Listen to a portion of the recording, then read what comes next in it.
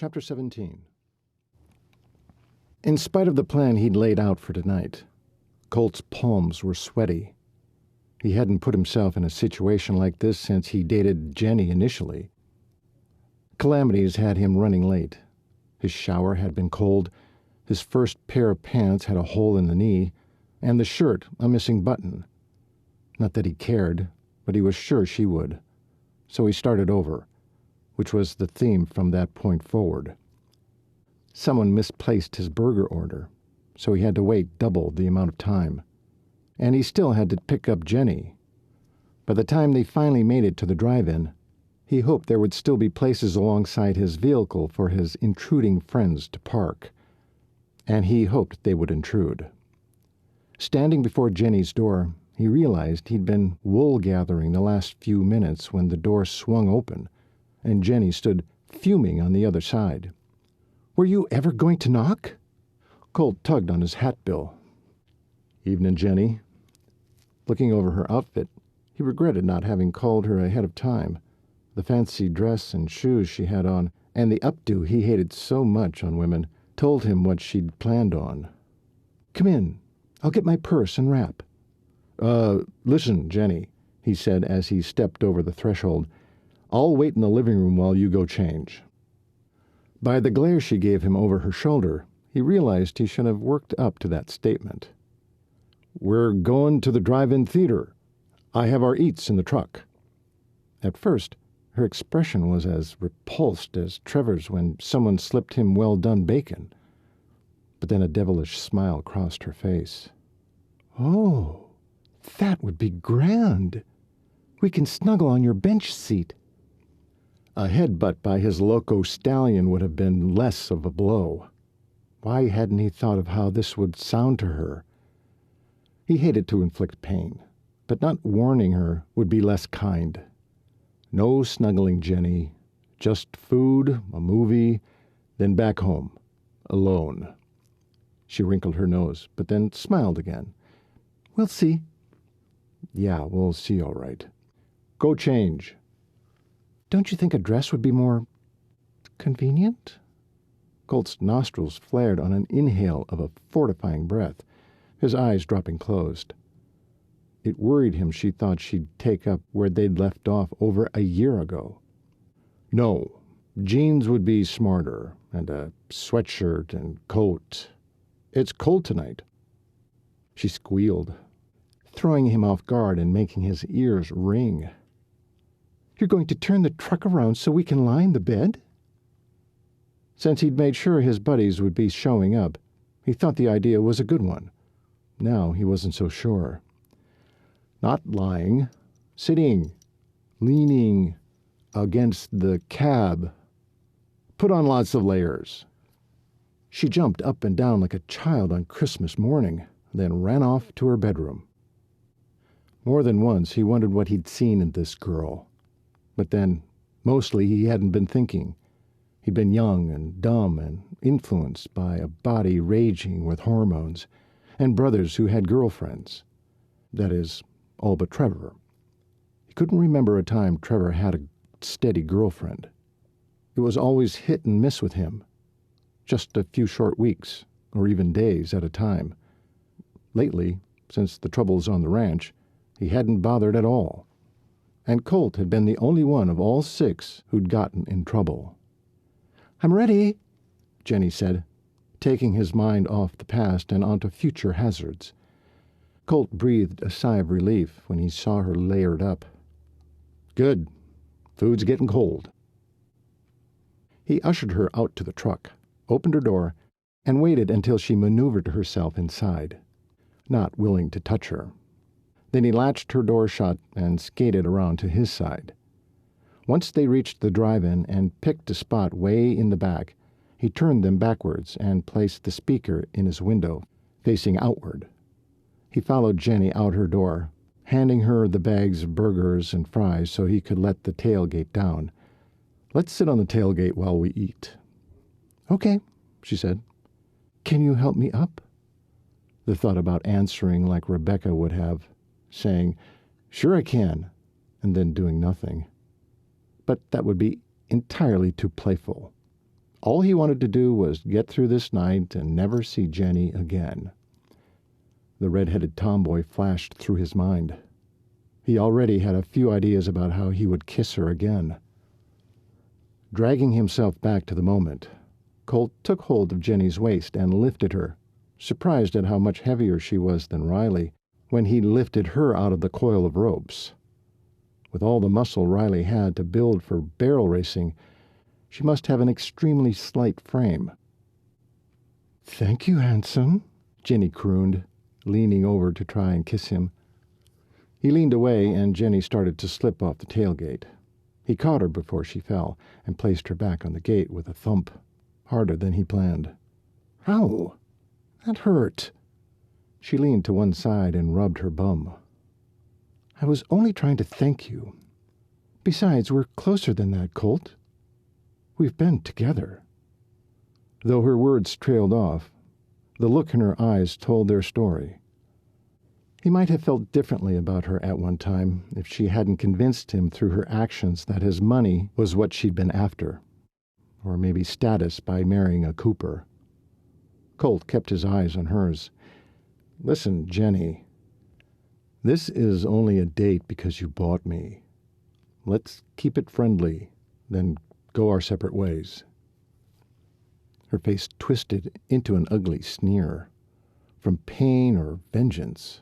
He figured the latter. "What is it, Colt? That freckly redhead? Admit it.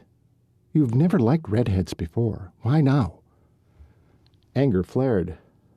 But if he permitted this conversation, he'd regret it. She'd only use it against him. Besides, he always thought of himself as a gentleman, and a gentleman didn't discuss one woman with another. Instead, he scooted up onto the tailgate, grabbed one of the bags, and started unloading the burgers and fries onto a spread napkin between them. He kept his eyes glued to the dancing hot dog and box of popcorn on the screen and shoved French fries into his mouth, one after another. "Are you going to remain mute all night?" Her voice was whiny, bringing more unpleasant memories of their time together. He sighed. "It's time to eat."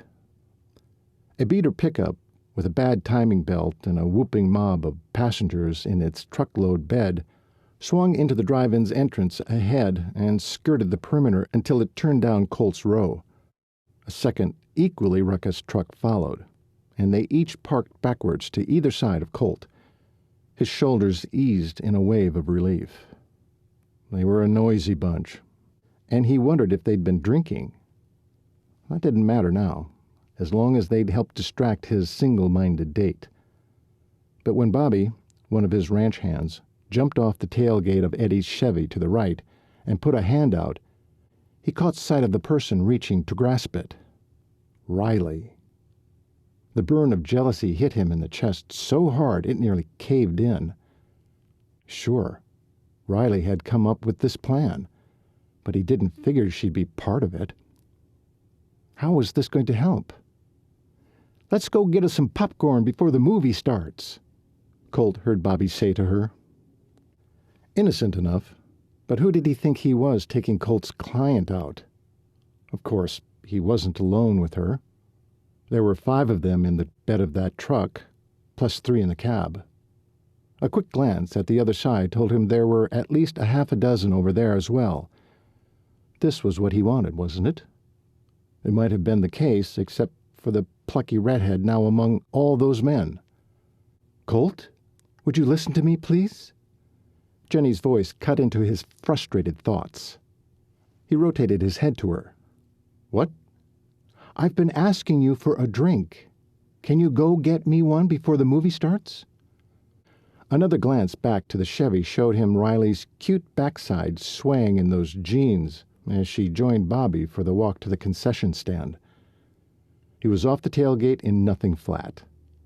Here was his chance to get her alone for the reprimand, and he was taking it. He strode after the duo. "I want a Coca-Cola!" Jenny hollered after him. He waved a hand overhead in acknowledgement, but didn't take his eyes off his target and the lanky cowboy at her side. He never did trust Bobby, the lazy no-good. But then, that wasn't always true, and he seemed to be decent to the rest of the men. Just not someone he trusted with Riley. Colt wanted to throw something, feeling his control slipping by the minute. Once he reached the snack stand, he ducked to get through the open doorway, so he didn't have to remove his hat. The smell of popcorn hit him, making his stomach rumble, having yet eaten anything more than a few French fries. Well, it would just have to wait. He had more important tasks at hand. Bobby moved up to give his order, while Riley followed. Colt strode up behind her and nearly wrapped an arm around her to tug her away from Bobby. As it was, he lingered at her back, closer than was reasonable. She whipped around and gasped. "Colt! Good grief, what are you doing?" "What are you doing?" Just getting popcorn and drinks." She leaned in to whisper. "Is everything going okay? Did the 2 truckloads of blokes help?" He should have been relieved instead of madder than hops, but he couldn't quite recapture the relief. "But then, they're not all blokes, are they? Why did you come with them?" She blinked, opened her mouth, closed it, speechless. So she had no answer to that. They both froze, him glaring into her eyes, her blinking in confusion. "For the movie?" She finally squeaked out, as if questioning her own motives. "You've never seen it?" "No. I don't have time for movies." "Exactly. Shouldn't you be home working with Meg right now?" She glanced out the doorway and shook her head. "It's dark." "You could have been there all this time." "Ma'am, what can I get you?" the brown-haired girl behind the counter asked. In the next moment, the counter girl glanced over Riley's head and saw Colt.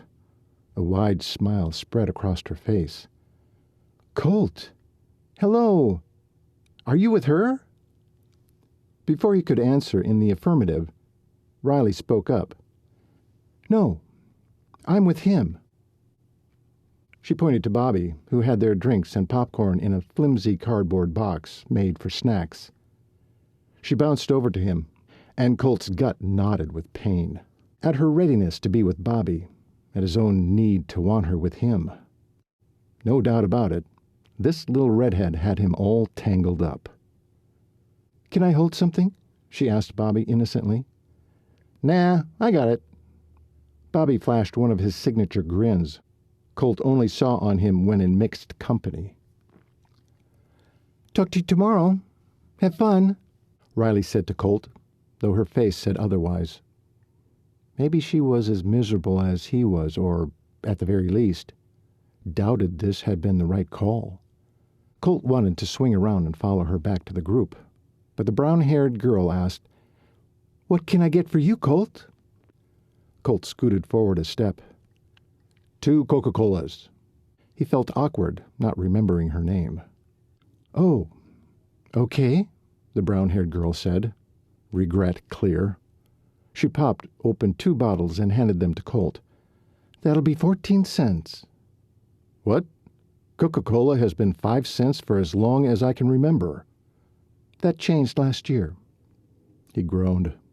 Taking the bottle next within the fingers of one hand, he pulled the change out of his pocket and handed it to her. "Thanks." "Thank you. And Colt, you're a celebrity now." She grinned. "The ladies want to see more of you." She laughed, and he groaned, catching her double meaning. Why had he done it? Now he was a spectacle, and he was on the date from hell.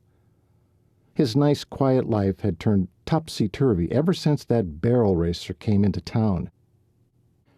He wondered if he would be able to slip back into a routine once she left, or if his life had forever changed.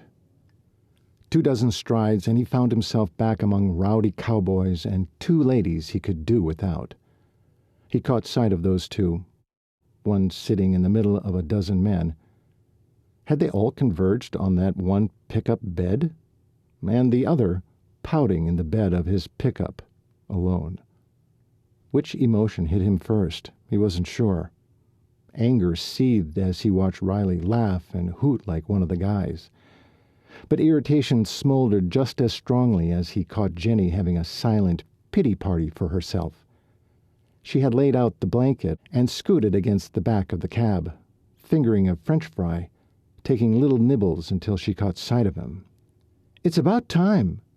I can't eat without anything to wash it down." Then, as if she remembered who she was with, she beamed a smile as fake as it was glorious. "Come on up here, big man. I waited to eat my burger with you." Colt braced his free hand against the tailgate and jumped in. He made his way to her as the truck creaked and rocked, then handed her one of the Coca-Colas. One glance back at the other pickup and Colt wanted to snarl. Not all of them were his employees, but a few were. He wanted to bark orders at them to leave the redhead and move over to the other pickup. No questions asked. But then he couldn't do that and wondered why he ever wanted to. First kiss or not, Riley wasn't his. So why did he feel so possessive of her? He could fool himself and think she needed protecting, but she worked with rodeo cowboys. They were the world's roughest bunch of hombres. She'd undeniably held her own for years. Ignore her. His logical side finally got its say in his brain. Just get this night over with. "Why are you looking at her?" Jenny's voice broke through his inner turmoil. Colt's gaze broke from Riley's to look down into Jenny's eyes. He realized he'd sat on this side of her so he could catch glimpses of Riley over her head. So much for subtle. Now to play dumb. "What?" "Her," Jenny said, pointing her head to look Riley's direction. "Why does that one interest you so much? I haven't seen you look at someone like that since Mary Jo in high school. Except for me, of course." Colt focused on the screen and the running, shaking popcorn that still had center stage. "I don't know what you're talking about. Hand me a burger, will you?" Jenny reached for the pile of food on the other side of her and handed him a cold burger. His gut churned. Maybe he could convince himself it was because of the cold food. He glanced back to Riley and saw Bobby assess her with a hungry glint. The hair on the back of Colt's neck stood up.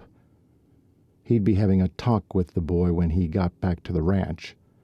Though Bobby was only 3 years younger than Colt, Colt felt much older. In fact, everyone called him an old soul because he'd had to grow up early, slaving over the ranch, watching out for his younger brothers, before Rebecca making sure his dad didn't sink into depression, keeping Trevor from dropping in his tracks, and for the last year picking up the pieces from a saboteur. It made a person old before his time. Funny thing about old souls, though, they were never free. He closed his eyes. The screen light on the other side of his eyeballs dimmed. The group next to them exploded in whoops. Colt's eyes came reluctantly open. A cartoon flashed across the screen. Colt was so immersed in his misery he didn't even see Daffy Duck's escapades. It wasn't until the Parent Trap was halfway done then Jenny broke him out of his musings. "I need to go to the bathroom." A glance at Riley getting ready to jump off the tailgate of the Chevy with Bobby's hand at her waist had Colt on his feet and off the truck within seconds. He almost forgot to turn back for Jenny. He was so preoccupied. It wasn't Bobby's fault the little temptress allowed him to touch her. He blamed Riley for everything. It was her fault he was in this mess, and miserable. He helped Jenny down, then immediately released her and started for the bathrooms attached to the concession stand. Jenny raced up next to him and grabbed his hand. He didn't want to hold her hand, didn't want to give the impression to others that they were a couple when they weren't. But the gentleman in him couldn't let her fumble over the darkened path. He kept hold of her slender fingers until they reached the triangle of light at the ladies' room entrance. Riley had just entered the bathroom. Jenny followed behind. If only Colt wasn't so diddly-dang responsible, Maybe he could completely sever ties with the two women currently blurring the boundaries of his life.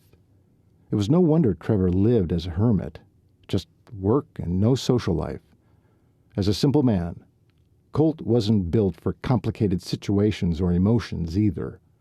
But as sure as the breeze through the lot blowing against him, a thought sent spidery energy down his spine. Maybe the little Spitfire had been sent to help him live, not just breathe. "Hi! Aren't you the girl from the fashion show?"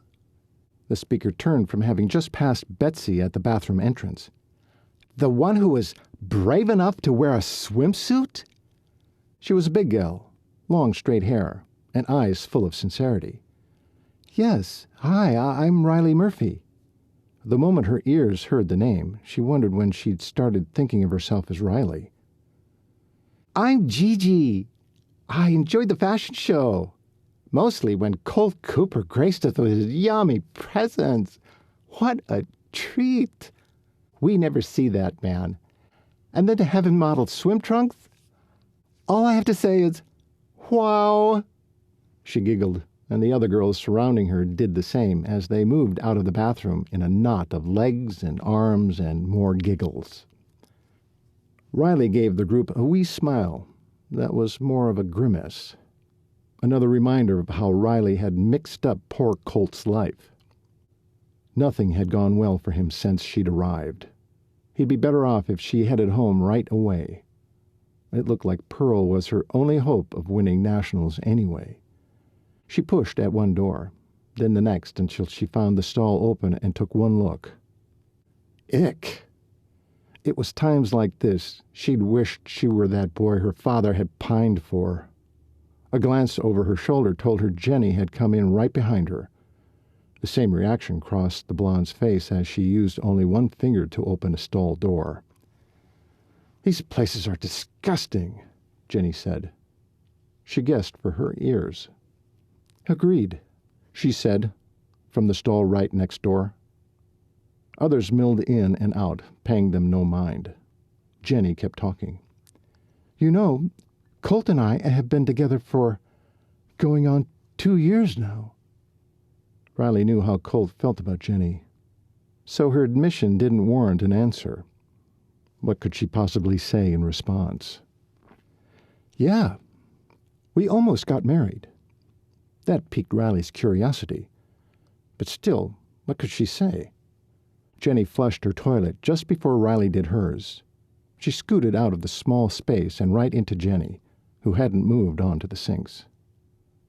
Jenny leaned in and whispered near her ear. "Yeah, we had a little pregnancy scare, but it ended fine, so we decided not to get married at that time." Against her will, Riley's head jerked up. A quick look into Jenny's eyes, and she knew what she said was true. Disappointment rocked her. Not Colt. Oh, he was all man, she didn't doubt that. But to sleep with a girlfriend, risk getting her pregnant? That didn't gel with the gentleman cowboy she'd come to know. Mayhap his aversion to this girl was more an ardent attraction that needed avoiding rather than an intense dislike. Riley moved to the sinks, gritting her teeth over the revelation and the fact there was only the two of them left in the bathroom. She washed her hands and pulled down the cloth towel in the holder until it clicked, dried her hands, and pulled it again as a courtesy for the next girl. Jenny stepped up behind her, effortlessly cornering her against the sink. Their eyes caught in the mirror. Then hers roamed over Riley's head. "You know, most redheads hate the color of their hair. I don't blame you. I've never liked that color either. Neither does Colt. In fact, he hates everything about redheads. Their hair, their freckles, their tempers." A deep blush of embarrassment infused Riley's face, then grew more heated with the anger that came next. He'd just told her today how much he loved her hair. Was that a lie, then? Logically, she knew Jenny had a motive to lie to her. But she was right. Riley did hate the color of her hair, always had. and with it came the hideous freckles. It's why she spent so little time in front of a mirror. And then there was her Irish temper. Jenny leaned closer over her shoulder and squinted into the mirror. "Oh, wow! I didn't realize you were so loaded with freckles. I wouldn't have said anything otherwise." One other disappointment she could thank her red-headed ma for. Riley thought she couldn't hate her ma any more than when she'd left them. But she'd been wrong. Riley backed up an aggressive step, feeling something soft under the heel of her boot. "Ow!" Jenny screeched. "You two okay in there?" Colt's voice came from just outside the door. Riley turned, pushing Jenny aside, and raced out the restroom. "Riley!" Colt tried to grasp her elbow. She raced by him, avoiding his eyes.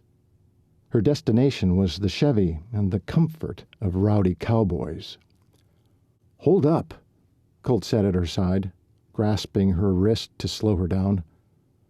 "What's wrong?" Riley looked around him. If Jenny showed up, she didn't want another encounter in front of Colt. Riley wasn't good at holding her own with other women. Horses, riding, rodeo, rowdy cowboys, those were her familiar zones, not verbal battles with prissy missies. Tears pricked her eyes. "You should go back to Jenny." She turned away from Colt, but he swung her back and straight into his arms. He embraced her and held on. They were in a dark patch at the corner of the building, so no one saw. But Jenny was due back any minute. She squirmed to get out of his arms. "Tell me what's wrong." "Nothing. I have to go.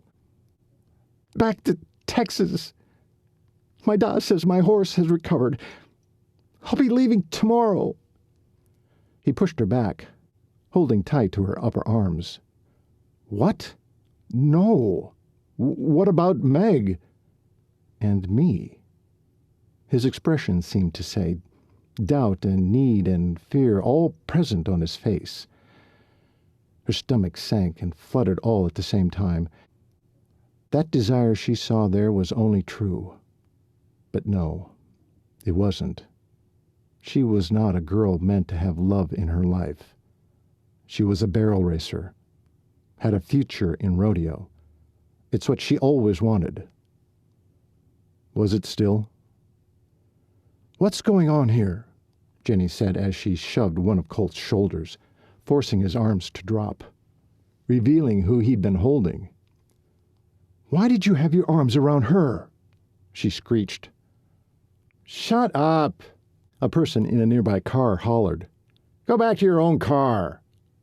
Riley took the opportunity to race back toward the pickup. Colt was hot on her heels, and Jenny on his. Chapter 18. Colt ran a hand down his tired face, feeling the rasp of a beard he hadn't bothered to shave. After following Riley back to Eddie's truck, he shot glimpses at her until the end of the show, when Eddie had driven off to take his bunch home. Colt drove Jenny home, too, walked her to her front door before skedaddling back to his truck, grateful the date had come to a close. Then sleep evaded him for the rest of the night. Right now, he was beside himself with hopelessness. How could Riley decide to up and leave without finishing her most important task, training a horse for nationals? How could she think her injured horse would do? Colt found himself contemplating what had happened in the bathroom between Riley and Jenny last night. He found it hard to believe anything Jenny could have said would prompt Riley to leave the Bar 6. Leave him. The reality of that stunned and grieved him simultaneously. He took a moment to pray in his head. "Lord, please let Meg show miraculous progress this morning, enough that Riley will stay until Meg is fully trained." And because he felt he owed her, he'd give her a heck of a deal on the mare. If she still wanted to use Pearl for nationals, at least Meg could be a backup for her, to remember him by. As Colt stumbled into the kitchen, he found Bran cooking bacon. For Trevor, no doubt. Everyone did their best to keep Trevor secure and, well, if not exactly happy, at least functional. "Thanks for cooking," Colt said. Brand turned and smiled. "You don't always have to thank me. I'm cooking for myself, too, you know." "I just appreciate your help lately. I think I'll make that call to Dad and tell him to leave Bronk in California." Brand narrowed his eyes and studied Colt's face. "You okay? You don't look like yourself." Colt scoffed. "Not much sleep. I'm fine." "The little redhead leaving has you all strung out, eh?" Colt brought his gaze up from the bacon plate to stare at Brand. "She ready to go?" "No. She's been watching Clay with Meg. They seem to be getting along better. In fact, Clay's trying to keep her from going." Brand scooped the last of the bacon onto the plate. "But she's already packed up that dang telephone truck of hers. Saw her do it before she went off to the corral." "Clay's trying to keep Riley from going?" The claws of jealousy tried to get hold, but he had just prayed for a miracle, hadn't he? Maybe this was it. "By the way, that girl of yours was out here this morning." "What girl? You talking about Jenny?" Brand nodded. "This early? She say why?" He dropped the bacon back on the platter, his appetite instantly gone. "Said she left a little gift for you in the barn." What in the world could Jenny have left for him? He wished she'd left him alone. That was the whole point of completing the date. "Did you see what?" Brand shook his head. There were times he wished he were more like Clay, or Bronk, or even Trevor. Any one of them could quickly rid themselves of someone they didn't want in their lives. Dang. Why did he have to be the polite brother rather than one of the brutes? Colt grabbed a bunch of bacon, mostly limp ones for Trevor, and wrapped them in a napkin. "I'll be out back." He headed for the mudroom, but reared back on his heels and stuck his head back in. "Thanks for the bacon." Then he was off to try and convince Riley he was worth sticking around for. Halfway to the barn, Colt saw Riley making the turn from the barn door toward the corral. She didn't notice him, but he noticed her. Today she had her hair down past her shoulders, so she could wear her cowboy hat. It was a cloudy, breezy day, but the sun peeked out from the clouds now and again, and it lit the ends of her hair on fire. Once he delivered the bacon to Trev, Colt strode up next to where Riley stood at the corral fence. He breathed her in. The fragrance was all Riley. Leather, hay, bar soap. Innocence. Is he getting anywhere? When she glanced up, Colt could have sworn her irises had grown larger, greener, awash with life. There was a question there, as well. He nodded toward Clay in the mirror. "Oh?" She turned her head back to watch Clay. "It appears so. He just brought the saddle out. I think he plans to take a ride in a minute." Colt saw the saddle slung over the fence near Clay. And sure enough, maybe today was the day Meg would submit and Riley would see she was worth waiting on. That would at least give him another week and a half with the Spitfire. A lot could happen in 10 days. He swallowed down the apprehension. Clay was good with challenging horses. As much as he hadn't wanted this brother here, at this moment he was thankful. "I take it he didn't want you in there." She shook her head and bit down on her thumbnail. "Not the first time." Thank goodness Clay was watching out for her. "That's good." He shifted, put a foot on the bottom rail, and turned his body toward her. "Listen, Riley." He waited until she gave him her eyes. "Even if you've decided to ride your own horse in nationals, you need a backup. You can't get all the way home without a horse, only to find out Pearl's not ready." She pressed her lips together, dropped her gaze to his bent knee. "You're right. It would be foolish not to go home with another horse." She raised her eyes to his. "What do you suggest?" "Stay. Let us train Meg with your help." She shook her head. "No. I need to see if Pearl is well enough. If so, she already knows what to do. Don't you see?" It was his turn to press his lips together. Riley would be leaving then. You're right, of course. He ran a hand over his jawline, not wanting to say this, but knowing it was the right thing to do. I'll sell Meg to you for half the price. Maybe someone at your end will know how to work with her. At least you'd have your backup. Her face lit up. You'd do that? She dropped her head and shook it. Of course you would, she said, mostly to herself. She looked back up, her expression soft. You always do the right thing, even when it costs you. I'm not the saint you make me out to be. A sudden fury made his eyes twitch and teeth clench. He was just a man with flaws and sins and secrets, like any other. It's just, I care what happens to you. Heat infused his face at the admission. He turned and strode away, back to the barn.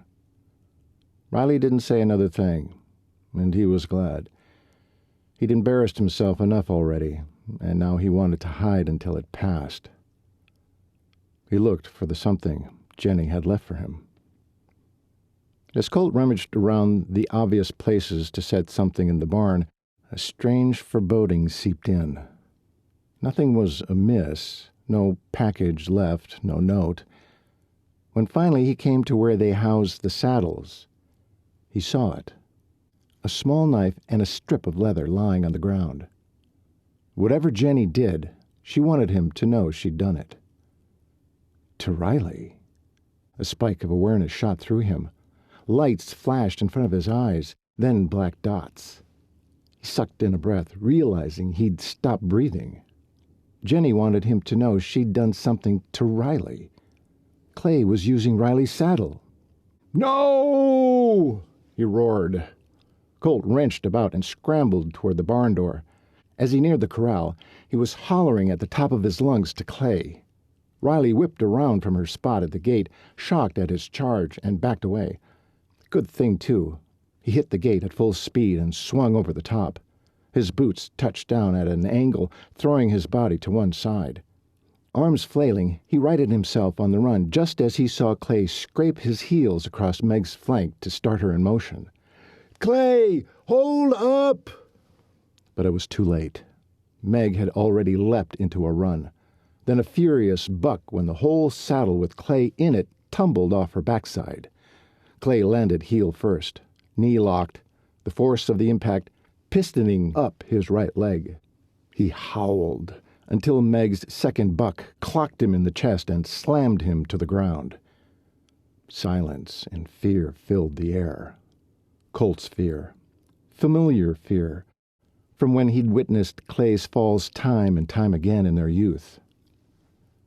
Clay lay stone still on his right side, his legs still tangled with the saddle. His hat lay upside down 10 feet away. "Clay!" Colt slid on his knees toward him. "Don't move yet. Talk to me." Riley must have entered the corral. He heard her soothing Meg, coaxing the mare to come to her. He pressed 2 fingers to Clay's neck. Thank God, a steady pulse.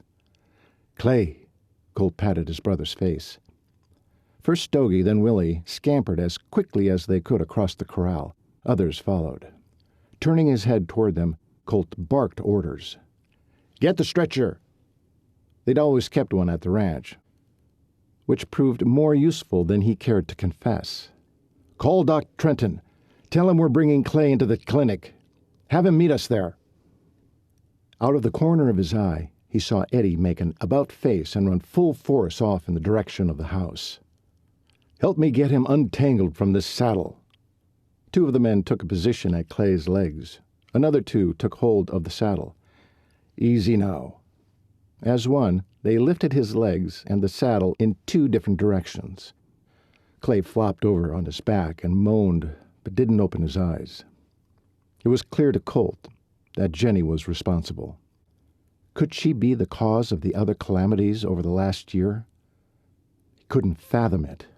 A wisp of a woman like her cutting barbed wire, poisoning the stallion with loco weed, dumping a dead animal in the well, Lighting the hay on fire? No. It had to be just this one time. A jealousy thing with Riley. It was his fault Clay was hurt. Colt hadn't been mindful, and once again his little brother was paying the price. Clay inhaled raggedly. Colt leaned in closer and noticed Clay's eyes moving back and forth under his lids. "Clay? Brother? Can you hear me?" Long minutes went by as they watched his every twitch, until finally his eyelids pulled apart, closed, then blinked open. "There you are. How do you feel?" Clay tried to move, but winced instead. "Use your words, hot dog. That was nuts, you crazy daredevil, you." They'd always defaulted to humor whenever one of the brothers was hurt. "Not by choice," Clay rasped. Colt breathed a sigh of relief. "Are you in pain?" "Right heel, mostly." Colt shifted around him while in a squat, strummed his fingertips down Clay's leg. Hold up," Clay said through a wince. Colt's fingertips rested on a knot of muscles halfway down Clay's calf. "Feels like my Achilles.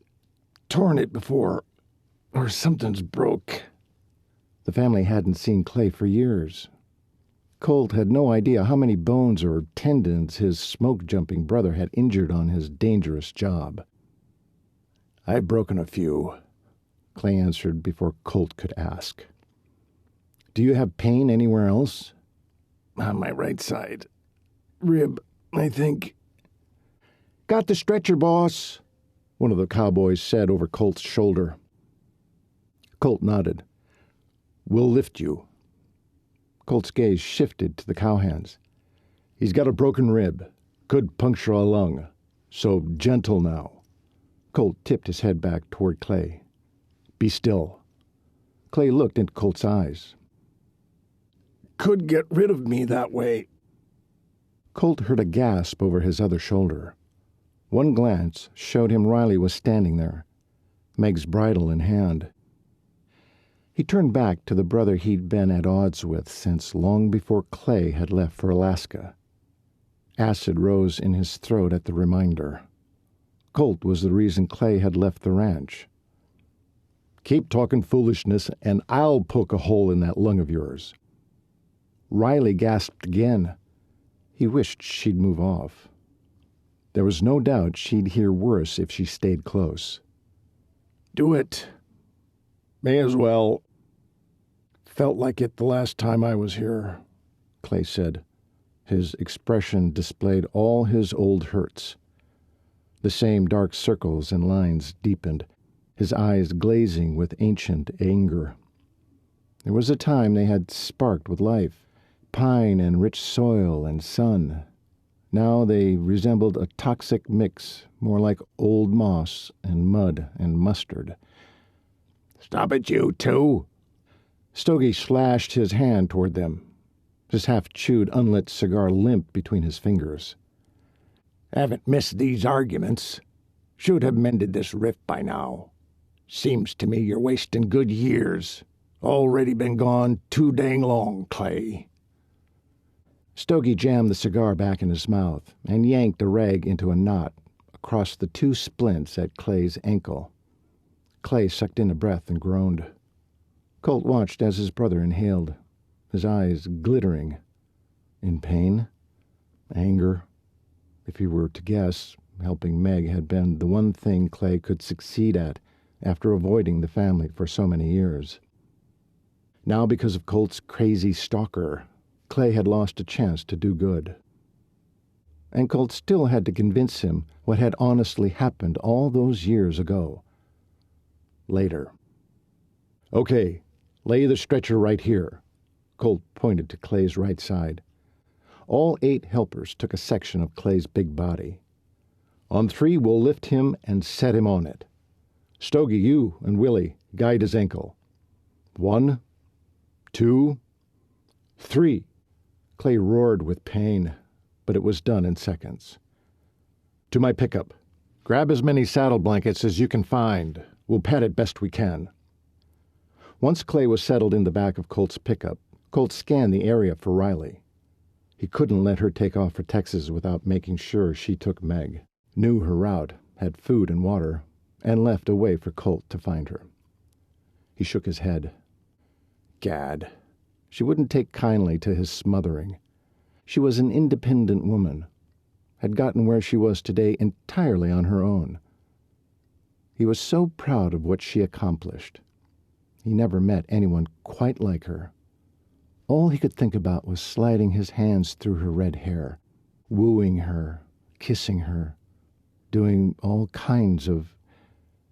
She appeared at the barn entrance without Meg, swiveled to see the truck, and made a beeline for it. Colt tensed. Was this it? Goodbye? He stood frozen to the ground and waited.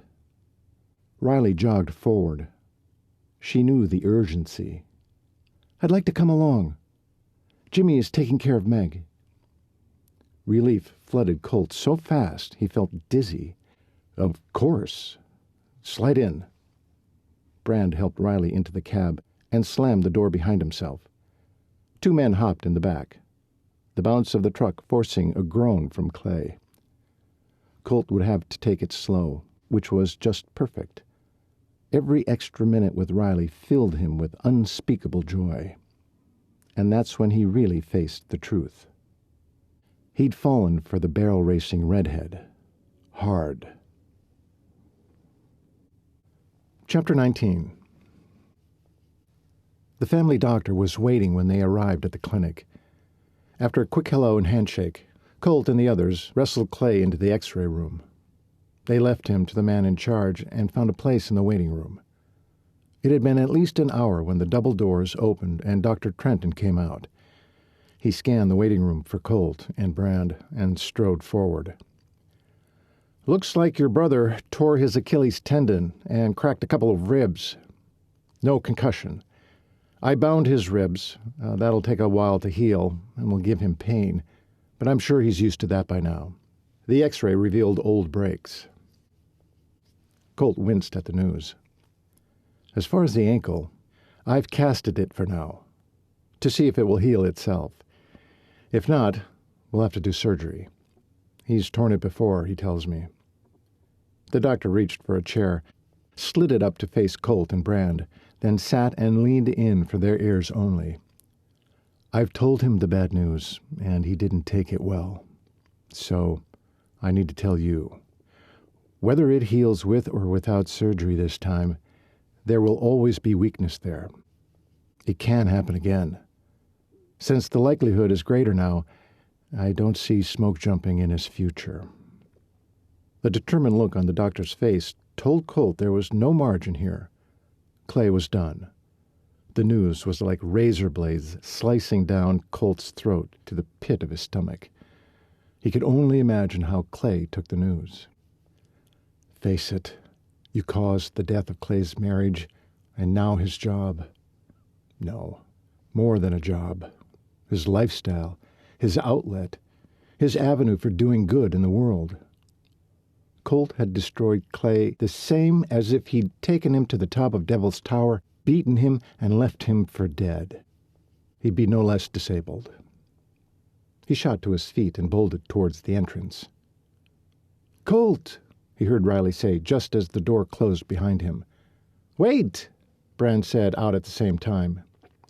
He jumped in his truck and took off for the local bar. A couple of shots of whiskey and maybe he'd be able to tolerate himself. But halfway there, he rethought his objective and made a swift U-turn to head back. Leaving the others with a duty he alone should perform didn't sit well with him. Ralph's garage and food mart came into view. A quick decision, an even quicker turn, and he found himself parked by the front door. Colt entered the grocery store, his gut still snarled. He walked down the soda aisle to the Bubble Up. He knew Clay would like. May as well get the rest of the crew taken care of, too. He grabbed a few Coca-Colas and more Bubble Ups, then a handful of candy bars, including one Butterfinger for Clay. He had nearly made his way to the checkout counter when a familiar voice said, Hey there, Colt. Jenny. Instant fury rose up. He swung around, nearly elbowing her in the face. "Whoa! You nearly knocked my head off." "I should." He stepped out of the aisle to stand behind a cigarette display. She followed. He kept his voice low. "Tell me, Jenny, what is it you left for me in the barn today?" He gripped his goods tighter so he wouldn't be tempted to grab her and shake the truth out of her. She tilted her head and narrowed her eyes.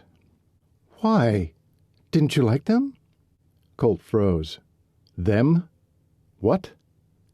"Muffins." She drugged the word out. "Banana nut. Thought they were your favorite." "Muffins? I didn't see any muffins. But I sure as Hades saw a strip of leather and a knife. That was quite a gift, Jenny. Landed Clay in the clinic, maybe even surgery down the road." Colt watched every nuance of movement in her face. A twitch at the corner of her eye, so subtle no one else would catch it. But he did. He knew this girl, knew her ploys well. "Yes, Jenny. Clay, not Riley." She looked about ready to ask, so he beat her to it. "I mean Betsy." Her nose pinched ever so slightly. Yeah, he thought so. "Why'd you do it, Jenny? Do you think you and I have a chance in hell? That you need to beat out the competition?" It only took half a second, and her composure was back. "I left you muffins this morning. Ask the fellas. They probably took them." Colt contemplated that. It made sense she'd have brought a decoy. She stripped her eyes from him, looked down at the front of her pink sweatshirt, and smoothed it. "But as far as cutting a strip off the saddle, I don't know what you're talking about, Colt. I have no idea about that." Colt grasped her upper arm, startling her gaze back up to him. "I didn't mention it was from the saddle, Jenny." Her eyes widened, giving her away. "You want to come with me? We'll go see Harvey. I'm sure he'd like to hear all about what you've been up to, with cinch-tie straps and knives." Jenny yanked free of his grip and ran out the door. Finally, things were going the way they should have all along. Colt took the few steps to the counter. Ralph tracked Jenny's flight with his eyes, checking for merchandise, Colt suspected. "What's got into her?" Ralph asked. Colt smiled tightly. "Fate." When Colt strode back into the clinic, a surprised group of ranch hands swarmed him. "Where in tarnation you go off to?" Bobby asked, eyeing the grocery bag. "Here, hand these out. Just save a bubble up and a Butterfinger for Clay." "What's happening in there?" He nodded toward the patient area. "Betsy's in the room with Clay. He's none too happy. Doc thought she might calm him. He's about ready to release him. We was just getting ready to call Jimmy for a ride." Colt had no reason to be jealous. He hadn't been here when the doctor requested Riley join Clay, but reason had left him lately, and it was only getting worse. "I'm here now. I think I can go see what's happening." "Doc doesn't want more back there," Brand said. Colt ignored his little brother and turned the knobs to both double doors. A long hallway lay before him, every door open on each side but one. He headed toward it, his boots striking the hardwood floor. Once he reached the closed door, he rapped with the knuckle. The door opened to Riley standing before him. Distress was written all over her face. He could just imagine. Clay was not the easiest man, and now, with the bad news, he had to be 10 times worse. "Come in. His eyes are closed, but he's not asleep." Centering herself on a chair next to Clay, she touched him gently on his arm to let him know she was back. He caught hold of her hand and gripped it. She put hers over the top of his. That gutted Colt. How had he missed this? Had these two wanted each other all along? His vision grew blotchy at the edges, then fast tunneled in, which only meant one thing. He had to let Clay have her. Colt owed him that much. He turned back to the door. Over his shoulder, he said, "I'll wait out here until you're both ready. Then I'll take you home." Colt let himself out the door, and on out her life. As Riley sat near Clay on the living room sofa, she mulled over her time here at the Bar 6. It had been 3 days since Clay's accident, and she couldn't put off going home any longer. All that was left was loading the truck. Her gambit didn't pan out, and that was that. What did she know of love? And why would someone as sought after as Colt want anything to do with her anyway? The kiss hadn't meant anything, she realized now. He'd been grateful to her for fixing his hip. That was all. No one saw her as wife material, least of all a man who could take his pick of women. A man who hated redheads and all their ugliness.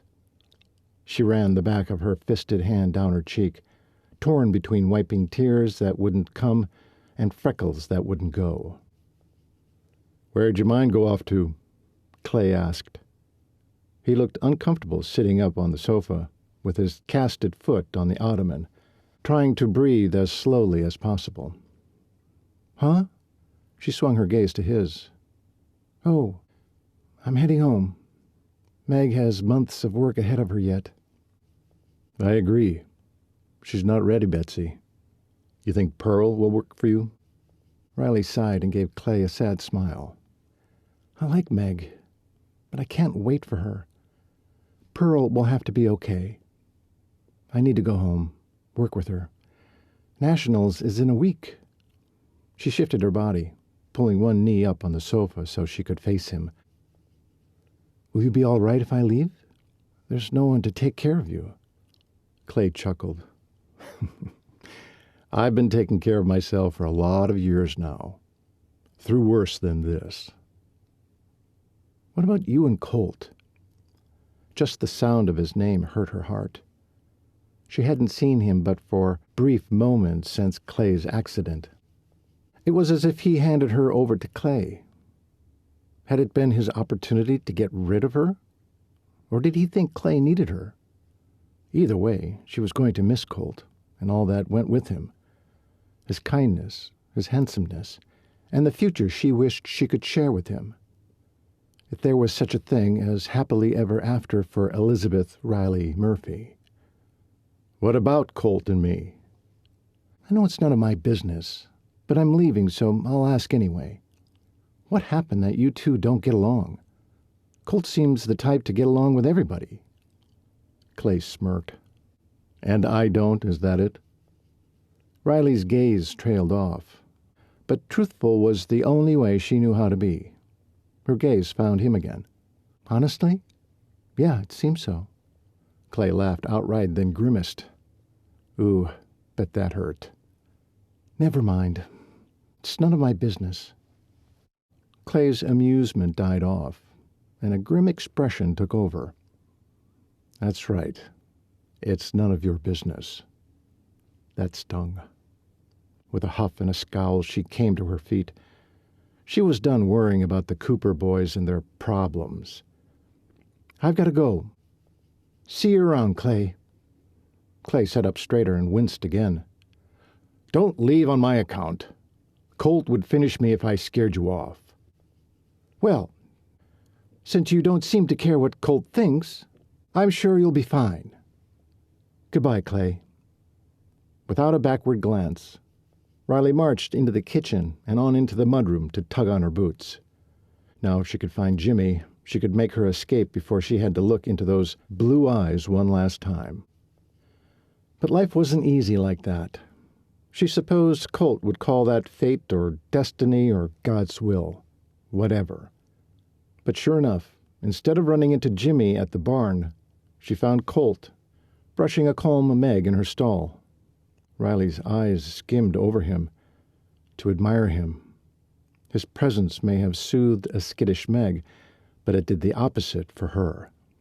Her heart raced, her mind yearned, her soul bled.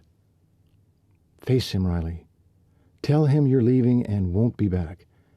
See if he'll stop you." But as soon as those thoughts crossed her mind, she admonished herself. He didn't want her.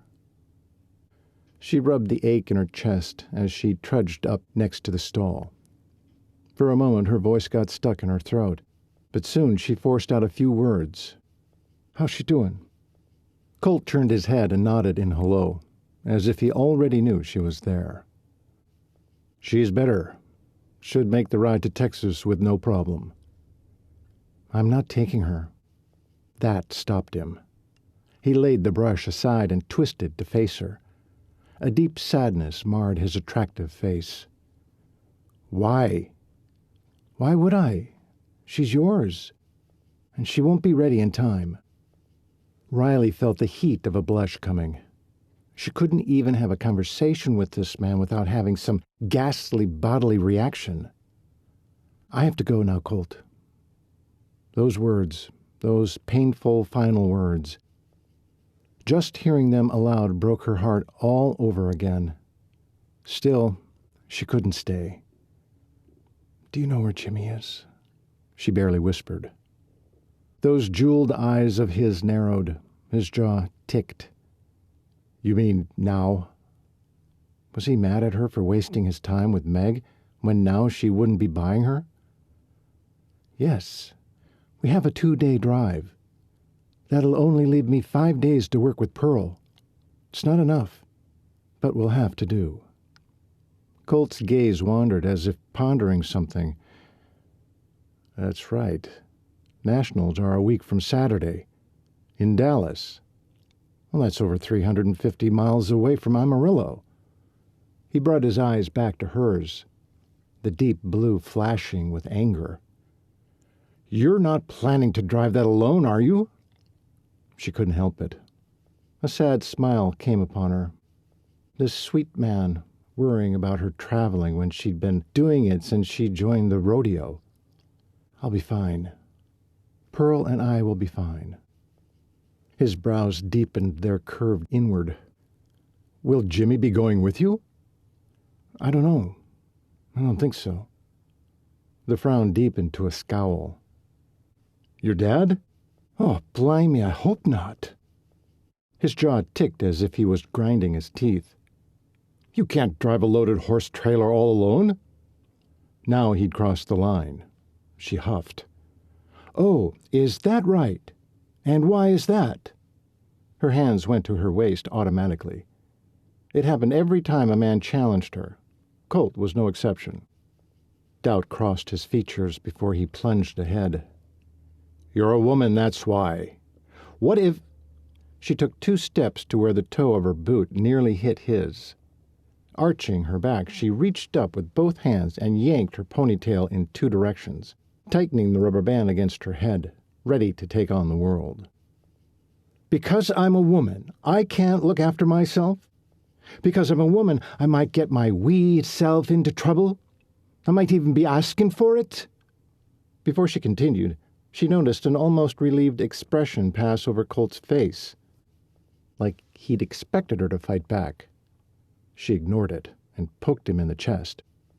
"This is precisely what I'm working so hard against, Mr. Cooper. That women can do things men can. Be part of a rodeo, vote and drive trucks, ride as good if not better than any man. That they can hold the same jobs and do just as well. Better even.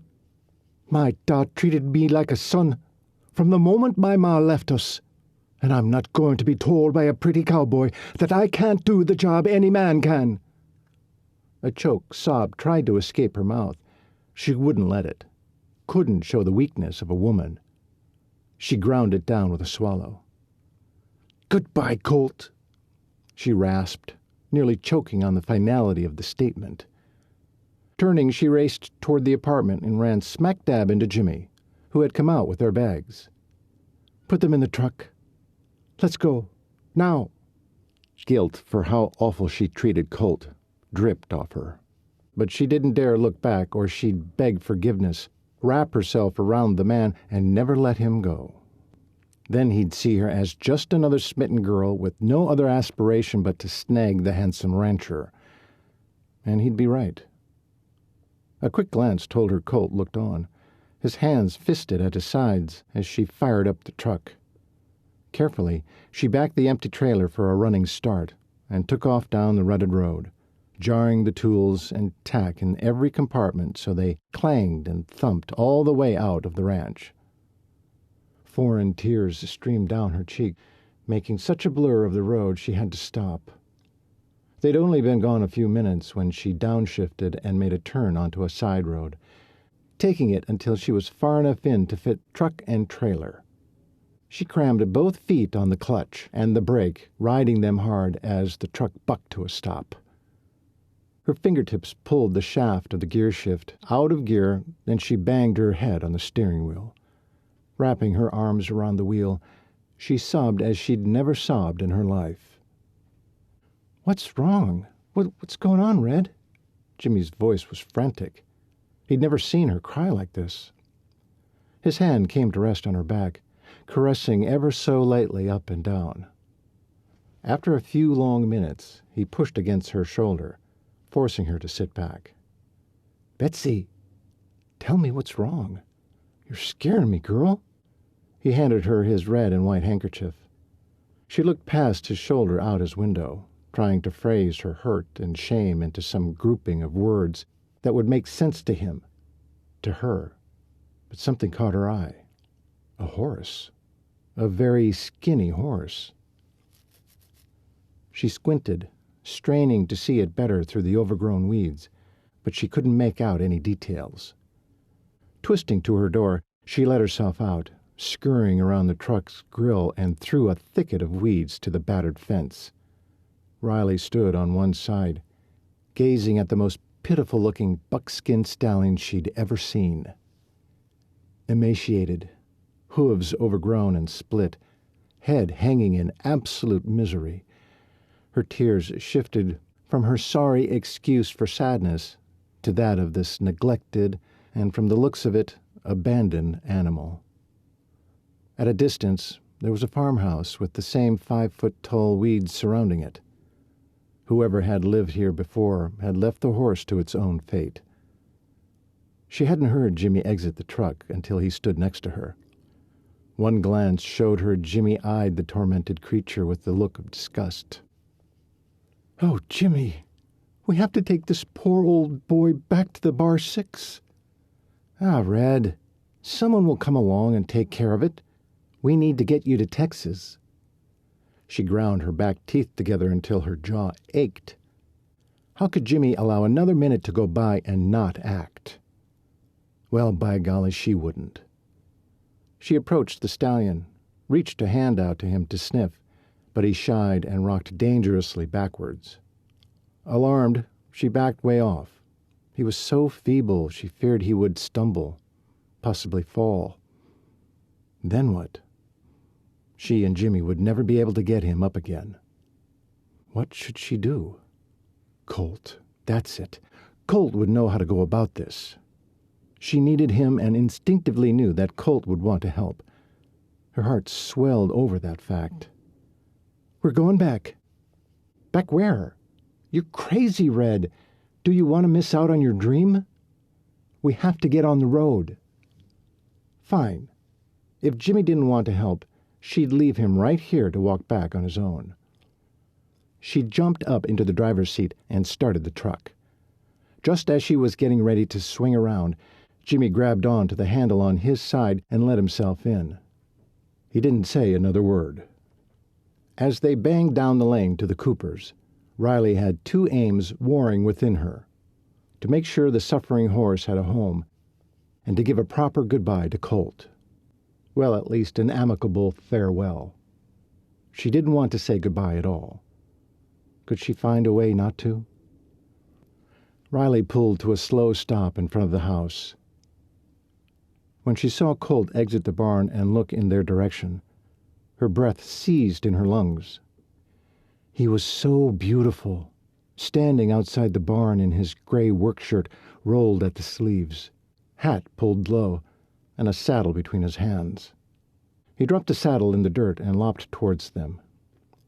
She sucked in a breath, staunching more tears that insisted on filling her eyes. Blinking fast, she jumped down from the truck and only got as far as the left headlight before her legs gave out. She leaned back against the vehicle, not having the strength to even meet him halfway. Joy shone on his face, his blue eyes sparkling before he presented that bright white smile. How could she have left him behind, never to see him again? How could she? He reached forward and clasped her arms, speeding her heart even more, helping her to straighten. Her hands came unconsciously to his waist, feeling the warmth of his skin under his shirt. "You're back. Did you change your mind? Decide to stay?" His voice was thick with emotion, his eyes glazed with a thin layer of moisture. His big hands gripped her in a never-want-to-let-you-go hold. She pulled in a deep breath to speak, but couldn't. "We came back to tell you about an abused horse we saw," Jimmy said from behind Colt, breaking the wonder of their moment. Colt's smile dropped off at the same time as his hands. He swung around to face Jimmy. From this angle, she saw Colt work the muscles in his jaw. Even from the side, she could see the thick disappointment he was feeling. She knew how he felt. She was feeling it too. If she could redo this whole day, she would, and pin Jimmy's mouth closed. "Colt!" He turned back. She grasped his hands. He didn't clasp hers back. Jimmy's statement had drained the life right out of him. She wanted to scream her frustration, maybe if she pulled him into a hug. But no, the magic was lost. Still, she held on to him. "I took a turn on a side street a few miles south." Colt tilted his head and lowered his brows in question. She couldn't tell him she'd stopped because emotion had seized her, that she couldn't see the road through her blur of tears. She couldn't tell him her heart reached for him even now. So she plowed on. "We saw a farmhouse, abandoned, and a stallion that... Gack! Ribs showing, hooves overgrown, head hanging. He's half-starved, Colt. They must have left him. A long time ago." Horror crossed Colt's face as she spoke. He gave her hands a squeeze, then released them. "Sounds like the old Peterson place. They've been gone for months now." His lips twisted into a snarl of fury. "It'd be just like them to leave animals behind rather than make sure they were taken care of. They didn't care for them properly when they lived there." He turned toward the barn. After several steps, he halted and turned back. "Since you're already hooked up, can we use your horse trailer to bring the stallion here?" Riley grinned. "Yes, of course. Hop in." "Let me just let Trev know. I'll be right back." Colt gripped the discarded saddle in one hand and entered the barn. When he came back, he had a rope looped over one shoulder, a halter in one hand, a half-bucket of oats in the other, and snippers in his back pocket. Her heart swelled again. She knew he'd know exactly what to do. Colt insisted on driving despite Betsy's objection, and sure as shootin', his unfamiliarity with the truck's quirks made the trip to the abandoned farm take forever. But that was not her hill to die on. Not when, the moment Colt's hard features softened with grief, she was a goner. He'd glimpsed the buckskin. No man had a bigger heart than Colt Cooper.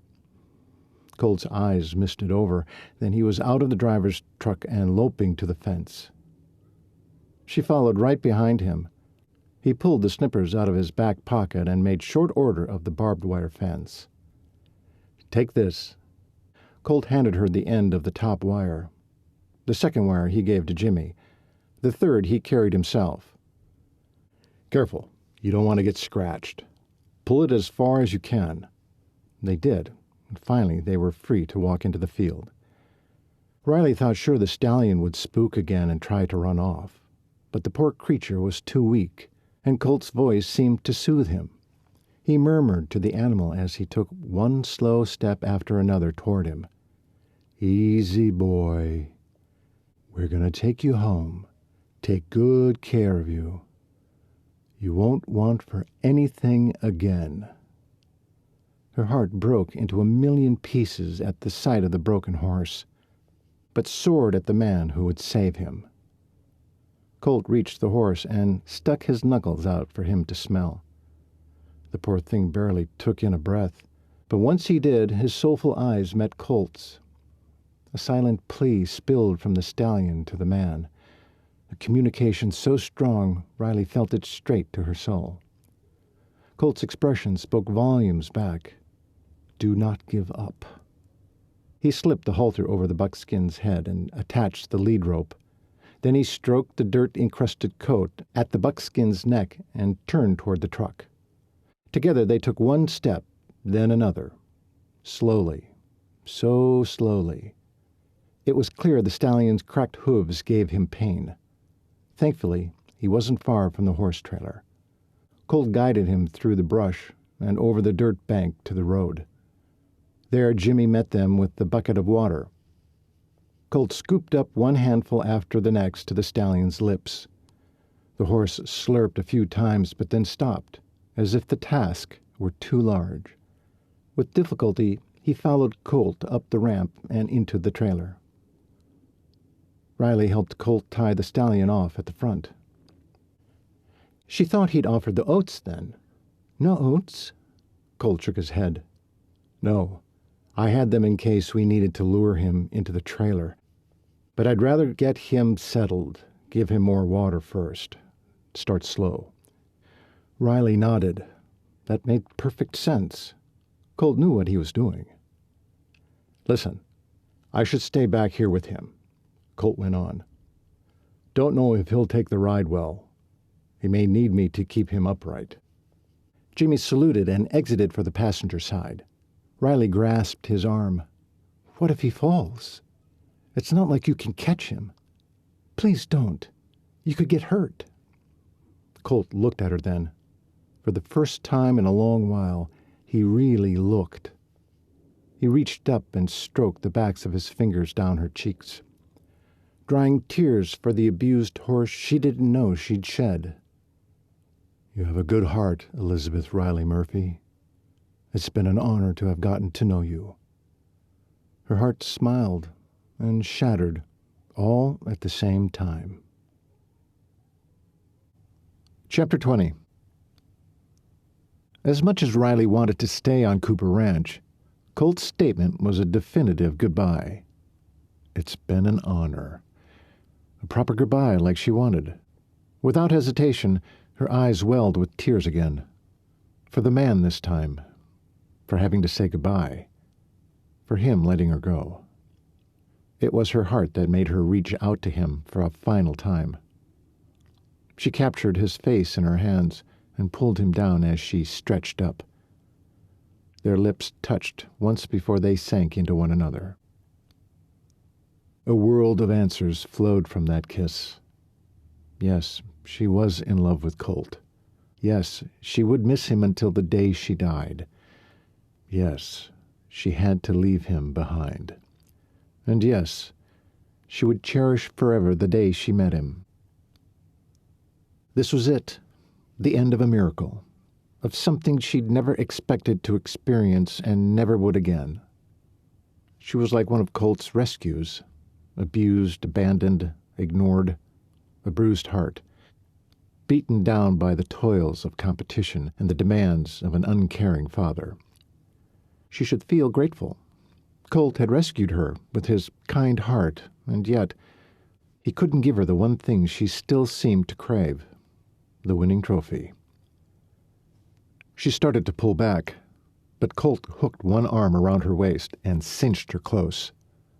He yanked off his hat and tilted his head to take her mouth deeper.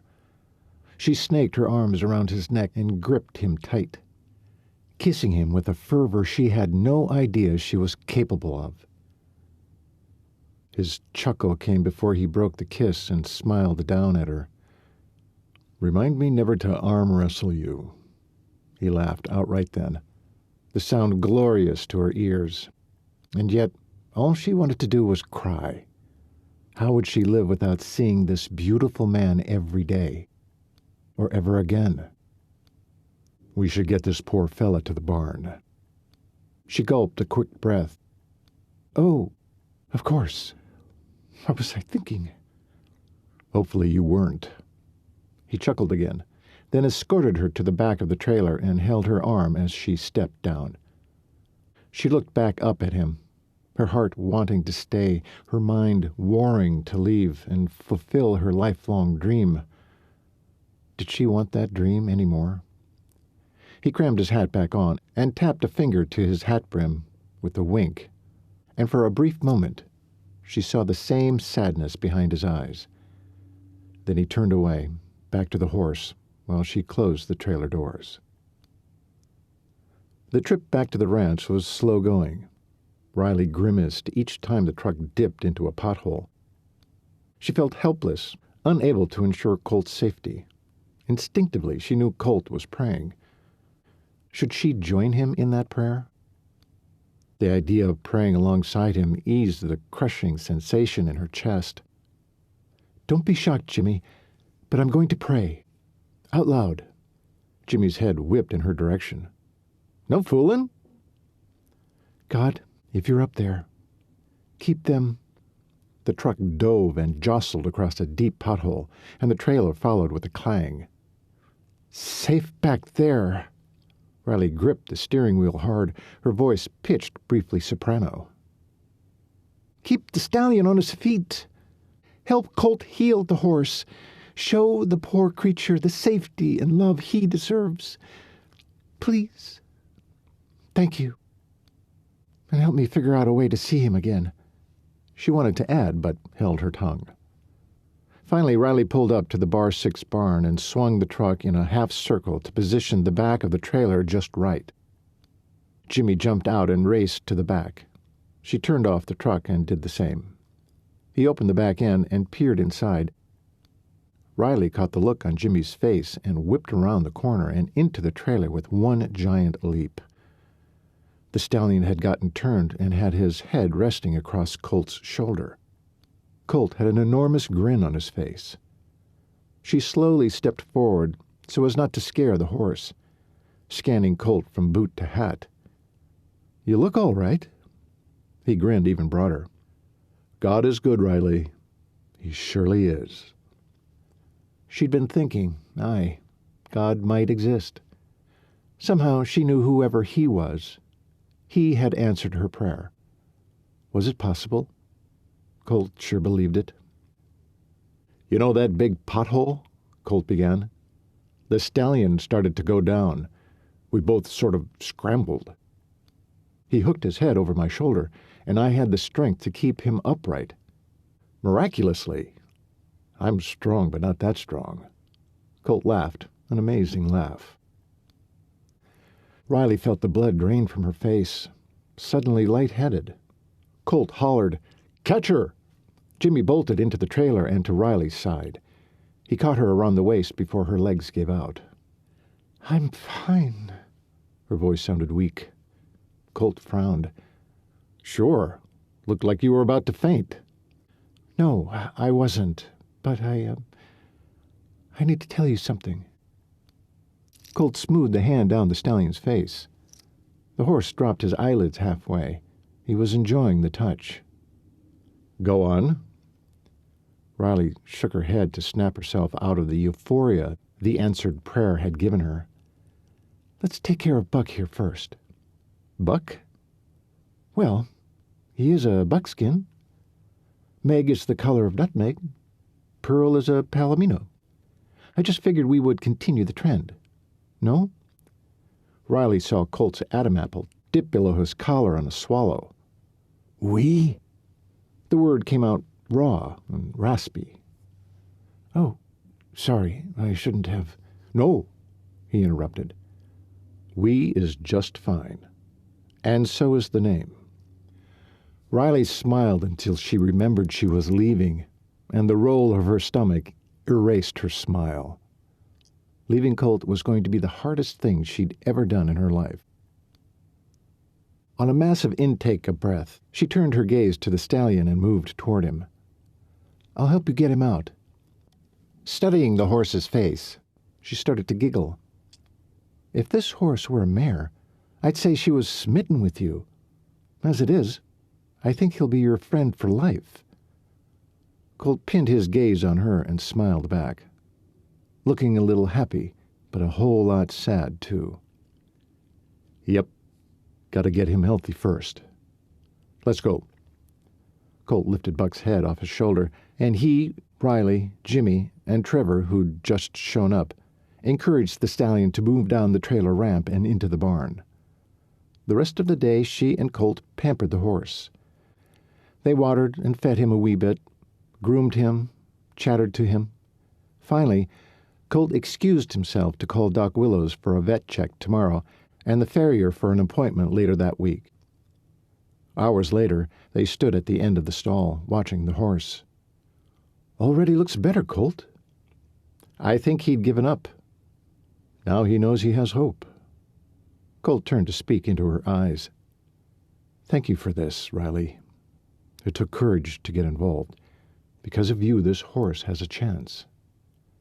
I could no more have driven past him than the man in the moon. But most people would." She thought of Jimmy's comment and knew Colt was right. "I'm not most people." "Amen to that, Spitfire." "Speaking of amen," Colt's face lit up. "Yes?" Riley squared her shoulders and reached for her ponytail, but Colt caught her hands in his and lowered them to her side. He reached up himself to tighten her ponytail and grinned. "Okay, now you're ready to face whatever it is you're about to tell me." "How did you— never mind." She shook her head. "I wanted to tell you that I prayed on our trip here." Colt stilled, his eyes piercing hers with that wee twitch of a smile on his lips. "You did? Prayed? To God?" She slapped him on the chest. "Yes, silly. To God. Isn't that who I was supposed to pray to?" He looked stunned. "But you said—" "I know what I said." She swallowed, licked her lips. You see—" She paused. "I'm listening." "When my mam left, I prayed a lot. She never came back. I thought it was me and my prayers that kept her away." Colt's brows furrowed, and he shook his head briskly. "No, never.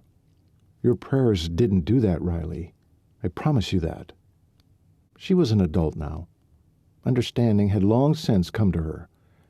But she had banned praying anyway. Then again, maybe she did still think she'd caused it. She screwed up her face as ancient raw emotion hit, blinking back stubborn tears.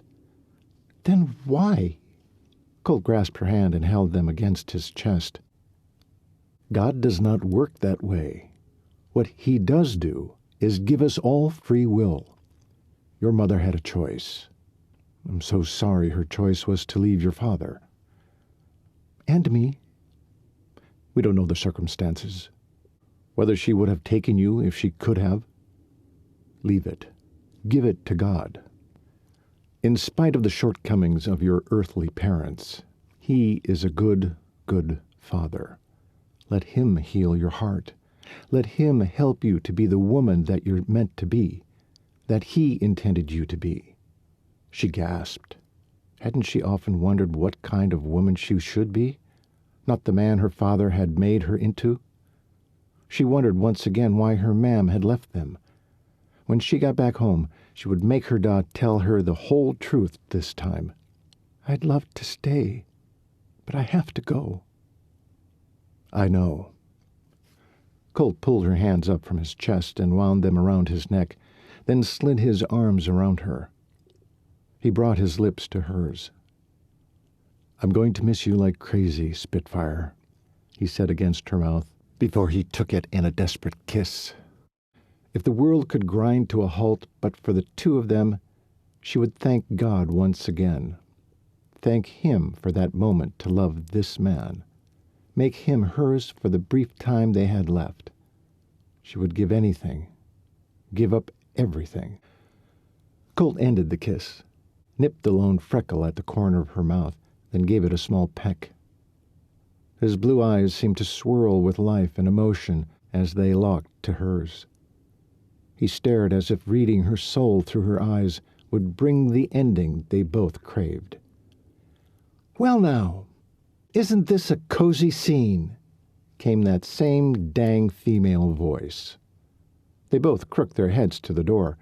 Riley tried to step back, but Colt kept his hold around her waist as he turned toward the newcomer. His stance became so taut she felt it against her side. "Jenny, I thought the sheriff had you." "In jail? No, he let me go. Said there wasn't enough evidence to arrest me. No thanks to you." Hatred. That's what Riley saw. Pure hatred rode the face of this girl. What could possibly drive this girl to want Colt so badly while at the same time loathing him? Riley glanced up at Colt.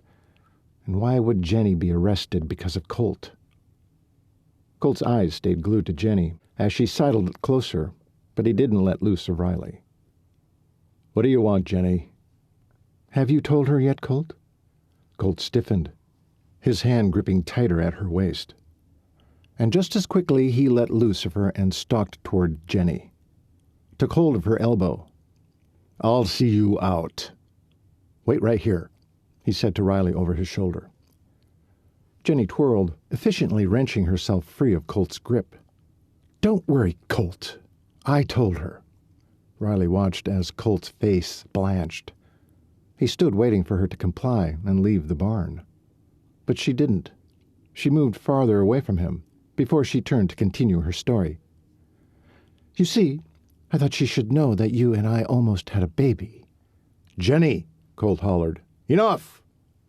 "Oh, I'm afraid not, Colt.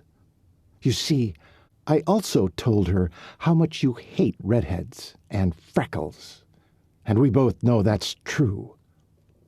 "Why would you say something so hurtful?" "Oh, what's also true, Red?" Jenny went on as if Colt hadn't said a thing.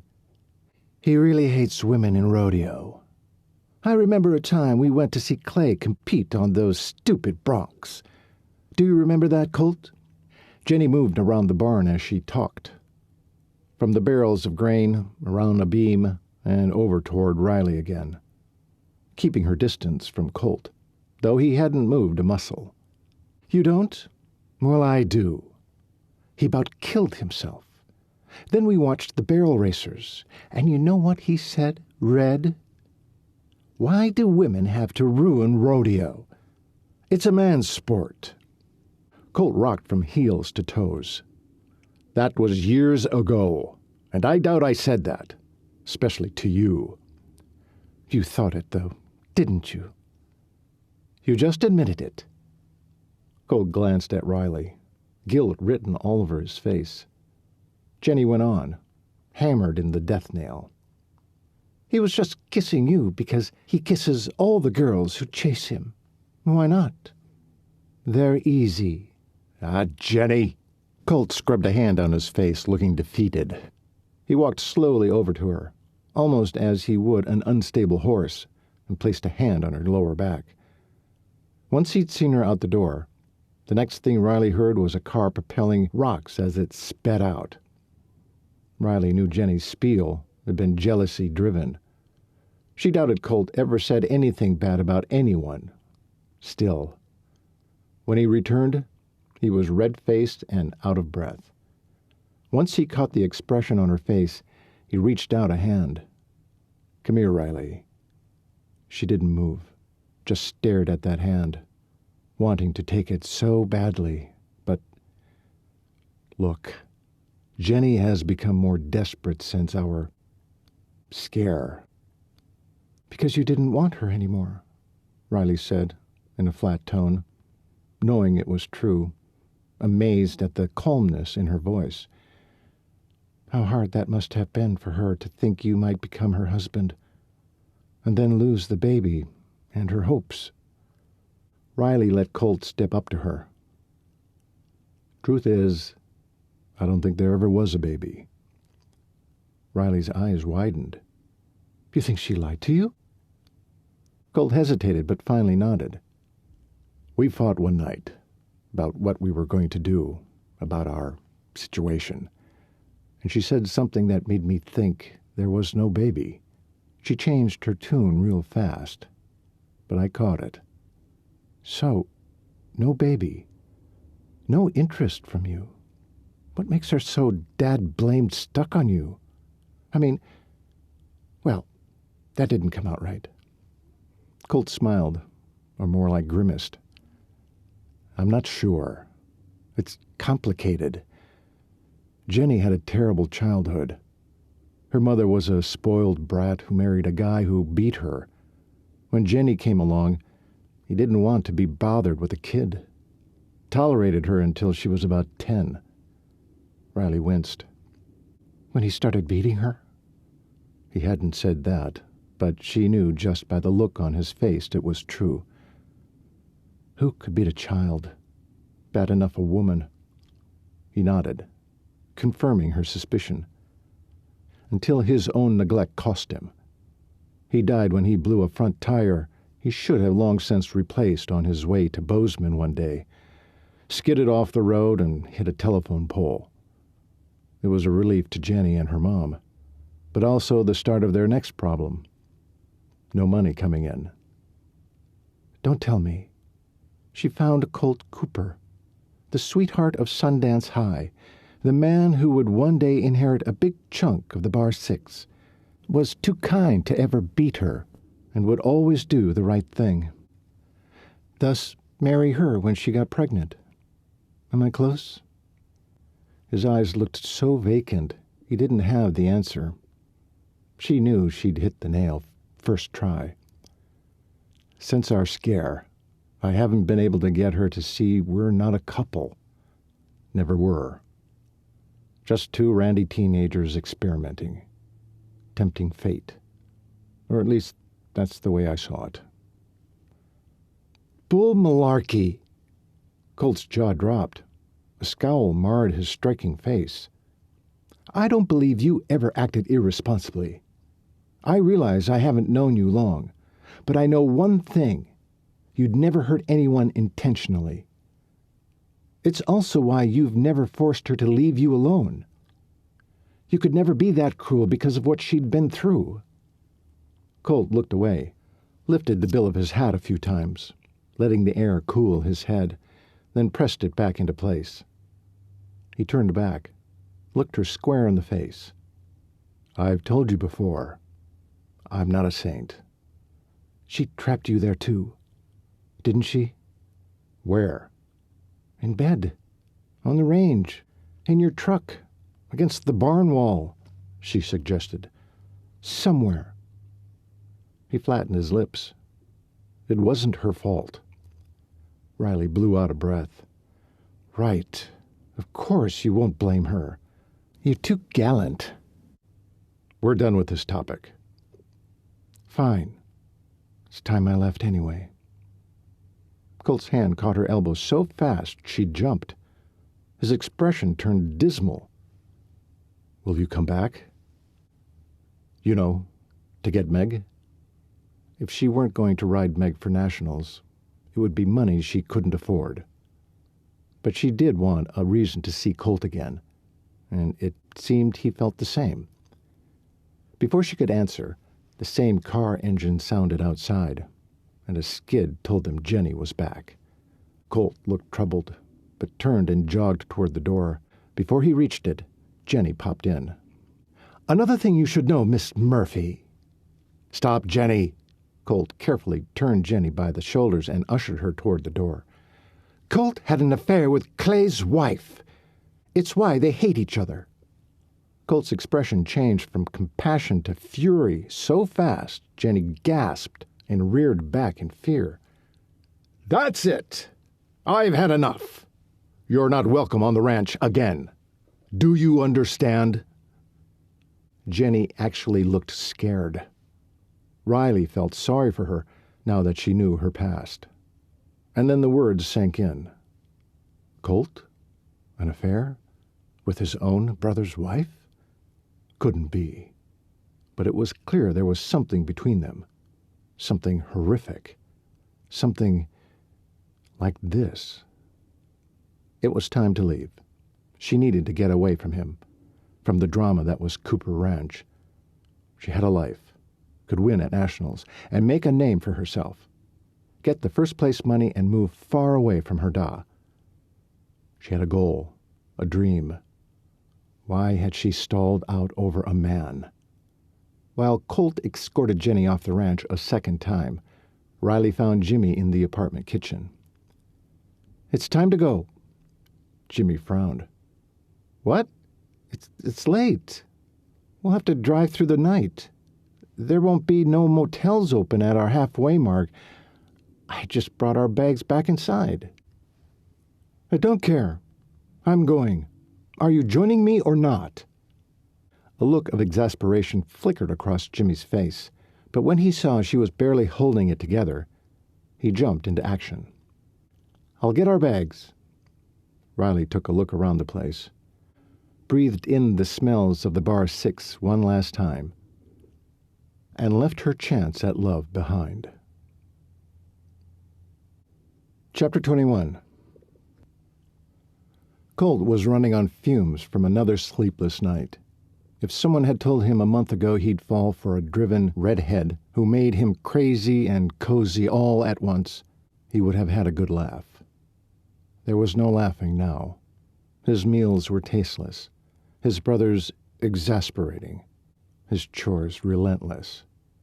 He missed Riley something fierce, yes, but in his core he knew the deeper hurt wasn't her leaving. It was Jenny's accusations that he'd had an affair with Clay's wife. Did everyone believe that? More to the point, did Clay? After ridding himself of his boots, Colt ventured toward the kitchen in search of Clay, a sick feeling in his stomach. How had Colt missed the true cause of the conflict between himself and his younger brother? Hearing Jenny's blunt version of it had opened his eyes, made him dig through his memories to get a handle on what had actually happened, and find a way to make it right. Rounding the corner, Colt saw Clay at the table in front of two odd-looking sandwiches. "If you could have waited, I would have made those for you," Colt said, pointing to Clay's pathetic-looking lunch. He scoffed. "Don't need your help. Sure looks like you do. These are perfectly good sandwiches." He stood beside Clay and waited for him to stop staring at his sandwiches and sit back in the too small kitchen chair. Finally, Clay fisted a sandwich and took a bite, bringing his eyes up to Colt's, and the moment he did, Colt's usual patience fled. "Do you think I had an affair with Peggy?" Clay choked, spewing bits of bread, olives, and cheese all over himself and the table. Colt gave him repeated whacks on the back until Clay twisted with an elbow out and nearly knocked him to the floor. "Stop!" He coughed and choked some more. "You're trying to kill me?" he gasped and coughed. "Give me a minute." Taking a gulp of lemonade, he finally gained control. Colt pulled a chair out and plopped down. "Well? Do you?" Clay scoffed at him but didn't say a thing. He didn't have to. Colt could see it in his eyes. "Why would you think I would do such a thing? To my own brother." "It was obvious," Clay finally ground out. "Obvious how?" Clay sat back in his chair, his mouth turned down at the corners. "It was obvious to everyone." Colt scoffed. "Everyone who? The family? Your rodeo buddies? Who?" "Don't matter now." He dismissed Colt with another bite to his sandwich. Colt sent up a quick arrow prayer. "Lord, help me get to the bottom of our troubles and mend this riff." "It matters. We've been at odds for years. Is this the real reason?" Clay snorted his answer out his nose and took another bite. "You either talk to me or I'll take away your crutches. And you can sit right there for the rest of your life for all I care." Clay looked up while he chewed, his eyes accusatory. "I always knew you didn't care." That's what he grabbed onto? Colt growled and flew to his feet, the chair banging to the floor. His brother eyed him like he'd gone loco, and maybe he had. That was a blasted figure of speech, hot dog. I do care, or I wouldn't have brought it up. Clay plopped the remains of the olive sandwich on his plate, staring at it as if it held his next thought. I always suspected Peggy never wanted me. Clay looked immediately stricken, as if he'd never meant to confess that. Forget I said that. What in Hades are you talking about? Clay picked up his napkin and scrubbed his lips, leaving them red and raw looking. I'm pretty sure she wanted you. He looked up at Colt, his expression dismal. After you wouldn't give her the time of day, she came to me. I think it was her plan all along, to marry me to get close to you. What the hell? The sadness had left Clay, and his eyes blazed with renewed fury. Proof in point. Didn't you find it odd that she wanted to stay home with you rather than go on the rodeo circuit with me? You really are nuts, you know that? You were a daredevil and a lunatic when it came to bronc riding. But this... You only see the world through clay-colored glasses. Colt's voice rose another octave, his hands balled into tight fists. Let me clue you in. Those glasses are cracked and bent and blood-soaked from all your craziness. You are so... No, sit there and shut up. You're going to hear me out. Colt waited until Clay pinched his lips together. Rodeo was difficult for Peggy. You tried to kill yourself on broncs. The cowboys and rodeo crew came on to her every day. Colt's voice was low and fierce now, fueled by years of Clay's thoughtlessness. Did you ever listen to her? Truly listen? Find out why she didn't want to go with you? Clay rasped a hand down his weak old beard and opened his mouth to argue back. Colt shook his head.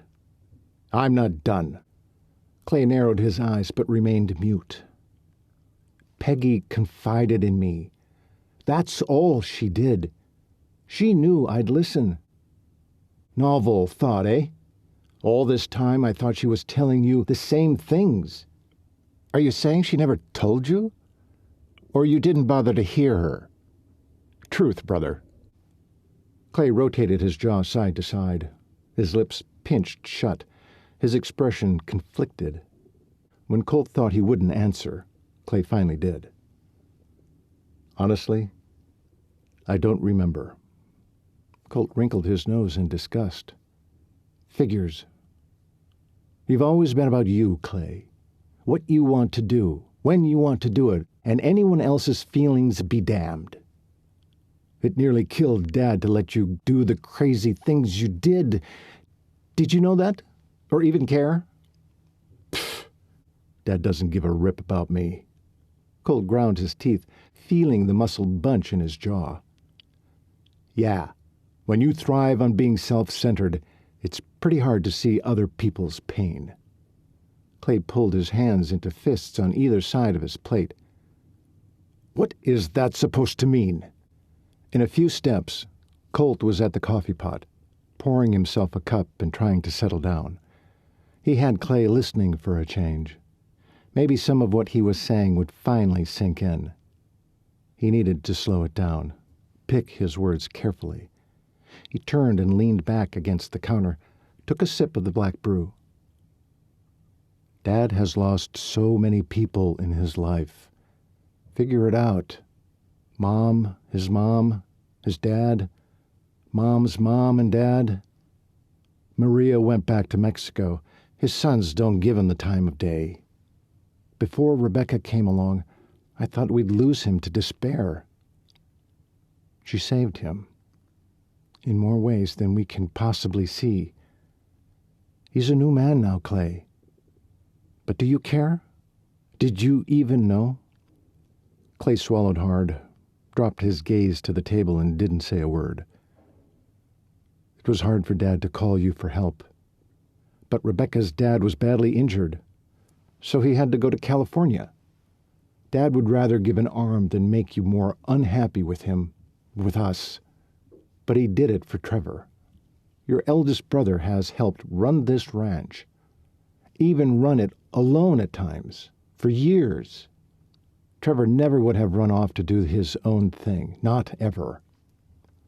Colt expected backlash, an argument about how Clay's work was more important. Instead, Clay's expression showed remorse. It told Colt his brother had grown up, finally faced his own shortcomings. "Neither would you," Clay said. Colt's eyebrow shot up, but then he waved a hand, dismissing that thought. He let his gaze glide out of the kitchen window at the bluster of wind circling in the field. The snows were coming soon. "Doesn't matter about me."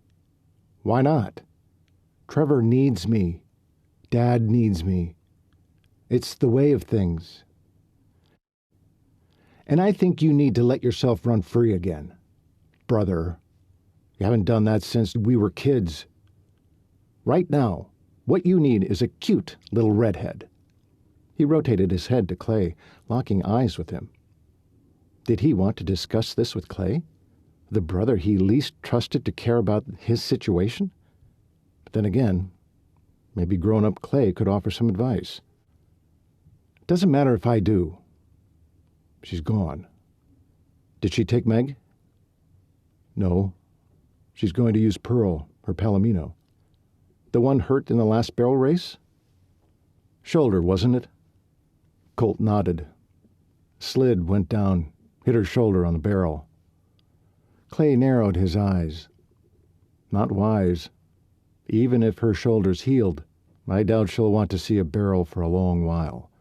At the very least, she'll probably swing wide of them." "Do you think Meg could have handled it?" "We'll never know, will we? Did you ever figure out who cut the cinch?" Colt eyed Clay, wondered how he'd take the news. "Afraid so. But the sheriff won't do anything about it." "Who did it?" "Jenny. Your girlfriend from high school?" Clay looked baffled. "And off and on since."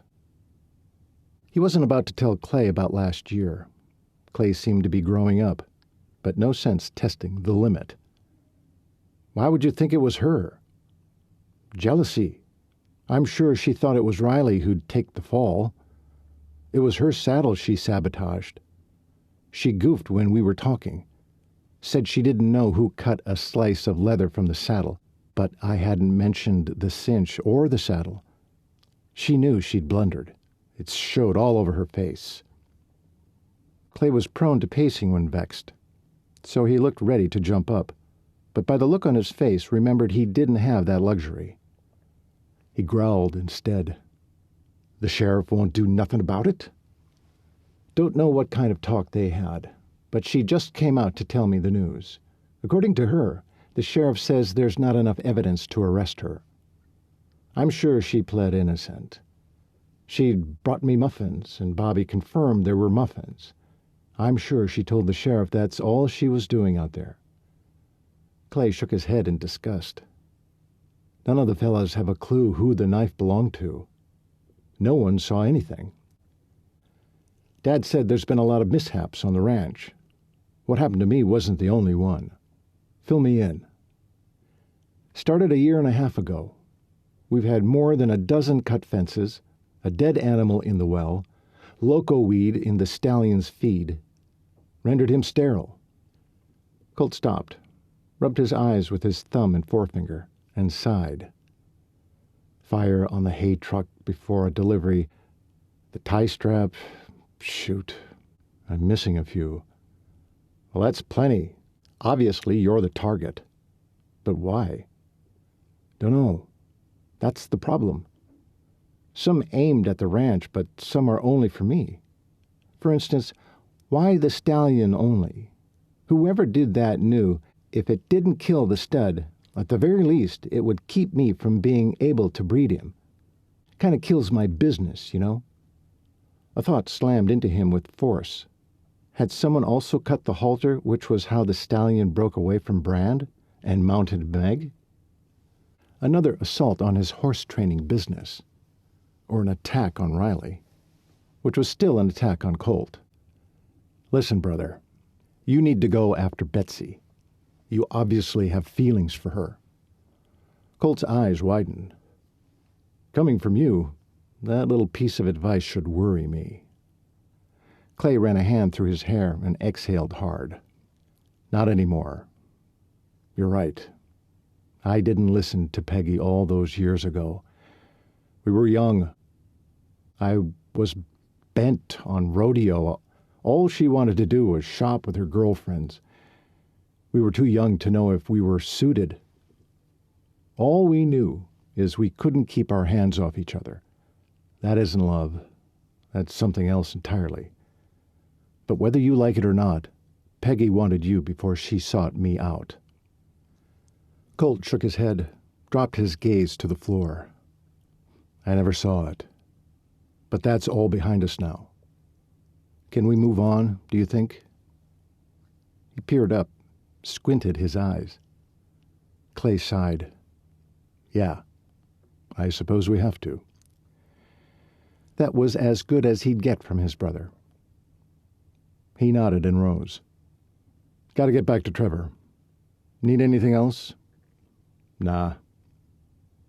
Colt started for the mudroom when Clay stopped him. "And Colt." He turned and waited. "At least go watch her ride at Nationals." Colt scratched his cheek, wondering how he could pull that off. "I can help Trevor for a few days. I'm not helpless. I've worked with injuries before, you know." Colt knew that was true. He'd seen Clay hide injuries from their dad when he pulled stunts at home. Nothing stopped him. At least not that he'd seen. "I might. I'll think about it. Pray about it." Clay scoffed at the prayer emphasis, as Colt knew he would. A scripture came to mind. Psalm 66:19, one that Rebecca had tried hard to get the Cooper men to acknowledge and believe. Apparently, it had stuck for him. "But certainly God has heard. He has given heed to the voice of my prayer." Colt believed that his prayer about his relationship with Clay had been heard. He was as sure of that as he was of the fact that he needed Elizabeth Riley Murphy. And now he had to find her. Riley wasn't herself. Hadn't been the moment she'd left Colt Cooper behind 3 days ago. She missed him in a way she'd never missed anyone, ever. And that included her mom. The raw agony of it stole her sleep, swamped her daily thoughts, and kept her from her goal. That alone should have snapped her out of her funk and back on track to winning nationals. But somehow, none of that mattered anymore. Had she been stupid enough to let a man distract her to the point of losing all she stood for? "Quit holding up the wall, lass. That horse ain't going to work itself," her da said as he banged through the door to the kitchen. "I'm on my way out." "Got Pearl ready yet?" "You wasted all that time in Wyoming when you could have been spending time on her." "She was injured." No point in adding, "I couldn't ride her, remember?" Her da had no regard for veterinarians or their advice. Recalling the way Pearl shied away when she greeted the mare yesterday, Riley narrowed her eyes. "Fact is, Pearl still doesn't seem ready to me." He scoffed. "Ha, that's just stupid." "It's not, da. Colt says they get messed up in the head sometimes when they get hurt. The mare I trained in Wyoming had that happen. She's still not right." "Who's Colt?" "Thought you went to see Jake." "Colt's... never mind." Why did she bother talking to her da? He only wanted to argue. "I'm going to do barrels with Pearl today." "Bet time?" Riley dragged herself out to the barn. She found Pearl in her dinky stall in the far corner and cursed her father for filling the better stalls with broken farm equipment. This barn had none of the fresh, homey feel of the Bar 6. When she approached Pearl's stall door, the mare again flinched and backed up. Her temper flared at her da, and then at herself for abandoning Pearl to her da. "Easy, girl. Just me." Contritely, she extended her hand, letting the Palomino sniff as if introductions were needed all over again. "Can I help you, ma'am?" came a deep voice from behind her. Riley twirled, her hands fisted, ready to punch the intruder. "Oh, you startled me."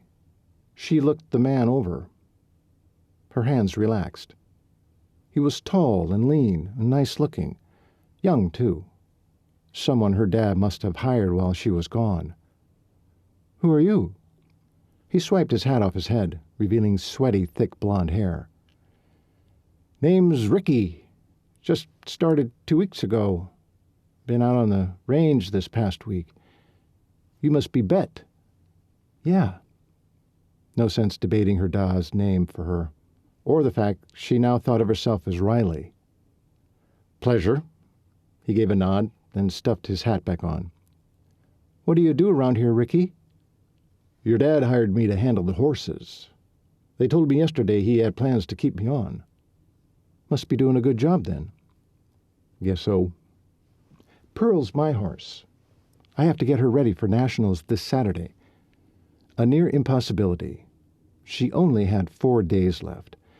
Now, faced with the task, she wondered if it was smart to continue with her plans. Since Wyoming, her heart had shifted off course, and without her drive to win, what would be the point? Ricky crinkled his forehead. "If you don't mind my saying so, you look, well, I don't know, sad." Sad. Yeah. Seemed like too mild a word for a torn heart. It had ripped a wee bit more with every mile she'd traveled away from Colt. Now that she was home, she wanted desperately to get back to the telephone truck and zoom back to Wyoming where she belonged. Where I belong. If that were only possible. The knot in her stomach reminded her Colt would be fine without her. Better even. Because all she managed to do was stir up trouble for him. And when all Colt had to do was snap his fingers for a beautiful woman to land at his side. Wincing, she tried to rub the pain out of her chest. "You okay there, little lady?" "Little lady?" She laughed. "Do I look like a lady?" He rocked back, a deep frown sandwiched between his sky-blue eyes. "Never mind. I have to get to work." "Can I get the mare out for you?" She laughed again. No. The poor man must wonder why she didn't let him pamper her. Well, if he stuck around to see her and her da in action, he'd soon get it. The old resentment started to rise. She hadn't missed her da, or home, not one wee bit. She opened the stall door. Pearl reared, her ears pinned back. Riley shivered with foreboding. "Whoa! What's got into you, Pearl?" The mare flicked her ears forward and settled slightly at her voice. "Have you been working with her?" she said over her shoulder to Ricky. "Not much. I've been doing other stuff lately, and your da told me to leave her be until you got home. I can help you with her now, if you like." Another nice man. His kind ways reminded her of Colt, but he wasn't Colt. Nowhere near. Cack. This hurt. Would it ever pass? "Are the barrels set up in the ring?" He nodded. "Yes, ma'am." He stepped back so Riley could handle Pearl's exit. Grasping the halter, she realized it was too tight. There'd been no halter on Pearl last night. "Who put this on her?" "Your father." Disgust flickered across his features for only a moment before it was gone. So, Ricky didn't go for the mistreatment either. That was good.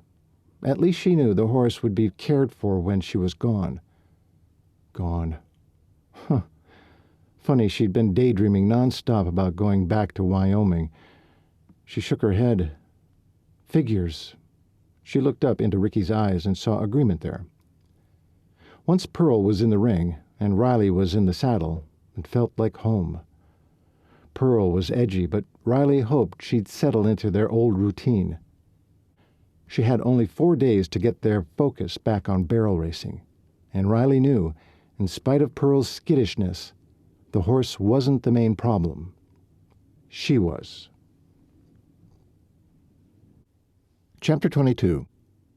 It was dawn on Saturday morning, and Riley was headed to Dallas with Pearl in tow. Nerves were expected today, but not for the reason Riley harbored in her heart now, as she white-fisted the steering wheel. Pearl had not done well with the barrels. Not the first time, or the 20th, or the last. She reminded Riley of Meg back at Cooper Ranch. Different circumstances, same problem, fear. And now she worried that Pearl's mind would be damaged more by the upcoming race. "Penny for your thoughts?" Jimmy said from the passenger seat. She managed to talk her da out of traveling with her. He didn't want to show up until the very last minute, and she needed to get there early to set up. That he wanted to watch her compete surprised her enough. Barrel racing was a woman's event. Men were hard to figure out. Like, why did Colt Cooper stay so close to home? So he could watch over everyone on the ranch, especially Trevor? Sure. She understood that his brothers were needy, and had heard their father had been absent a lot. But Colt was a grown man, could up and move any time he wanted. Why did he stay? Ahem. Jimmy cleared his throat. Sorry, I had my mind on other things. Like whether or not Pearl will behave, or about a certain fella you left behind. I didn't leave anyone. She glanced his direction and saw a smirk on his face. Seriously, Jimmy, I was just wondering how Pearl would do. Not if she'd behave. If she'd be all right. Am I pushing her too soon? Is this 6-hour trip going to be too tough on her before she has to compete? I wish I could have afforded an overnighter for her sake. I agree with your dad. She's just a horse, Red. Push her. That's what she's there for. She shot Jimmy a glare. What an attitude. She's a living, breathing animal, one of God's creatures. God? You, Betsy Murphy, talking of God? Since when? Since when, indeed? Colt had gotten under her skin in more ways than one. Never mind. The point is, she deserves to be treated well. You need to think about winning, Red. Stop worrying about that darn mare. That's enough. Riley bit her tongue and rode in silence for a long while. Are you in love with him? That certainly came out of nowhere. Who? She knew who he meant, but she didn't want to discuss her feelings for Colt with Jimmy. You know who. The way you look at him. There was a time I wished you'd look at me that way. He centered his gaze on her. She jerked in surprise and nearly lost her hold on the steering wheel. Jimmy? Wanting her? She almost laughed at the absurdity. Don't worry, Red. I'm over it. A glance told her Jimmy accepted his platonic relationship with her. I'm glad, Jimmy. I never want to hurt you. I've never been interested in men that way before. Before Wyoming? She started to sigh and turned it into a cough. Yeah, before Wyoming. Once in Dallas, Riley pulled into the rodeo grounds, parked, and stretched to break the tension in her body. It was only mid-morning, several hours before the event. They'd made good time. Maybe she could get Pearl acclimated. She scoffed to herself. Who was she kidding? They were a perfectly matched catastrophe in the making. Come on. I'll help you get Pearl out. Let her gain her legs. As Riley stepped out of the cab, she looked around at the familiar setting of rodeo, pulled in a lungful of polluted air, and waited for the usual rush. It never came. She plopped down on the trailer's back end, her legs as weak as a kitten's. You okay there, Red? You look a bit, well, I don't know, pale? Pfft, I'm always pale. What's your point? Your freckles are standing out more than ever. You feeling all right? Jimmy sat down beside her, concern hard on his face. She brushed loose hair from her face. I don't know, Jimmy. I've lost the will to win. What's wrong with me? Jimmy stared at her long and hard. Finally, a look of resignation came over him. You've gone and done it, Red. She frowned, gave her head a small shake in question. You let a man in. After a stay in a rundown motel in Trinidad, Colorado, Colt dragged himself out of bed at 3 a.m. He was bent on reaching Amarillo before Riley left for Dallas, hoping she hadn't left the night before. This was her big day. Anticipation had his stomach in knots as he pulled into the Murphy ranch and parked near the dilapidated barn. Even the ranch house looked like it might blow over in a gust of wind. Why hadn't Riley's dad kept it up? Then again, he understood what got neglected first when ranches came on hard times. The Cooper ranch was still going through it, though they repaired anything that posed a danger. This looked like neglect. He found himself gritting his teeth, angry at Patrick Murphy for one more thing that put his only daughter at risk. The 3 knocks he gave the door were harder than he planned. Sucking in a quick few breaths, he tried to get hold of himself when the door burst open. A short man with deep frown lines at the corners of his mouth stood in the doorway, bewilderment on his face. It soon disappeared, and annoyance took its place. "Who are you?" The man ran a hand through his haphazard, gray-flecked reddish hair. It looked like he hadn't combed it in a week. Unkempt clothes hung on a body that was once 40 pounds larger. "I'm looking for Elizabeth Murphy. Is she here?" "What do you want with her?" Figuring this had to be her dad, he stuck out a hand. "I'm Colt Cooper, sir." The old man didn't bother taking it. "From Wyoming." "I know where you're from. You missed her. She's up Dallas way by now." Colt balled his fists a little tighter. "You let her drive there alone, pulling a horse?" "Of course. Does it all the time." Colt couldn't hold back. "Why do you treat her like a man?" The crazy old man beamed at that. "Women are worthless creatures. They cry and then leave. Bet stays. Things get done." It was all Colt could do, not to punch the man in the face. "And you think that's the most important thing?" "Aye, the only thing. You highfalutin cowboys are all alike. Think you know best. Now get the heck off my porch." Colt backed 2 steps to keep himself from decking the man. He understood Riley more from this 2-minute conversation than from any of the time he'd spent with her. Couldn't wait to get her away from this place. For now, he'd have the last word. "You have an amazing daughter, Mr. Murphy. What a shame you don't see what God did when he made her. She's talented, feisty, passionate, and has a big heart. One I hope belongs to me one day. Don't be surprised when she leaves you, even if it only ends up for a short time." With that, Colt swung around and loped to his truck, glancing back once to see Riley's father still standing in the doorway. All Colt cared about now was finding Riley and talking her into coming home with him. After driving 6 more long hours to Dallas, Colt worried he would miss the event altogether. He'd misjudged the time it would take him. It was already 1 p.m. He hoped the barrel racers were last on the docket.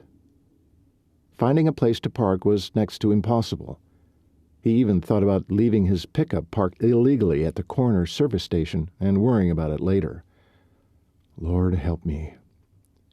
As he drove around the parking lot for the 3rd time, he noticed taillights and someone backing out, right near the entrance. Thank you, Lord. He tapped the steering wheel with a finger, willing the driver to hurry. Help me convince Riley to come to Wyoming, Lord. It's what you want, too, isn't it? Finally, the stooped older man got his Studebaker back in gear and on his way. Colt whipped into the space. He dove out of his vehicle and ran toward the back where bull riders, bronc busters, and barrel racers would be. He wanted Riley to know he was there supporting her. Slipping through the busy crowd of participants unnoticed was easy for him. He looked the part and knew from experience to stride through with confidence. No one gave him notice. One woman with a number on her back stood next to a man waiting to bronc ride. Though her focus was on the man's back, Colt took his opportunity. "Hey there." The woman turned her head toward him and did a double take. "Well now, cowboy, you riding broncs today?" Colt shook his head. "Looking for someone. You a barrel racer?" She stepped real close and peered up. Dang. Colt hated when women did that. Probably was the only man in existence who did, but he preferred women who let a man make the first move. He stepped back. She frowned but finally answered his question. "I am. Who are you looking for?" Betsy Murphy." The woman hesitated as if she didn't want to share the information with him, but recognizing he wasn't going to flirt back, she heaved a sigh and gestured behind him. Colt followed her finger, tipped his hat, and moved on quickly. "Too bad," he heard her say. Remembering a question he should have asked, he swung back around. The woman's eyes lit up. "What time does barrel racing start?" She shrugged off her disappointment and answered, "She's first out. Going after Brett here finishes his bronc ride." "Thanks," he hollered over his shoulder. He raced toward a set of girls standing their horses at the east end of the arena, keeping his eyes peeled for red hair next to a Palomino horse. He dipped in and out between the waiting participants and horses. The crowd's energy was electric. Now that he was amidst it again, he realized how much he missed the excitement and competition of Clay's rodeos. He focused again. Several minutes later, when he was about to give up and ask someone new, he peeked down an aisle, and there she was, away from the group, a Palomino in hand. Riley. His heart jumped, then pinballed inside his chest. She was so striking in her faded blue jeans and a tucked pale green shirt with sparkles running down the sleeves. Her belt buckle looked 3 sizes too big for her. The rodeo world was nothing if not outlandish with its prizes. That famous red hair was tied in a low ponytail at the base of her skull under a big tan cowboy hat. Though she'd stuffed the hat to nearly her nose, he could see those full pink lips of hers, and that one freckle that belonged to him. He grinned like a raving lunatic and didn't care. The Spitfire was adorable, and he wanted her. Colt took a few steps to her, delight still ringing through him. As she reached up to retuck the hair on her forehead, she caught sight of him. Her green eyes widened and twinkled as she pulled her fingers from her hat. "Colt?" she whispered, then beamed. He grinned back, took the last step, and started to reach for her. Something stopped him.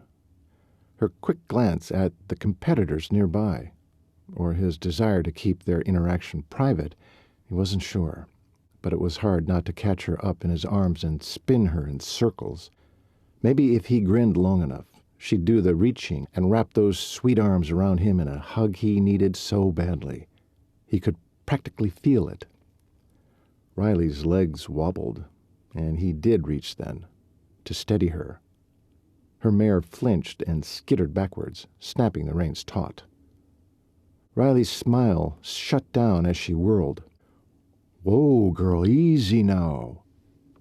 She took a big swallow, worry lining her face, and that worried Colt. Riley stroked the horse's face.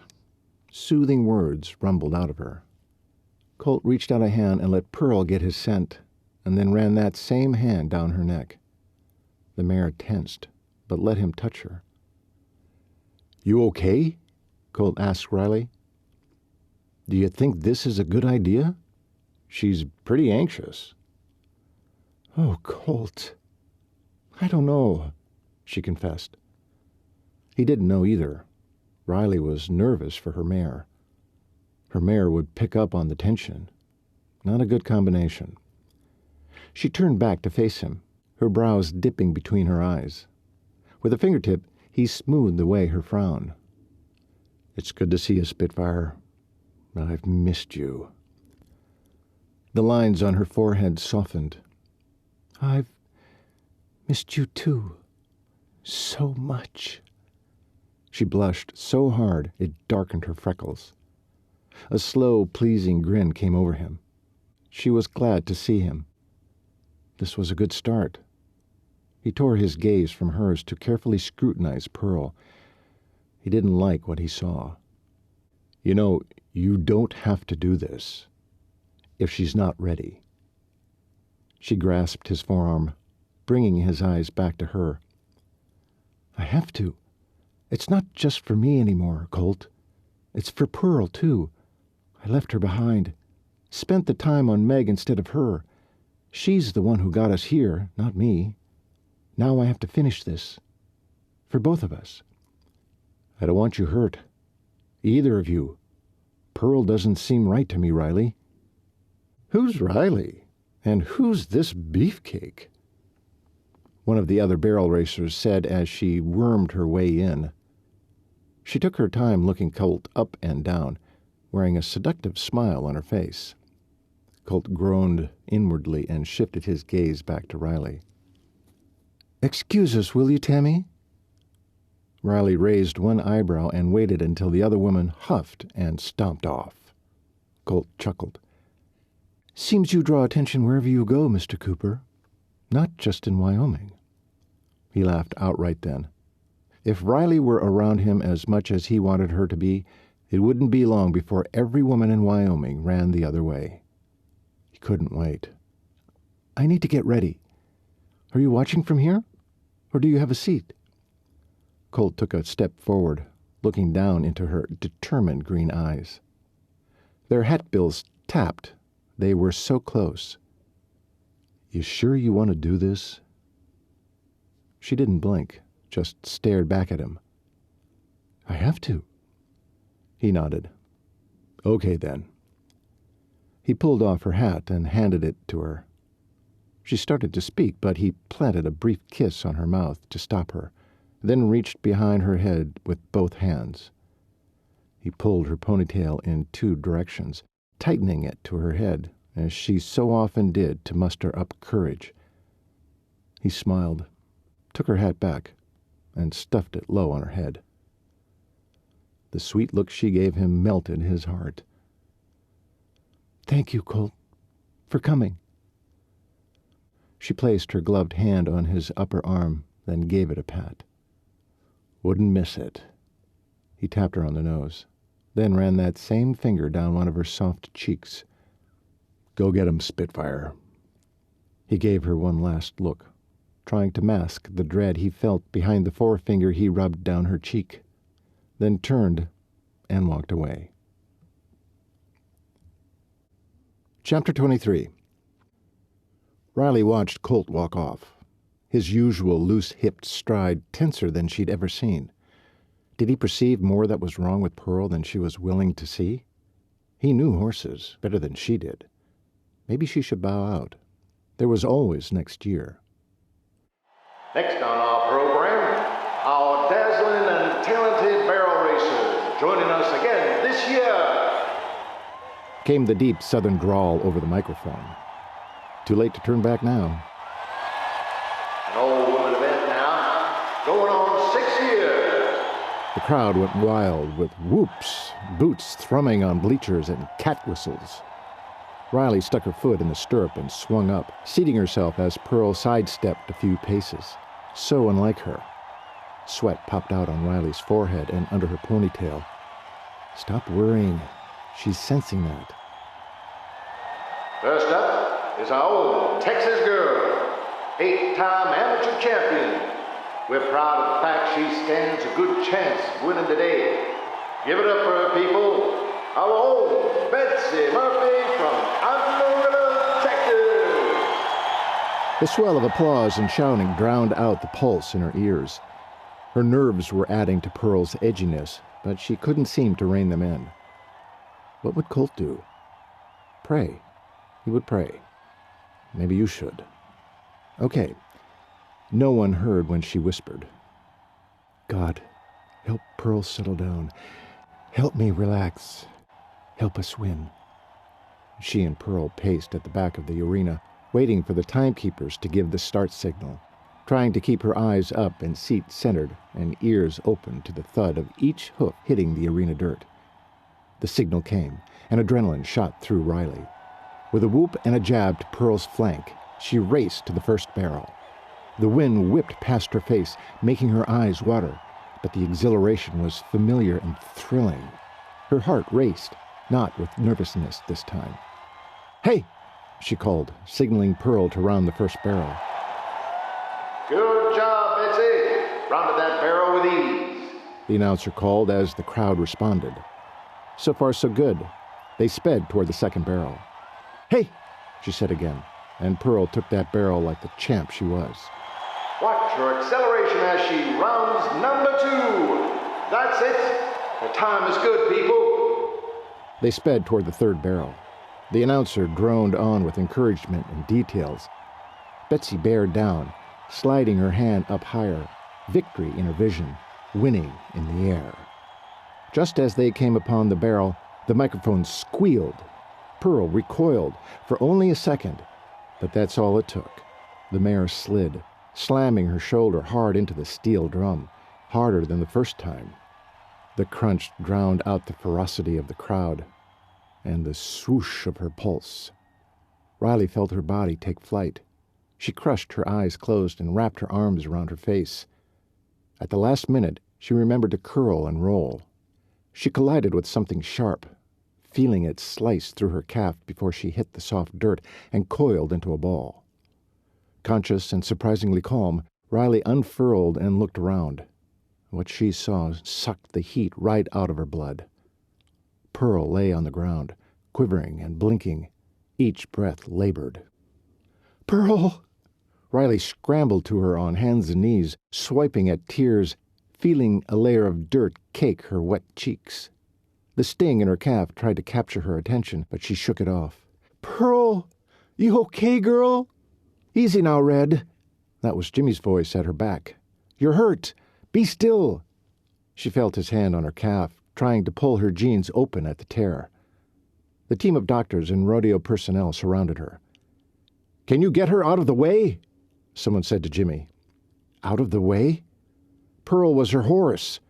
No, I need to be with her. No, Betsy. We have to take care of you. Let's get you checked out. Can you stand? Yes, I'm fine. Let me see my horse. A frantic dread wound around her heart, squeezing it, making her light-headed. Black spots floated in her vision. A man's hand closed around her upper arm. She knew whose it was. A sudden calm came over her. Come on, sweetheart, Colt's low, soothing voice said in her ear.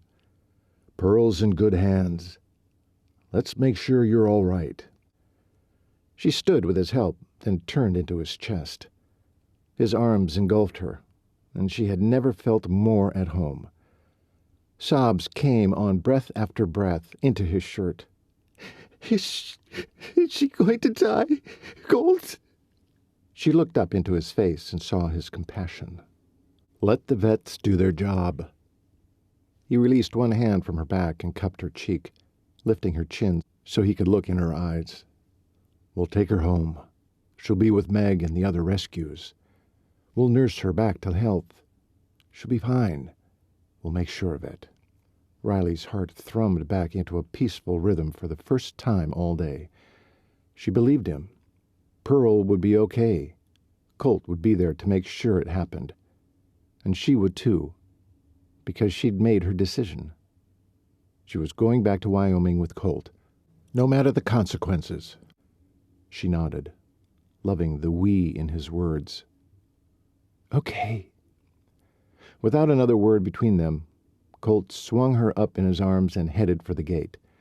Riley peered over his shoulder at Pearl, who was raising her head, trying to stand. A half dozen people were helping her.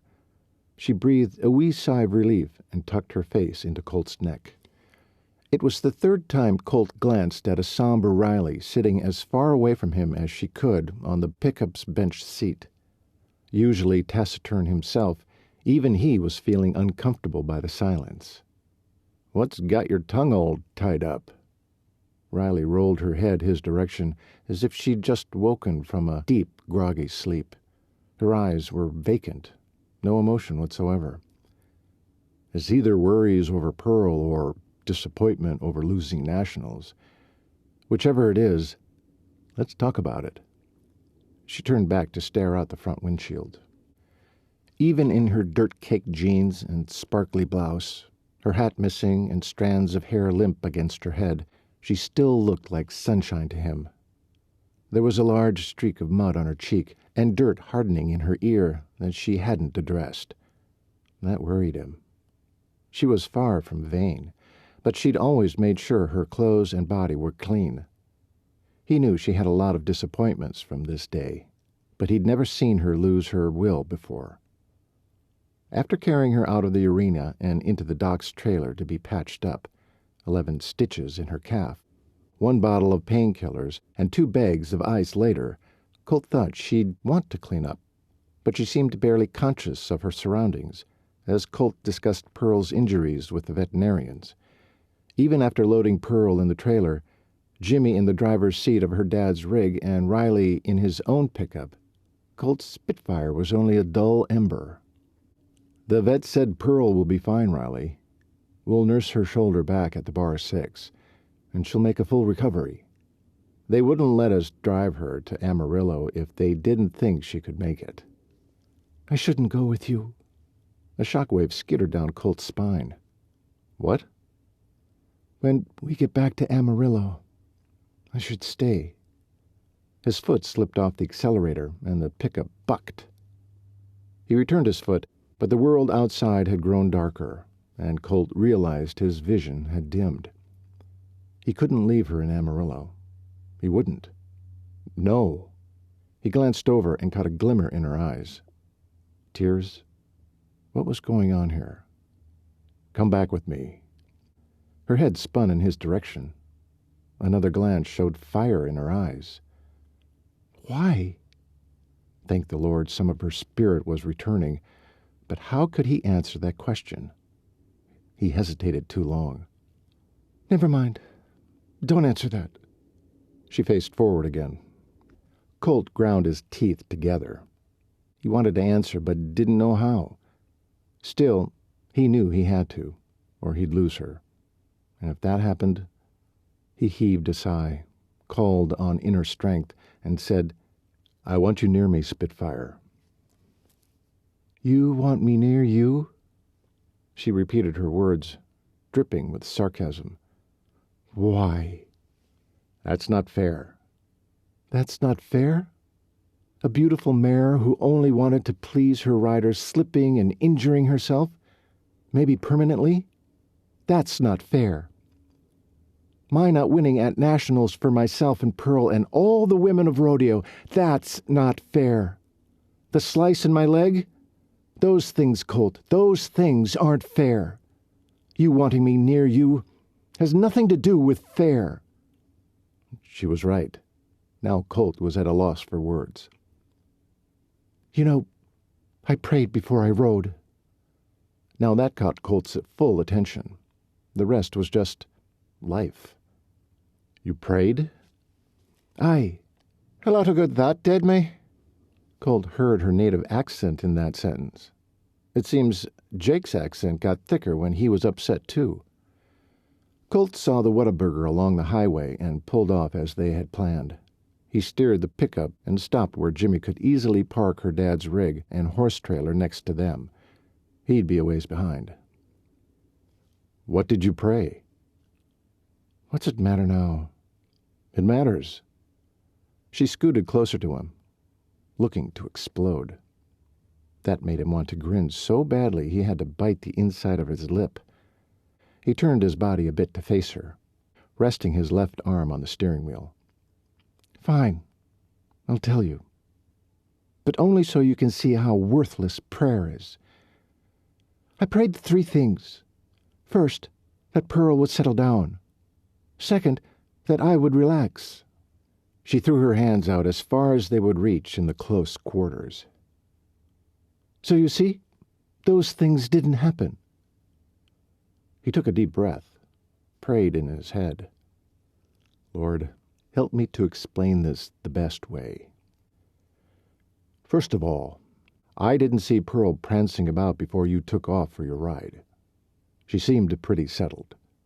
Very different from when I saw her earlier. Riley was still for a moment, her gaze having wandered as she contemplated. Okay, I'll give you that one. She was pretty good. And you seemed focused. Ha! You see? You said focused, not relaxed. That's as relaxed as anyone is before a competition, don't you think? Again, she stilled. He thought she wasn't going to continue until she finally said, I suppose. So, 2 prayers answered, and with yes answers even. What do you mean with yes? Soon. Go on. You said 3 things. What was the third? Okay. The third was for us to win. Not only didn't that happen, but Pearl ended up hurt. Colt pulled in another deep breath and let it leak out before he began. Riley, God never says he will give us everything we want. Tell me this. What if you had a child, and you gave that child everything they asked for? What would you have? She snorted out of breath. A spoiled brat. Good. She played right into his hands. Exactly. God wants what's best for us. And what's best is not always what we think we want. Let's say that child of yours decided the rat poison in the barn was what he wanted to eat. What then? A horrified look crossed her cute little freckled face. Colt, what a horrible thing to say. Answer the question. She stuck her little chin out and huffed out a breath through her nose. I don't like this line of questioning, but I'll play along. Of course I wouldn't let him eat it. I'm not a bad mother. He did grin then. No, you're not a bad mother. So you agree that, at least when your kids are little, you know what's best for them. So what's your point? My point is... Phew. Saying this might be the wrong thing to do, but he'd come too far to back down now. Maybe, just maybe, winning at nationals wasn't what was best for you. And then again, maybe it's as simple as it was best for Jane Mayo this year. She puffed all up, looking indignant. Soon she deflated as she remembered Pearl. Jane won last year. I thought maybe I could win this year, keep the wins going to show all women can do this, not just one. How do you explain away my horse getting hurt? Did God want that? I doubt it, Ryle. Sometimes it's just an accident. Maybe it's time to retire her. She's not young anymore. The pain on Riley's face nearly decimated him. It's my fault she got hurt. I knew she wasn't being treated right at home. I felt it from the moment I got there. But I didn't look into him. I should have. Oh, my God. It's my fault. She planted her face in her hands, and a sob escaped into them. Colt cursed under his breath. This was not how this little talk was supposed to go. Riley. He stroked the stiff tendrils of hair out of her face. Come here. She looked up and spotted his arms outstretched as far as the steering wheel would allow, and slid over so fast she thumped against him. Oh, how she felt like home. He enveloped her in his arms, kissed her forehead. She smelled of horse and dirt and fresh air, and he loved every whiff. It's going to be okay. Pearl will be okay. For you, there's always next year. Though he hated that thought, it would mean she'd have to travel the rodeo circuit again. Be away from him, far from his protection. But it was her dream, and he wouldn't keep her from it. Put your leg on the seat. It's got to be throbbing something awful by now. She nodded into his chest. I'll see about getting more ice in the bag. There's Jimmy now. The pickup and trailer rolled in and parked next to them. You stay here. I'll get you a burger and check on Pearl. Anything else you want? Riley looked up at him, those green eyes shimmering with unshed tears. Mayhap a Coca-Cola? Colt swiped the tears from her cheeks with his thumb. You got it, sweetheart. I'll be right back. Keep your leg up. He started to get out of the pickup, but leaned back in. Do you need to use the facilities? I can carry you there. She shook her head. Don't drink much on competition days. I'm thirsty, though. He nodded, then turned back to the open door and let himself out. As he walked away, a chill swept through him. Was he going to have to walk away from Riley like this in Amarillo? As he strode to the back of the trailer, he thought of her father and how little regard he had for his only child. She resembled Colt's rescue horses, neglected, used and abused, not respected beyond what she could do for her father. How a parent could become so selfish and mean-spirited baffled Colt. Even when his father had been away from them growing up, he knew the man loved his sons. He assuredly never wished they were girls instead of boys. The way that must hurt Riley daily brought a stab of pain to his heart. At that moment he vowed, if she let him, to make it up to her, to show her how valued she was for the person God made her to be, a beautiful, feisty, red-headed winner.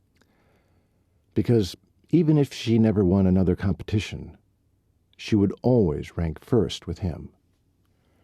Riley watched as Jimmy joined Colt at the back of the trailer, and both disappeared inside. Once they reappeared, Colt went to the hamburger stand while Jimmy approached Colt's pickup from the driver's side door. He opened it, slid inside, and looked her over. You all right there, Red? Would you rather ride with me? No, thanks, Jimmy. This works great. She loved riding with Colt, especially this Colt, far from the ranch and his responsibilities. Even so, the guilt slid in. She and Jimmy went nearly everywhere together. She didn't want to hurt her friend's feelings. These seats are more comfortable. For my leg. He nodded, resigned to her decision. Pearl's doing fine, by the way. Colt looked her over real good and said her shoulder would heal. No problem. But he's not so sure her mental state, is how he put it. Not sure what that means. That means she's been hurt twice by a barrel and will likely never want to get near them again. Colt's right. It's time to retire her. She looked Jimmy in the eye. And me. Jimmy jolted. He scraped a hand through his hair, his face twisted in dismay. Give up rodeo? What are you going to do then? Yeah, she understood. Jimmy probably hated the idea of quitting more than she did. It would mean he'd have to work full-time with her dog again. It would also mean no more traveling together across the country.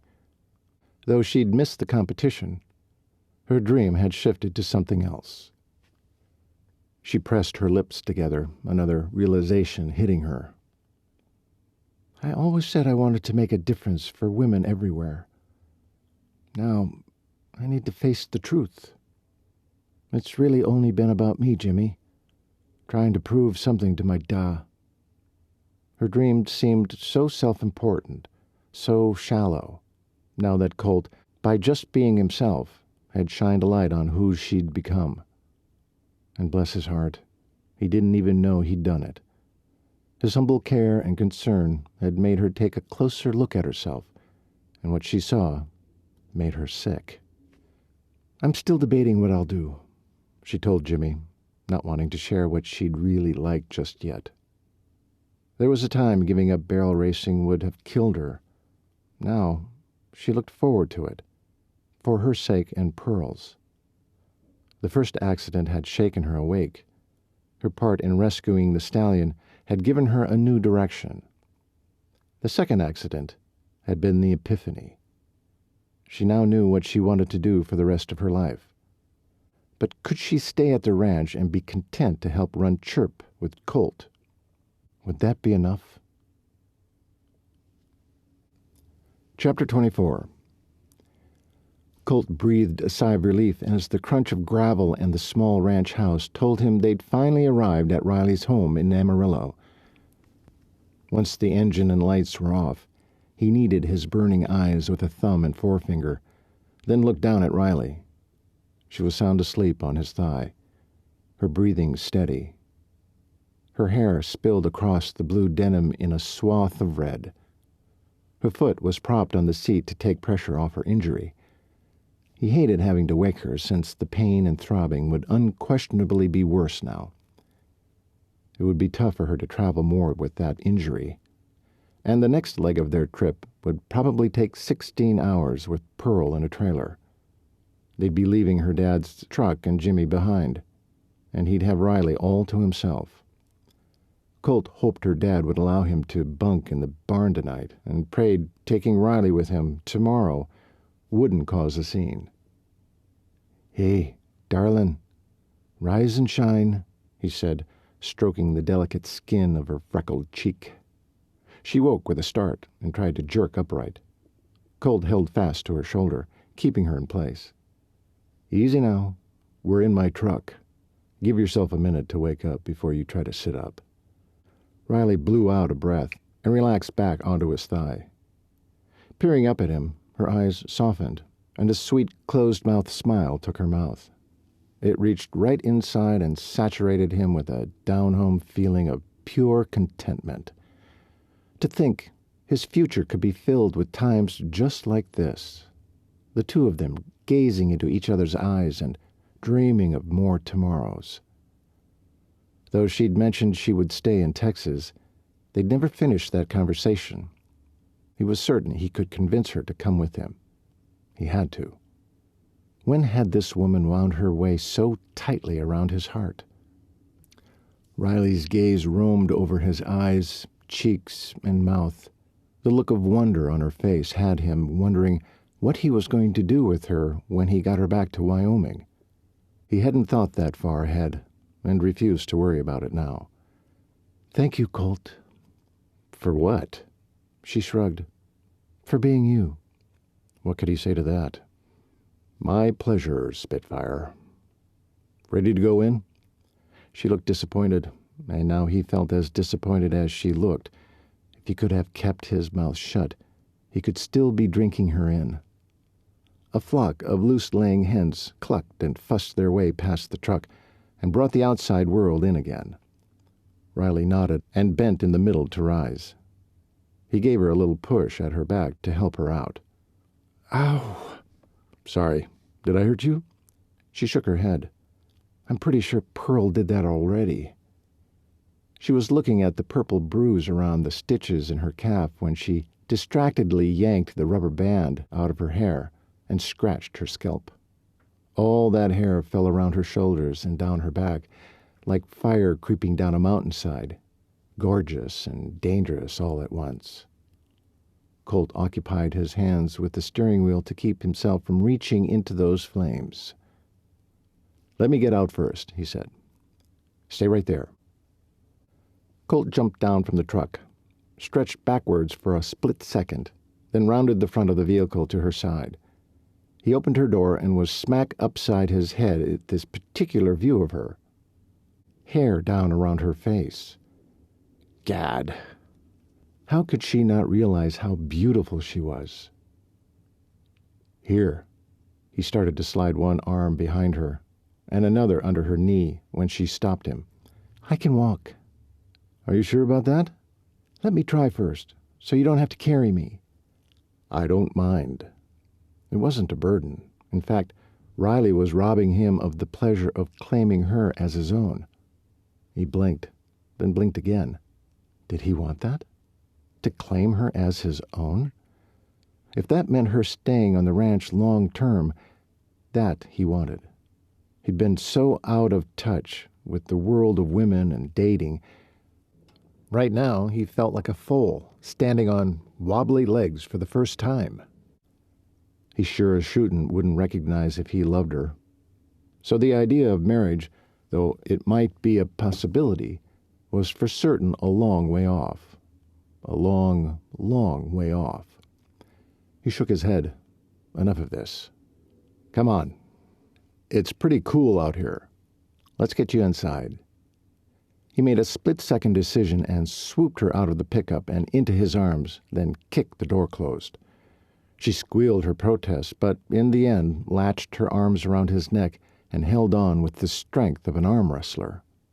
He grinned, thinking there was at least some good coming out of her dad treating her like a man. Colt never could endure weakness in men or women. It's why the frilly feminine types turned him off. Once they were inside, he deposited her on the couch and propped her leg up on a pillow. If you'll point me to the ice, I'll refill your bag for you. Kitchen's there, Riley pointed the way. Ice is in the obvious place. He smirked. Is that right? She grinned back, and the sudden brightness hit him right in the solar plexus. Was it his imagination, or, in spite of the streaked mud across her cheek and the tangled hair around her pale face, she was prettier now than she'd ever been? We use it a lot around here, so I keep it in the freezer. Colt laughed. So, she has a sense of humor. Something there hadn't been time for at the Bar 6. He was going to enjoy getting to know her better now that the stress of training her horse was in the past. Once Colt had the ice bag situated under Riley's injured calf, he handed her a glass of water and scanned the room for a place to sit, far enough away that he wouldn't be tempted to fall to his knees and kiss the stuffing out of her. He decided on a leather chair across from the sofa and folded his long body into it. She giggled. Had the pain medication gone to her head? You okay over there? The tinkle in her giggle had him grinning in spite of the long day and his weary bones. She giggled some more. Yep, it's just, you barely fit in my da's chair. Aye, and I think it's time you get the hell out of it, came the gruff voice from the back door. Colt hadn't heard the door open. He jumped to his feet and turned to shake the older man's hand. Her dad again ignored his outstretched hand. Instead, the brute pointed an accusing finger at his daughter. Why are you lazing about instead of in bed getting your sleep? Here's work to be done in the morning. He turned back to Colt. And you should be on your way. Colt's blood pressure shot up. Coopers were a rough-cut bunch, but they never treated guests any way but cordial. That Riley had to live in this house with mindless belligerents had his blood steaming. She's injured and will not be working tomorrow. She needs to rest and ice that leg. Come to think of it, where had her dad been when she'd been thrown? Did he even care?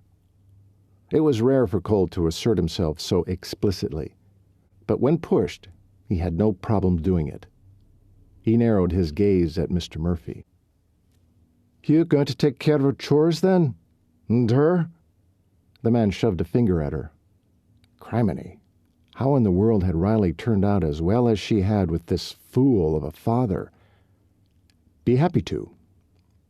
The older man's eyebrows shot up to his sketchy hairline. His rigid stance relaxed a bit.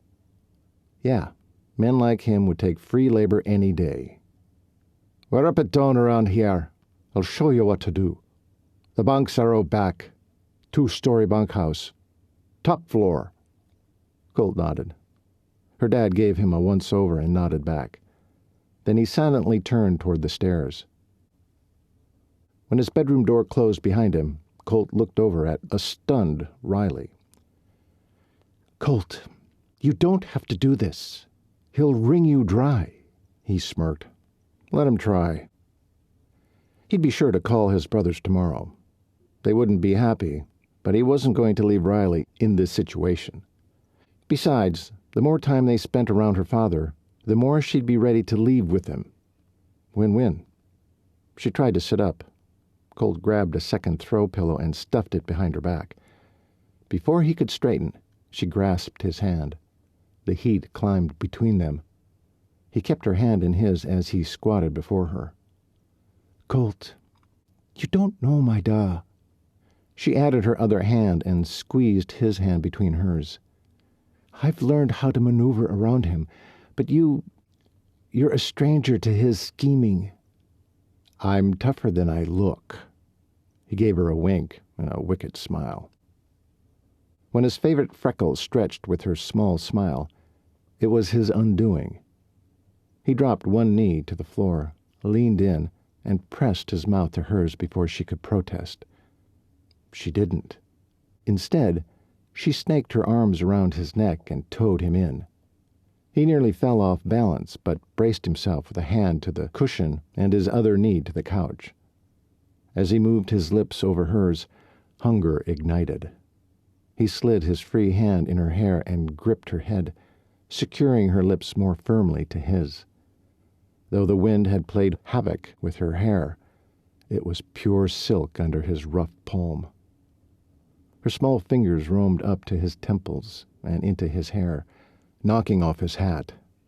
It bounced once on his calf as her hands took a detour across his shoulders, roaming over the swells and valleys of his muscles.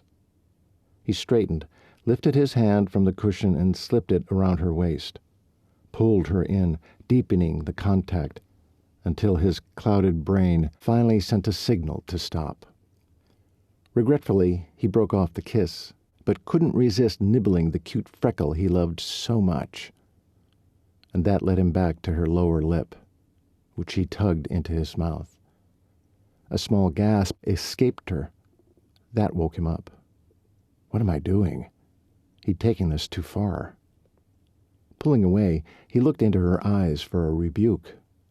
Instead, her pupils were dilated, eyes glassy, and from what he could read, she wanted more. He'd give it to her, too, if he thought he could control himself. But he'd been down this road before. He was already slipping off the bluff, so he pushed himself away from her, cleared his throat. Do you want me to carry you to your room, or do you want me to stay here for the night? I need a shower, but I can get there fine.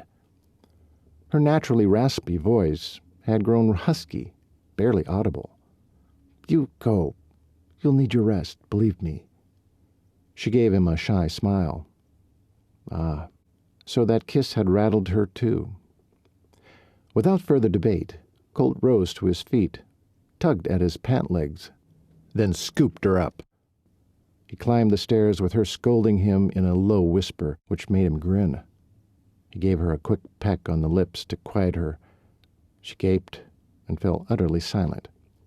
Is this what it would feel like to carry a wife off to bed? The thought made his heart beat faster. Excitement or fear? Which room is yours? He whispered. She nodded to the door next to them. Right there. She leaned in to whisper. Her warm breath against his ear sent his blood south. The only rational plan still bouncing around in his head was settle her and get the heck out. Is the shower close? He managed to ask. I'll be fine from here. Thank goodness. He set Riley on her feet just inside the doorway and waited to see if she could stand on her own. She reached up with one hand and cupped his jaw. Thank you, Colt, for everything. I'll see you in the morning, okay? Now go. He waited to see her take a few steps. She had an exaggerated limp, but seemed to get around all right.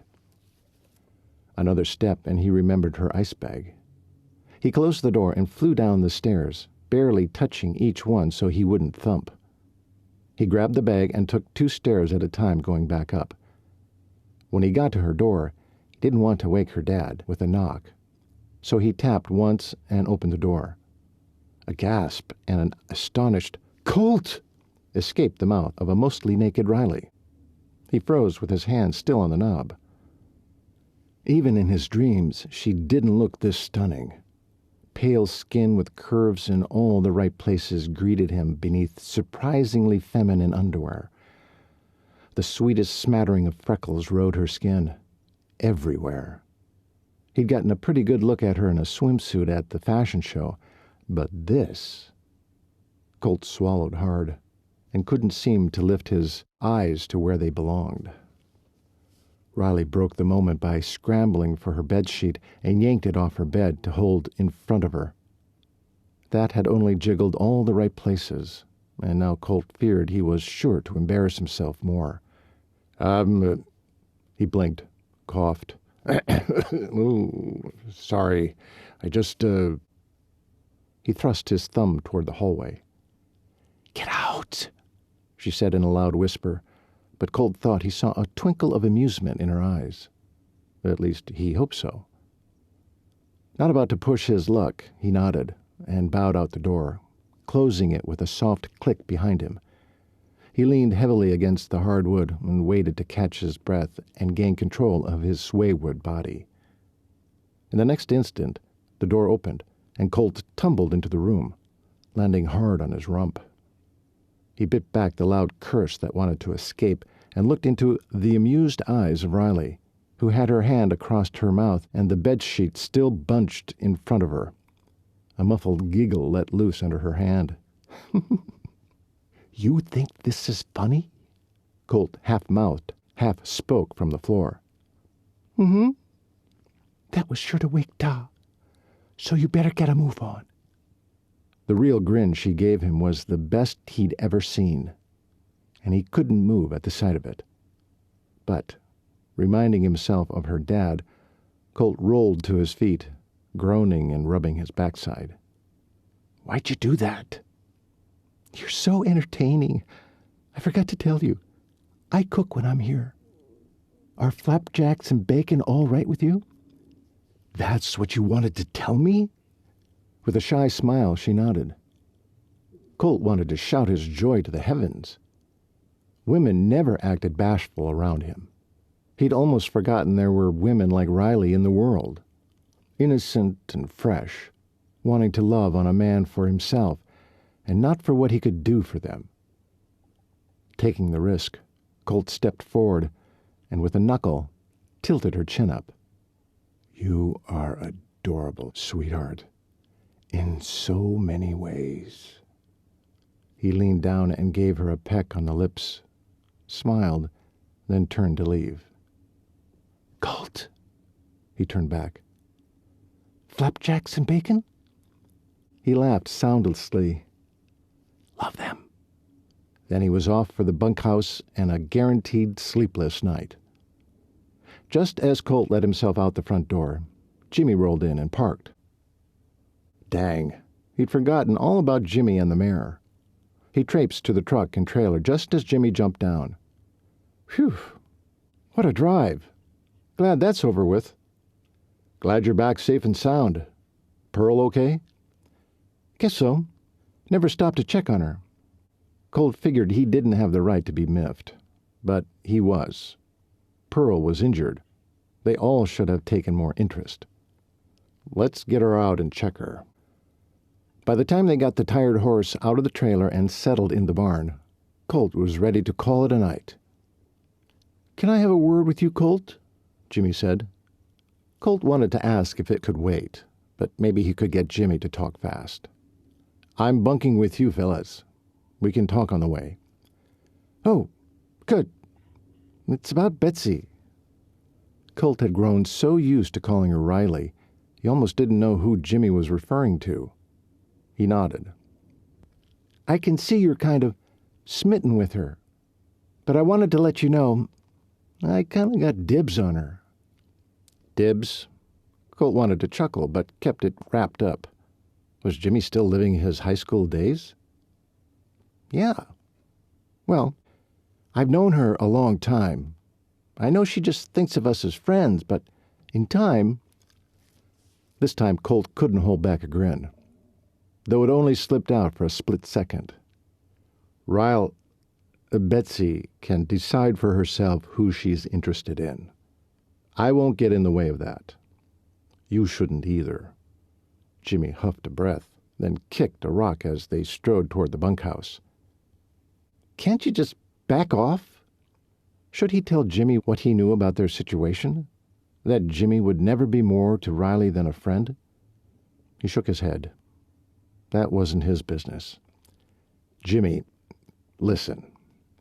The heart wants what the heart wants. There's not a darn thing any of us can do about that. He wasn't sure how Jimmy would take hearing that Colt planned to cart Riley off to Wyoming, so he didn't mention it. Only time would tell how all of this would play out. He didn't even know what his own intentions were when it came to Riley. He just knew he had to take her with him. In the meantime, he would prove to her dad that he was worthy of his daughter's interest. Tomorrow was sure to be a battle of wills, and Colt was determined to win. Chapter 25. Riley hobbled around the kitchen, making flapjacks and frying bacon. Soon there was a heaping pile on a platter warming in the oven. It was her responsibility to feed her da and the crew when she was home, but being up since before dawn, handling the task had proven tough on her injured leg. The back door slammed open for the third time that morning, and her heart gave another wee leap. Each time she glanced over her shoulder, hoping for Colt, and each time it was one of the other men who walked in. She couldn't wait to see the towering, blue-eyed cowboy who'd captured her heart and become part of who she was at her very core. When the last of her da's employees came through the door, she deposited the platters of food on the long table and scooted over to the window. Thank goodness Colt's truck was still parked out front. "Have any of you seen Colt this morning? He rode out with Patrick at first light, fixin' stuff," Jimmy offered. "Heard tell your dad wanted Colt to round up that small herd of horses. Been eluding us for so long, too." "He what?" she shouted. "You didn't stop him?" The look on Jimmy's face was defiant. "You know your old man's been wanting those critters. Thought Colt was the horse expert." "Those Mustangs are as wild as they come, Jimmy. Colt could be out there for days, weeks, and never catch them." Jimmy had been on many an excursion trying to catch the wild things with no luck. Jimmy smiled, all teeth. "Could be." Riley stomped to the table and loomed over Jimmy with a glare. "You, of all people, should know this, James Schultz. I expect you to stand up for someone, anyone, who's being mistreated on this ranch." Jimmy shrank down in his seat when the back door swung open and her da strolled in. "Got my breakfast, girl?" Planting her hands on her hips, she glared at her dad. "Where's Colt?" He flicked a hand in the air. "Out there somewhere, chasing down Mustangs." The crew at the table had gone quiet, and all eyes were on her. "We've been after those horses for months. Colt is never going to round them up all by himself. And not in one day. Why are you doing this?" Not even the clank of forks against stoneware were heard. Fury burned up Riley's neck as she swirled around to face the table. "Mind your business. Eat and then get out." She thrust a finger towards the door. The cowhands at the table came back to life. Riley turned back and limped toward her da, then lowered her voice. "You go right back out there and get that man back. You have no business sending him, one of the most respected ranchers in Wyoming, on a fool's errand. You gave us the impression you'd put him to work doing my jobs, mucking stalls, feeding cattle, mending bridles." Her da grinned, showing the few stained teeth he had left. "Got me a stooge. He'd be at it for days trying to prove something. Then he'll hightail it out of here so fast I'll never have to see him again. Sure as heck won't bother you no more." A sinking feeling came over her. Was he right? If she didn't know better, she'd think he'd somehow sabotaged Pearl so she'd fail at rodeo and Riley would have to come home for good.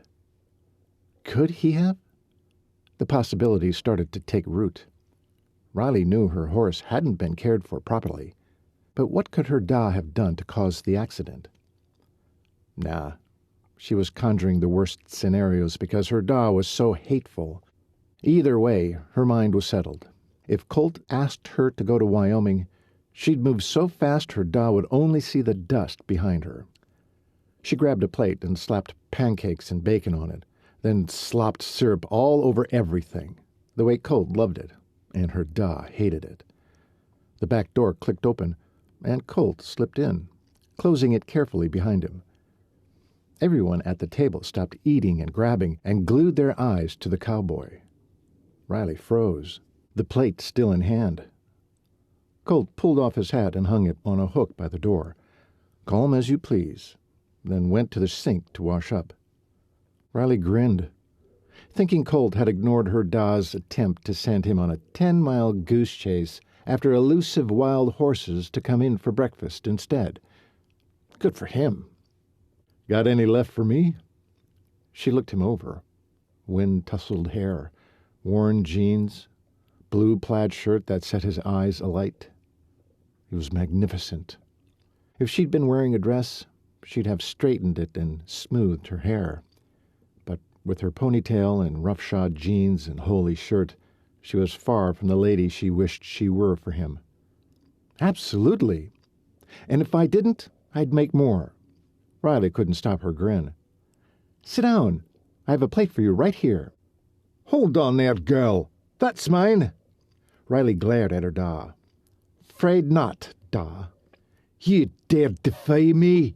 Sit down. I'll get your breakfast as soon as our guest is fed. The man backed down. Once again, she realized she should have stood up to him long ago. She laid the plate on a setting next to Jimmy and motioned to it. Colt sat, then lowered his head in silent prayer.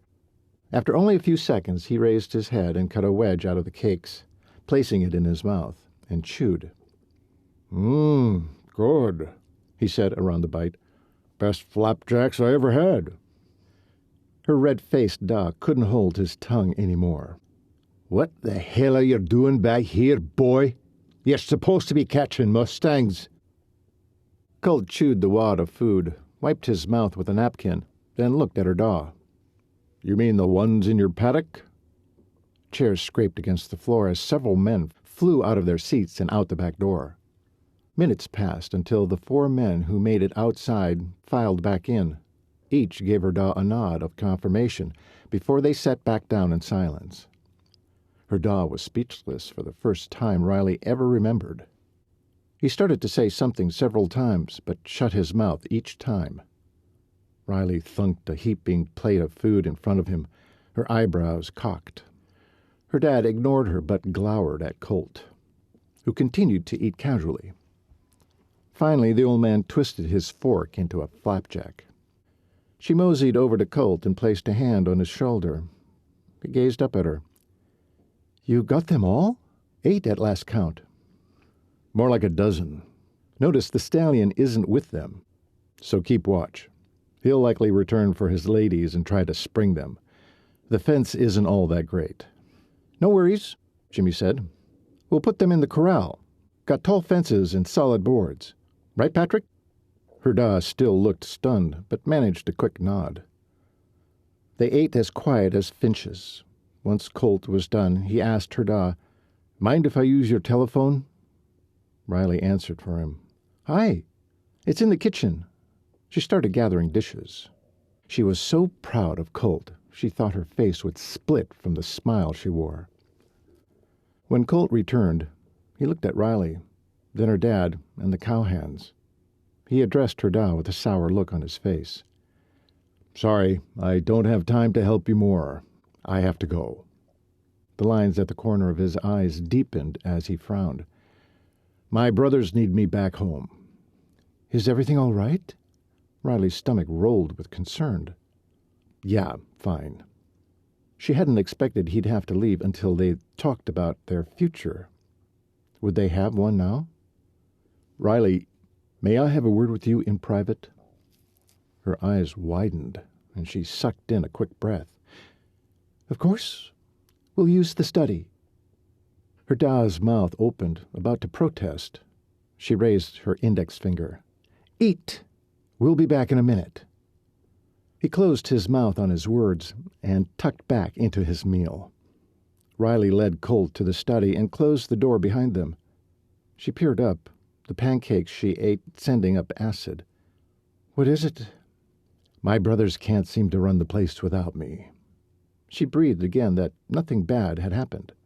Still, the sweet, attentive Colt that she'd been with for only 24 hours had disappeared, and the anxious, duty-bound workaholic now stood in his place. What was it about the thought of home that changed this man? "I have to go back, but I want... that is, I'd like..." He was killing her here. She'd jump in and help if she knew what he was trying to say. Colt ran a hand up his face and into his hair, letting out a heavy breath. "Come with me," he finally blurted out. Her breath caught in her throat. She'd already decided if he'd ask, she would go. But now that the moment was upon her, she wondered in what capacity. I... He grasped both her hands in his. "I want you near, Riley. You can help with the rescues. Pearl, Meg, the stallion, Buck." He grinned, gathered more excitement as he talked. The more animated he got, the more excited she was. Should she risk it, just to be his helper? After all, he hadn't asked for more. "We'll run the rescue side by side. You can stay in the apartment. It'll be great." The more he talked, the more her heart sank. Her hands began to sweat within his warm grasp. Should she go with a man who'd asked for nothing more than a working companionship? Leave her home, her da, all her responsibilities, for a man who had no desire for more with her? But then, did she want more? What came after a working relationship with a man? Dating? Marriage? Children? That all seemed more than she wanted anyway. So how could she turn down the man who's become so important to her? The one she might never see again if she didn't go? That last thought did it. I'll go," Riley heard herself say before the logical side of her brain had the chance to win her over. The heart-stopping white smile Colt gave her was worth all her worry. It was beautiful. He was beautiful, inside and out. She could never stay when he'd asked her to go. He gave her hands a final squeeze, then let go. "I'll get my gear and put it in the truck. You get packed with anything you want to bring. I'll help you after I have a word with your father." "A word with Da?" "About what?" "No, I need to do it, Colt." He stilled, studied her. "Okay, you first. Then I will." He reached up and rubbed his neck, still contemplating something. "What?" He shook his head. "I'll go out and get Pearl ready for the trip. What about the trailer?" "It's mine." Colt's shoulders relaxed. He nodded and left for his task. Riley found her da standing alone in the kitchen, a grim look on his lined face. This wouldn't take long. She and her da never had conversations. Their communication mostly consisted of him telling her what to do, and her chafing at the added hard labor he expected from her. She caught her da's eye and tried not to smile too ruefully. "I'm going with Colt to Wyoming." "Sit down, lass." She shook her head. "Not this time, da." "You're not following a man. I forbid it." "I'm going. I'm old enough to decide for myself." He walked stiffly to her. "You're my kin. I need you here." She couldn't let him buffalo her. She took a step closer. "It's the off-season. You don't need me. Besides, You have men to do your work." "That's what ye're for." Heat flooded her face. "I'm not your son, Da. I have other interests." "Man interests? What does he want you for? Mayhap you had best ask yourself that question, Bet." Riley went to the sink, poured herself a glass of water and drank a bit, stretching the time. She knew she couldn't give a bear too much ground, or it meant she'd become his next meal. "I need this time. I'll be in touch." With that, she turned away from him to climb the stairs and go pack. "Bet!" She stopped, turned around. "I'm not going to come save you," he hollered. "You're just like your mother," came his last bitter words. He swung around and slammed out the back door. Was that the last she'd ever hear from him? She hesitated, but then forced her legs forward, a deep sadness flooding her. Did he care so little? It appeared so. Then his words sank in. There was truth in what he said. She probably was very much like her mam. Less than an hour passed by with Riley packing and forcing herself not to think. She grabbed up her bags to meet Colt at his pickup. His eyes latched onto her luggage. He jogged toward her, but once he saw her face up close, the smile on his face morphed into a frown. "Everything go okay?" The luggage was snatched out of her hands, but his eyes never left hers. She pulled in a deep breath and shook her head. "Not so much." His expression morphed once more, this time into anger. His eyes flashed, his mouth tightened. Colt dropped the bags to the ground next to the truck. "I'll only be a few minutes." He started for the house. She ran forward and caught his hand. The warmth of his skin tingled into her fingers. "What are you doing?" His gaze caught hers and nearly robbed her of breath. Those beautiful sapphire eyes swirled briefly with vengeance. He tried to grin, but his smile looked strained. "Don't worry about it. I'm going to talk to him, man to man. I am taking his only child home with me after all." He rolled his shoulders back and took off for the house. His determination to bring her home with him confused her. Still, she couldn't bring herself to ask any questions about it. Like, how long would she be there? Would she be a paid employee? If not, how would she live? Would they be forever friends like her and Jimmy? Or was this going somewhere? Instead, she matched his smile until he turned and headed for the door. Her heart sank and took her smile with it. Somehow, she knew his had vanished too. When he returned only 10 minutes later, he strode right past her to her bags, settling them in the bed of the truck. By the expression on his features, it hadn't gone well. Was that a look of regret she saw? Should she tell him to forget the whole thing? Before she could decide, he spoke. "It's going to be great, Riley. I promise." And then he trod around the front bumper to the driver's side. No kiss on the mouth or on the cheek. No embrace or pat on the arm. He didn't even open her door for her. She had no idea what was going on in Colt's head. But she did know one thing. She would be with him, and for now, it had to be enough. Chapter 26. Colt pulled into the Bar 6 just in time. Exhaustion had nearly taken him, nodding off not just once, but twice. But he'd been determined to finish the last leg of his and Riley's journey tonight, so they could avoid a second night stay somewhere. As they bounced down the lane toward the sprawling house, he glanced over at a sleeping Riley, leaning against the passenger door, her expression peaceful and innocent, and his chest tightened. What had he done? Asked a girl to come home with him. For what? Yes, he still wanted her close to him. Couldn't imagine another empty day without her. But what would he do with her? And what would she expect from him? He was so far out of practice when it came to interacting with a woman he wanted around. He didn't know where to begin. Dating, he supposed. Taking her to the movies, dinner, for horseback rides through the hills.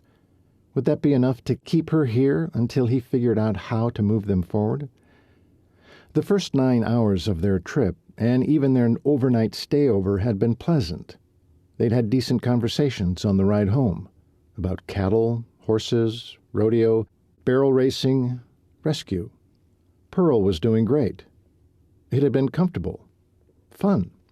They'd even laughed a time or two. Riley had begged to know what her da said to him. Colt kept his mouth shut, though. He would never repeat her da's last words. "Take her for all I care." As far as Colt was concerned, it never happened. But since she'd fallen asleep, he'd been left to his thoughts and his confusion about the future.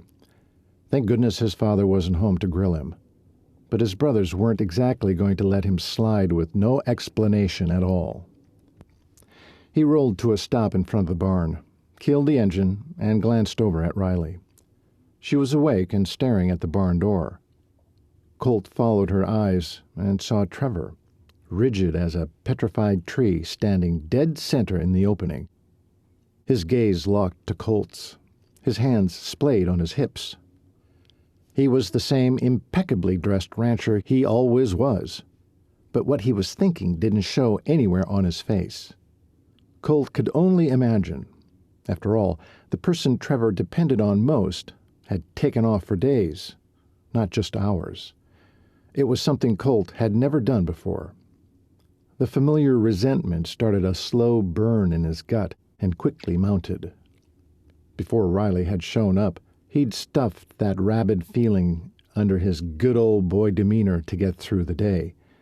Now he wasn't so sure he could pull it off anymore. "Is he mad?" Riley asked, still staring in awe at his big brother. "Doesn't matter. I'll get you and Pearl settled and deal with him myself."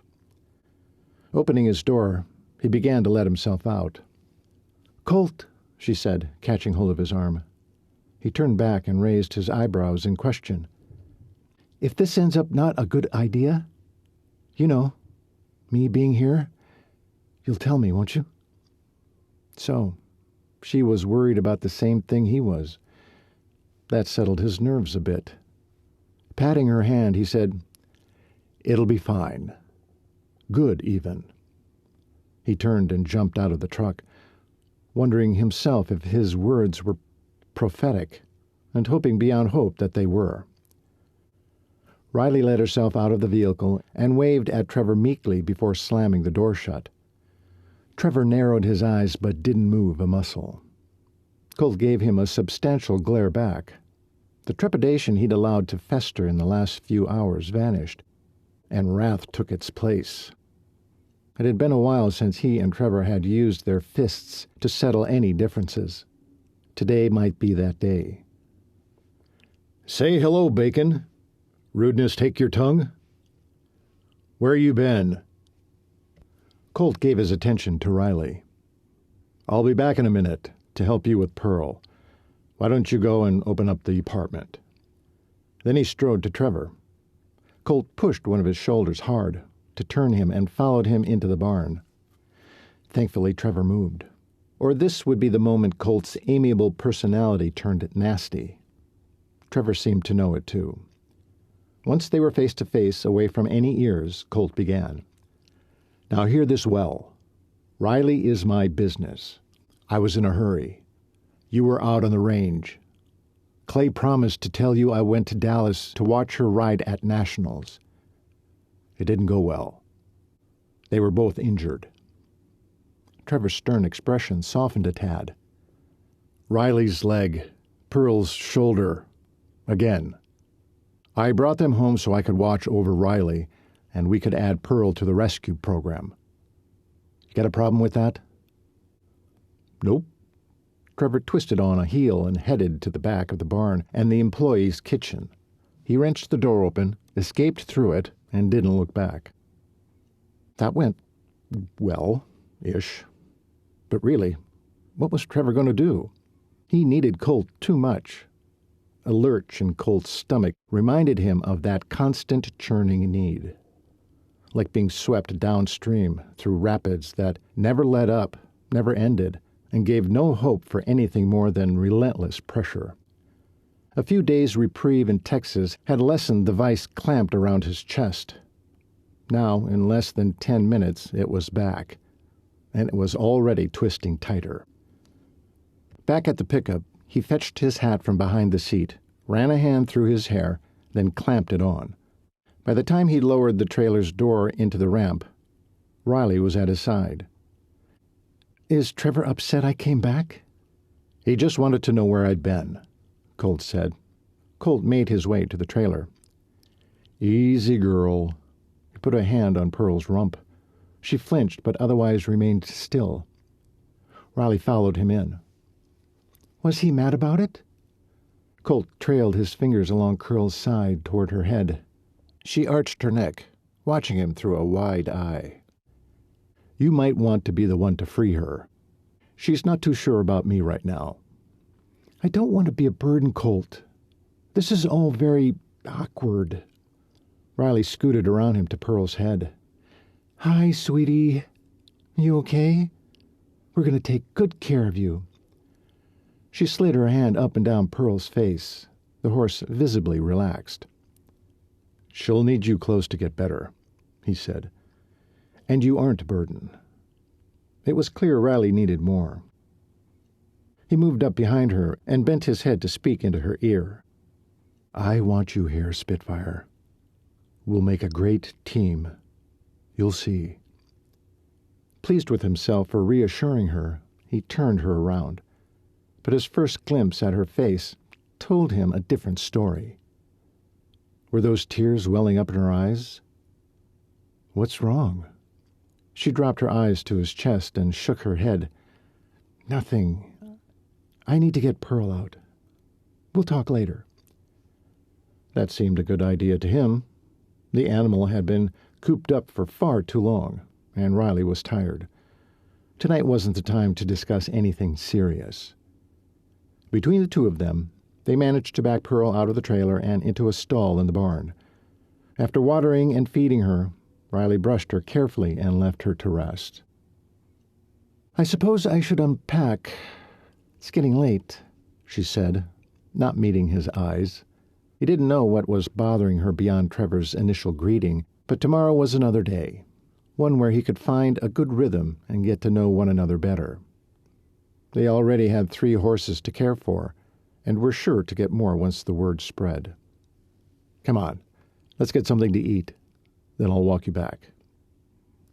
He closed up the trailer and grasped her hand. They strode toward the house, a cold north wind whipping past them. Winter was upon them. Riley only had a vest over her flannel shirt. She had to be cold. He moved a little closer and slid his arm around her. She looked up at him for the first time since he'd caught tears in her eyes. "Just providing a little warmth." He tilted one side of his mouth up in his charming grin, hoping to encourage a smile from her. He'd pull out all his tricks if it kept her here. Right now she reminded him of Pearl, skittish, unsure, not wanting to be near him. He knew what had caused Pearl's apprehension, but what was going on in Riley's head? He vowed to figure a way to get her comfortable, here with the ranch, with him. Enough so he wouldn't worry from one minute to the next if she would flee back to Texas. Flipping her pillow over for the 3rd time, Riley punched it, then shaped it. Anything to get sleep to come. Tomorrow was sure to be a busy day with the rescue horses. But what would her part be? Trevor didn't want her here, that was apparent, and Colt seemed to be trying too hard to please her. She hoped it was because he cared about her and not just the other half of his team. She grimaced. Fine, even the team part. She'd help him, anything he asked of her. If that involved a physical relationship as well as a helper, so be it. A tingle of elation skimmed down her spine at that thought. She had no desire to resist him. She realized that fact the moment he'd asked her to come with him. Did that make her a kept woman? She was too darn naive to know. She flopped onto her back and stared at the dark ceiling. A few minutes later, Riley gasped in a breath. Was Colt even the type to want a kept woman? Some time while pondering her status as Colt's kept woman, she must have fallen asleep. When she blinked her eyes open, gray light filtered through the small window above the bed. It was either early morning, a gray day, or both. She swung her legs to the floor, feeling the cold seep into her bare feet. Brr. Amarillo got plenty cold in the winter, but not like this, and not so soon. Her flannel jammies did no good against the early morning air. Shivering, she fled to the shower, then hastily dressed in worn jeans, flannel shirt, another flannel shirt over it, a vest, and a thick coat. Wool socks, boots, and hat came next. The final touch was a bright green wool scarf wrapped tightly around her neck. Cripes, she was cold. A glance at the big round-faced clock at the door gave her the time, 6 a.m. The bar 6 was already in full swing, so she headed for the door and gave the wee fire truck a pat as she strode by. She wished her da had thought to get one. It would have saved the outbuildings they'd lost to fire the year Texas had a particularly severe drought. Anger and guilt came at her at once, thinking of her da. She felt terrible for leaving him short-handed, yet the same old fury at how little regard he had for her slid right over the top of her guilt. She closed her mind to her past life and vowed to move forward one step at a time. She didn't dare contemplate her future, so the present was all she had. "Make the best of it, Riley lass," she said to herself. "Was that a bit of Irish wisdom?" Colt said, coming out of nowhere. She whipped around, nearly losing her balance, and plastered a hand to her chest. "You scared the devil out of me." "If only it were that easy," Colt said with a chuckle. "Ready for a bite to eat?" "Sure." She turned to match his stride toward the house. "How's Clay doing?" "Foolhardy. Ribs are fine, but he did too much while I was gone and re-injured his Achilles. He needs to be still. Let it heal. Not likely, though. If Dad were here, there'd be no argument." "Maybe I can help." She glanced up at him. His mouth pressed into a grim line. She wondered what that was about. Hadn't he and Clay worked out their differences? He didn't say another word. She cleared her throat. "You know how I cook for everyone when I'm home? Do you want help with that? At least while Rebecca's gone?" Colt looked at her, his eyebrows arched. "You'd do that?" Her pulse quickened at his low voice asking the question so sweetly. "Of course." Colt opened the mudroom door ahead of her and gestured for her to go in. Always the gentleman. They both removed their boots, moseyed into the kitchen one after the other. Dirty dishes greeted them, piled high in the sink and on the counter. The floor was loaded with chunks of mud and smears of food. The table a clutter of papers, leftover bites on plates, glasses half filled with liquid. Colt grunted but went about searching for food. First in the cupboards, then in the refrigerator. Colt?" He closed the fridge and huffed a breath. "Don't say it. I will. We're slobs." She laughed. "Most bachelors are. And I need to earn my keep somehow." A horrified expression crossed Colt's face. "What's that look for?" she said on a nervous laugh. "You want to cook and clean? For a messy bunch like us?" She sighed her relief and laughed again. "It's not a big deal. I'm used to it." His grin dropped, and his face took on a serious look. "If your father treated you like a man, how is it he expected you to work as a woman, too?" She darted past him to have her own look into the icebox, trying to make light of the knife in her gut. Each time someone drew attention to her life, it twisted a bit more. "Looks like there's bacon. I see butter in here and milk. Do you have flour, sugar, Salt? Can you retrieve the eggs from the chickens?" Colt's startling blue eyes went wide, his expression amused. "You're serious about this?" "Of course. I make yummy biscuits. You'll see. Now go get the eggs. I'll clean up the dishes, then get started on breakfast." "Wait till I tell my brothers. We haven't had a good home-cooked meal in, well, sadly, since before Rebecca." Riley planted her hands on her hips. "You're telling me Rebecca doesn't cook?" Colt burst out laughing. The robust sound bathed her in chill bumps. She could listen to that all day long. It wasn't often Colt laughed, but she noticed he was doing it more often of late. "She tries." She laughed with him, slapping him on the arm. "Poor Rebecca. Eggs?" His laughter followed him out the room, a moment while donning boots, then on out the back door. Riley's heart felt light for the first time in weeks. Mayhap there was a place for her here. She vowed to enjoy Colt, the work, and the place, and let the chips fall where they may. "Hey, whoever's out there, I need coffee," Clayton called from the living room. She'd forgotten all about Clayton's makeshift room on the other side of the swinging door. "Be right there," she called back.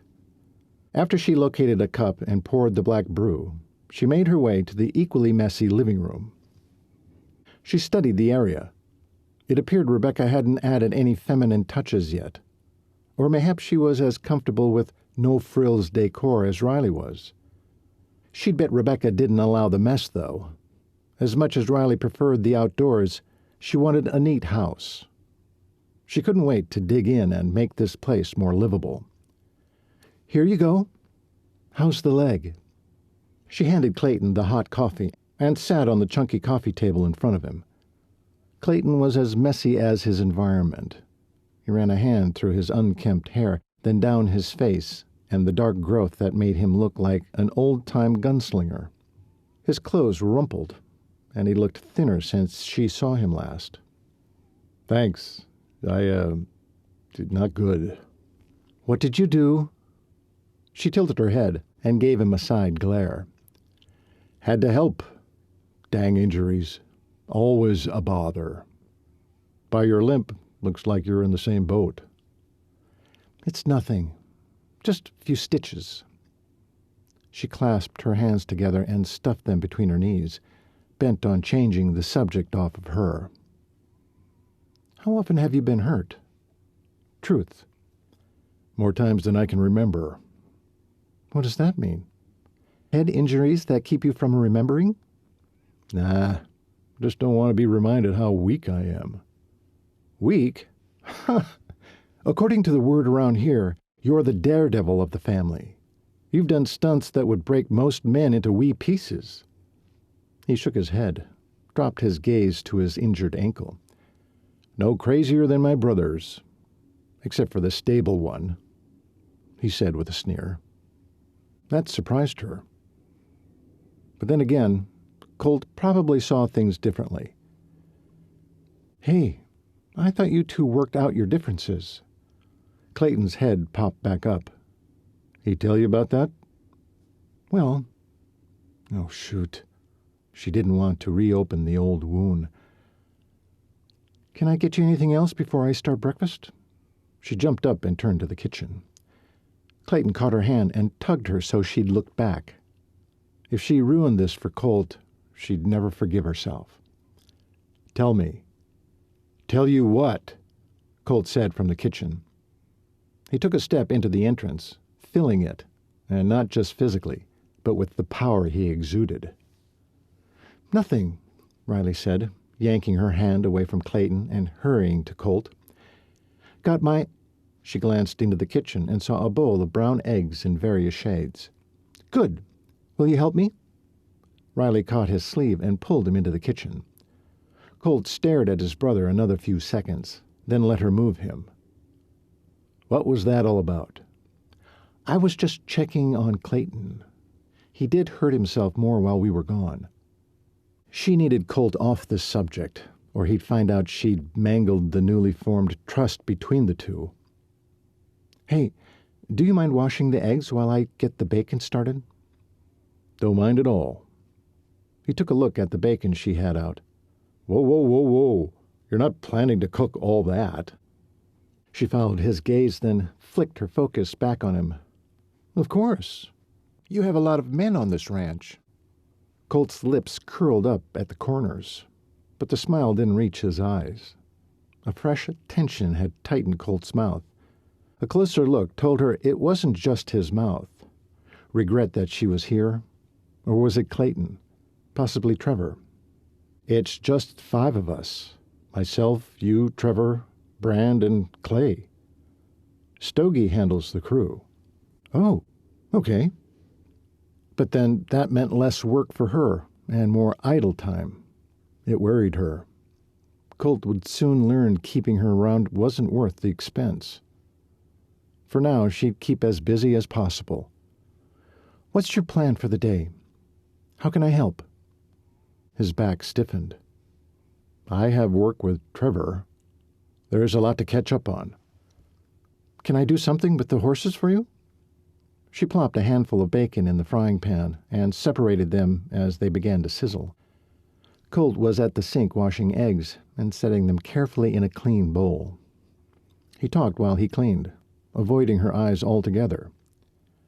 Do you think you could busy yourself in the house for a few days? Trevor's not happy I've been absent, so I need to smooth some feathers. Put in long hours for a while. For how long? It seemed Trevor had buckled Colt into a straitjacket once more. Who knew how long before he'd be free enough to do what he wanted to do? Nothing for it but first things first. She pledged to do all she could to help Colt, even when it meant staying out of his way. I'm pretty good at ranch work, Colt. Are you sure you don't want my help? He'd grown quiet. She glanced over her shoulder. Their eyes locked, and he saw a determination there. You're still healing. Want to be in the same boat as Clay? Besides, the kind of work needs done right now is brute force work. I'll not treat you like your dad has, Spitfire, no matter how capable you are. Her heart melted at his words, at the fierce protective look on his kind face. Everything feminine within her stood up and took notice. Even annoying female tears filled her eyes. She turned back to the bacon and blinked madly. His words had stoked warmth back into a cold and broken place deep inside her. Colt came up behind her, scooped aside stragglers of hair from her ponytail. She felt his warm breath against her neck just before soft lips slid along it. So tender the tears she'd valiantly fought back nearly gave way. She became transfixed, almost forgetting to breathe, craving more of his touch. I'll get my brothers. As he spoke, his breath cooled the spot he'd just kissed. And be back to help. The swell in her chest continued to expand. She nodded, feeling the top of her head rub against his chin. His one last breathy kiss into her hair left her heart twirling. Colt departed. Riley fumbled the egg bowl briefly, then pressed her hands against the kitchen counter for balance. And from one moment to the next, just like that, she realized she had no idea who she was anymore.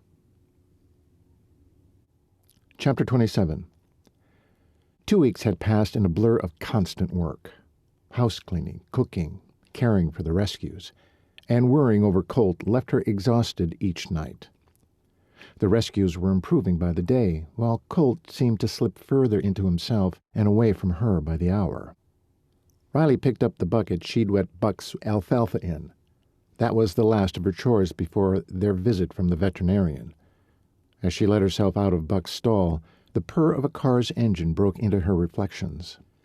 She strode to the barn door and took one look at the vehicle coming to a stop in front of her and nodded in agreement with herself.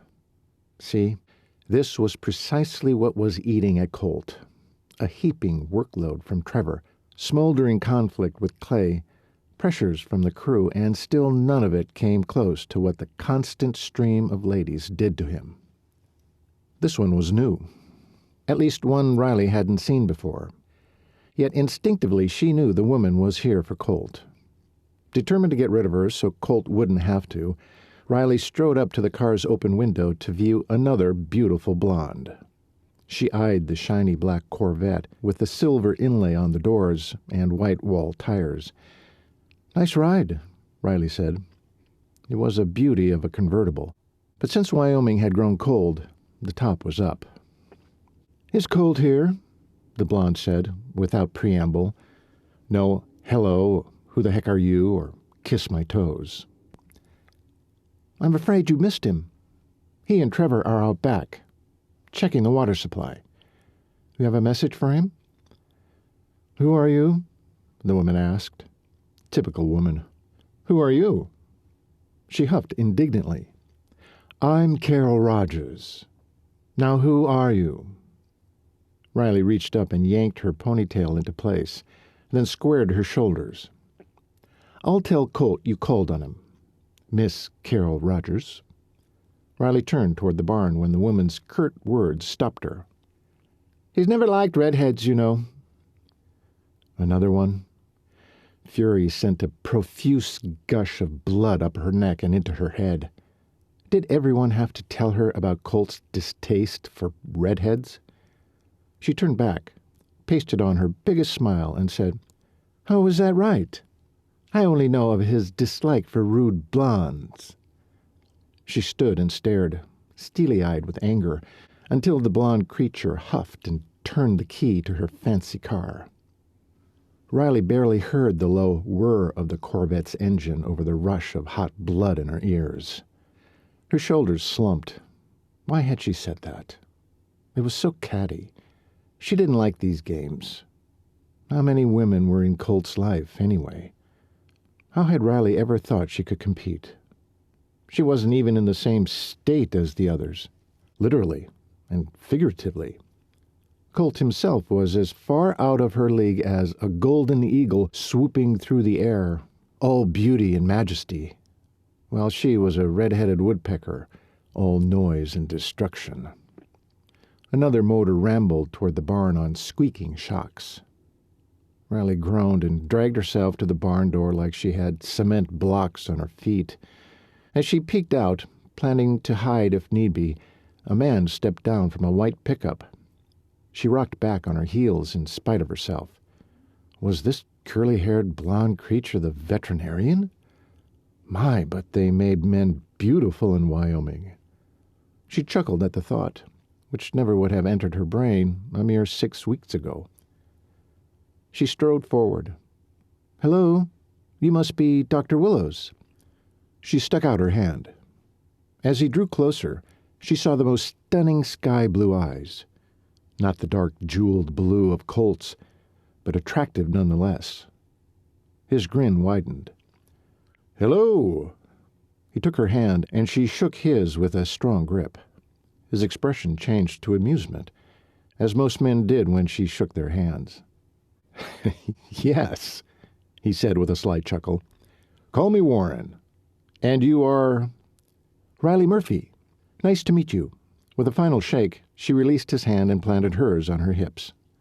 "Pleasure. You're here to check on our Meg, aren't you?" Stunned by her own confession of our in that sentence, she jerked her eyes to his to watch for a reaction. He gave none. "And the rescue horses. Yes, ma'am." "Oh, no. Please, don't call me ma'am." She laughed. "I'll never know you're talking to me. Call me Riley." He allowed a laugh to float out, deep and throaty. She certainly liked that sound. It hurt her heart to think it, but if Colt, her star in the heavens, was unreachable, maybe she could settle for a mere mortal like this one. Wishing for Colt had proven to be a misuse of her time. Maybe his only role in her life was to remind her she was a woman, so she could one day have what she deep down wanted all along, a husband and children, even though she couldn't imagine it with anyone but him.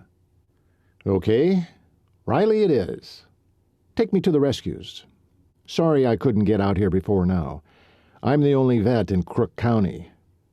Looking forward to Hunter finishing veterinary school so he can join me. He's Colt's younger brother." Riley smiled and nodded, then turned to lead him into the barn. "Colt said the mare wasn't mending well after that half-crazed stallion got to her," he said at her back. She spoke over her shoulder. "Aye. Colt said he'd been poisoned with loco weed. He was—" She stopped, turned to face him. "Brutal with Meg." The doctor nodded his understanding. Riley gestured the way, and Warren fell in beside her. "Meg was a fun-loving show-off before the mating. Now, Colt and I and Clayton are the only ones who can get near her." He jerked his head toward her, clearly surprised. "Clay is here?" His grin grew, and this time she saw attractive teeth. It was a striking smile, yet she noticed it didn't leave her breathless as Colt's did. "Aye, Clayton came to help train Meg after her, run-in with the stallion. His da figured he could help her heal and train her for barrel racing. That's what I do. Did." Her smile faltered, and she felt the deep confusion come over her. Would she ever barrel race again? Did she want to? She swallowed and continued. "I gather Clayton had a mare who'd endured something similar, and he's helping her to snap out of it. Still, something's not right, you know?" Warren nodded. "We'll look at her first." Riley took him to the rescues at the back of the barn, in the east corner. As they drew near Meg, Buck slowly raised his head and stepped back. But Pearl came forward. "Pearl's my horse. She's not a rescue, but she needs—" She stopped, swallowed, reminded her of her own guilt. Should she mention her psychological issues? Mayhap he could help her with that, too. During nationals, she slipped and rammed her shoulder into the third barrel. She'd done it once before, which is why I came to Wyoming, to find another horse. I've been analyzing the problem, and I think she leans too hard as she rounds the barrels. She'd always been a pleaser, trying hard to do what I need her to do. Poor thing, I don't want her to get hurt again, so I think I'm going to retire her." "Hold on. Let me have a look before you make any decisions." He stuck his hand out and let Pearl sniff before patting her on the neck. She seemed happy for the contact. "I can tell you already, she's not distressed. I'm a stranger, and she's doing fine with me." He set down his black medical bag and let himself into the stall. Pearl backed out of his way, but otherwise seemed comfortable with him. He gave her a full examination and ended up palpitating her shoulder. She flinched once, but mostly leaned against him. "She's an affectionate one." He gave her a little shove and chuckled. "Yep, she's a love." The doctor grinned. "She's doing fine. The shoulder is healing nicely. Let's take a look at the stallion. He might be a bigger challenge." "His name's Buck." Dr. Willows smiled.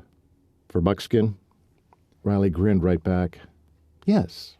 You're the first one who's figured that out. The rest are dense as heck." He threw his head back and laughed outright, bathing the air in a deep, heady sound. "Ha ha ha ha! Sometimes." The doc closed Pearl's gate and took the few steps to the next stall. He followed the same routine, sticking his hand out first. The stallion's ears flicked back, but the longer the vet stayed in one spot, the more the horse seemed to run out of strength, or will, and let him get closer. His ears drooped. "He's depressed, that's for sure. We'll keep talking so he hears your voice along with mine. Tell me what you've been doing since rescuing him." He slowly opened the stall gate and squeezed inside. Riley saw a flash of fear in the stallion's eyes, but it was gone just as quickly. "Easy, boy," she said, slowly reaching out to calm him with her favorite rub of his muzzle. He stepped closer to her and shifted to the side away from the vet. "We started with small amounts of water and alfalfa. Isn't that right, Buck?" "He's my boy," she said in the voice she used on animals and small children. The first few days, we gave it to him 5 times a day. He only accepted hand-feeding then. He's better at eating on his own now, but still not enough for a horse his size. Buck finally let the doctor touch his shoulder. Warren ran his hand up and over Buck's withers. Yeah, he looks pretty lean still. It'll take time. You're doing the right things. Not too much alfalfa at the time. We don't want to risk colic. Has he wanted to lie down a lot? He did at first. We kept him on his feet, though. He's done pretty well with that. The hardest part has been the water. He didn't want to drink. I coaxed him in all kinds of ways. Finally, he got so he liked to dip the food in water while eating it. So we let him. His water gets pretty messy, but I change it several times a day. At least he finally drinks that way. The good doctor stopped what he was doing and straightened. He stared at her with a look of respect in his eyes. She guessed he approved. Good job. You're very good with horses, Riley. Ever thought about becoming a veterinarian for large animals? There's plenty of work. She raised her brows in disbelief. Most men would balk at a woman veterinarian, though times were changing. I've been so busy traveling the rodeo circuit, I've never given my future much thought past barrel racing. Until now. I do love taking care of the rescues. I found it's a passion of mine. Who knew? She laughed lightly so as not to scare Buck. Well, you should. Warren turned back to his task. Once done, he let himself out of the stall and stood to face her. We'll get the farrier out here for those hooves. I'll meet him here to float Buck's teeth while he's sedated. In the meantime, keep doing what you're doing. Increase the alfalfa as he'll let you. And water. You've done fine. After the farrier visit, I'll come back and check him in a few weeks. See if he's gaining weight. Sounds good? Thank you, Doctor. He bent over and retrieved his bag. Let's go see the mare. Riley took Warren to the most remote stall, where Meg could be as far away from the other horses as barn space allowed. Here she is. The doc nodded, then took a few minutes looking her over first. She's a beautiful chestnut. His gaze left the mare for Riley and raked over her hair. Perfect match. You'd make quite a picture together in the arena. Riley felt the heat of her blush clear to the roots of her hair. Thank you.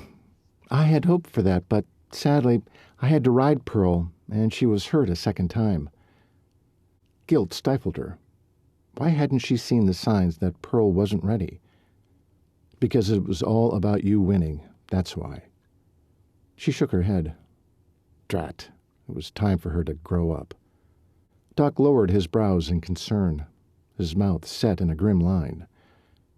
He studied her until she wanted to squirm under his scrutiny. I can see the guilt written all over you. Horses are unpredictable, like any animal, Riley. It's not your fault that Meg is having trouble, or that Pearl got hurt. That's sweet of you, but it is my fault. If not for me, Meg wouldn't have been in the corral. And it was my job to notice Pearl wasn't ready after the first fall. I was after winning. Neglecting my horse was foolish and irresponsible. I'll never do that again. His smile returned. I'm glad to hear it. See, we hadn't disagreed, so it was confirmation that she'd been careless. Maybe it was time to put away her barrel racing saddle and give back. Chirp was a perfect way to do that. Do you want to go in and check her now, Doctor? He tilted his head, twisted his mouth in disapproval. Warren. And yes, I'd like a closer look. I'll go in first, warm her up. Riley opened Meg's gate and inched into her stall. The mare backed a step, but then stopped when she got a good whiff of her. She instantly reached out her nose and nuzzled Riley's chest. Hello, girl. How you doing today? Riley rubbed all over her face. I see what you mean about her being okay with you. Let's see if she'll let me in. Dr. Willows, Warren, slipped inside the stall and stood so close to Riley she could feel the heat of his body behind her. He seemed a wee bit close, but she guessed it was a trick to get Meg to accept him, too. "Easy, girl," Warren spoke over Riley's head, ruffling her hair with his warm breath. "What's going on here?" Colt's gruff voice came from the barn door. Riley tried to keep from reacting so as not to disturb Meg. But come on. Colt's irritation was apparent, and that annoyed her. He had to know why the doctor was here, and why he was standing so close. No one spoke until Colt was upon them. When his stomping stopped, she turned her head slowly toward him. "As you can see," she said in a steady, quiet voice, "Warren is trying to get Meg to warm up to him." Obviously, she wanted to say, but held her tongue. "Warren, is it? Standing a bit close, aren't you? Warren?" Whoa, that was rude. "He's—" Warren put a hand on her shoulder, ceasing her words. "It's okay, Riley. I'd say we've riled the Cooper stallion." Then he chuckled. "What is that supposed to mean?" Colt said, causing Meg to jump and scuttle backward. Both Riley and the doctor twisted their heads toward Colt, her ponytail catching on the doctor's chin as she turned. She couldn't see Warren's expression, but hers was a nasty glare leveled at Colt. Colt didn't see it. His gaze had caught on her ponytail grazing Warren's chin, and then raced to her eyes. Those penetrating sapphires stabbed into her. That was fierce jealousy she saw there. There weren't many expressions she understood on men, but she'd seen that look plenty of times during rodeo events. Envy, jealousy, covetousness, longing, the same base emotion she'd experienced herself many times during competitions. All at once power filled her veins. What a rush. Now she understood why women tried to make men jealous, especially since Colt had begun to treat her like one of the guys. And that was intolerable. He knew she'd left home to get away from that kind of attitude. She sure as heck wasn't going to take that kind of treatment from the man she loved. Loved. How she even understood that emotion was beyond her. But she did. She didn't just love Colt. She adored him, admired him, dreamt of him, craved him, wanted him more than her next breath. So if she had any hope of making him hers, she had to look and act like the woman God had created her to be. God? Gack. But Colt was changing her. Except lately, he'd been ignoring her. Warren started in. "Look, Colt, I'm not trying to—" Riley twisted to face Warren, effectively startling him into silence. He sucked in a breath and looked down into her upturned face. To say he was shocked was an understatement. That didn't stop her. It was time Colt stopped treating her like he had for the last 2 weeks. Maybe poor, unsuspecting Warren could help. With her hands on Warren's chest, she turned to face toward Colt. "Warren here has been very helpful." Crumb, she was terrible at this. "He has to get Meg to trust him," she said, bringing her gaze back to Warren's face and smiling. "Isn't that right, Warren?" The doctor's sandy brows rose ever so slightly as he subtly read the intentions in her eyes. A slow grin spread across his face. He was a smart one. He got what she was trying to do. Or was he flirting back for real? Panic jolted her. She took a step back to put an end to the game, only to have Warren slip his arm around her shoulders and turn them toward Colt. "Okay, enough of this," Colt said, moving to enter the stall with them. Riley chanced a glance at Colt and saw him fuming, a muscle twitching in his jaw. Well, how about that? She'd done it. He was jealous. She wanted to shout for joy.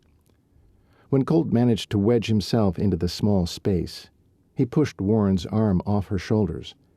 "Don't you think it's time to check the horse, Doctor?"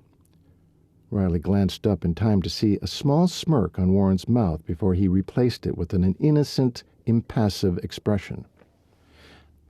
So, he was playing along with her. The question crossed her mind. Why would he side with her against his longtime friend? "Sure enough, it's why I'm here," Warren said, all amusement gone.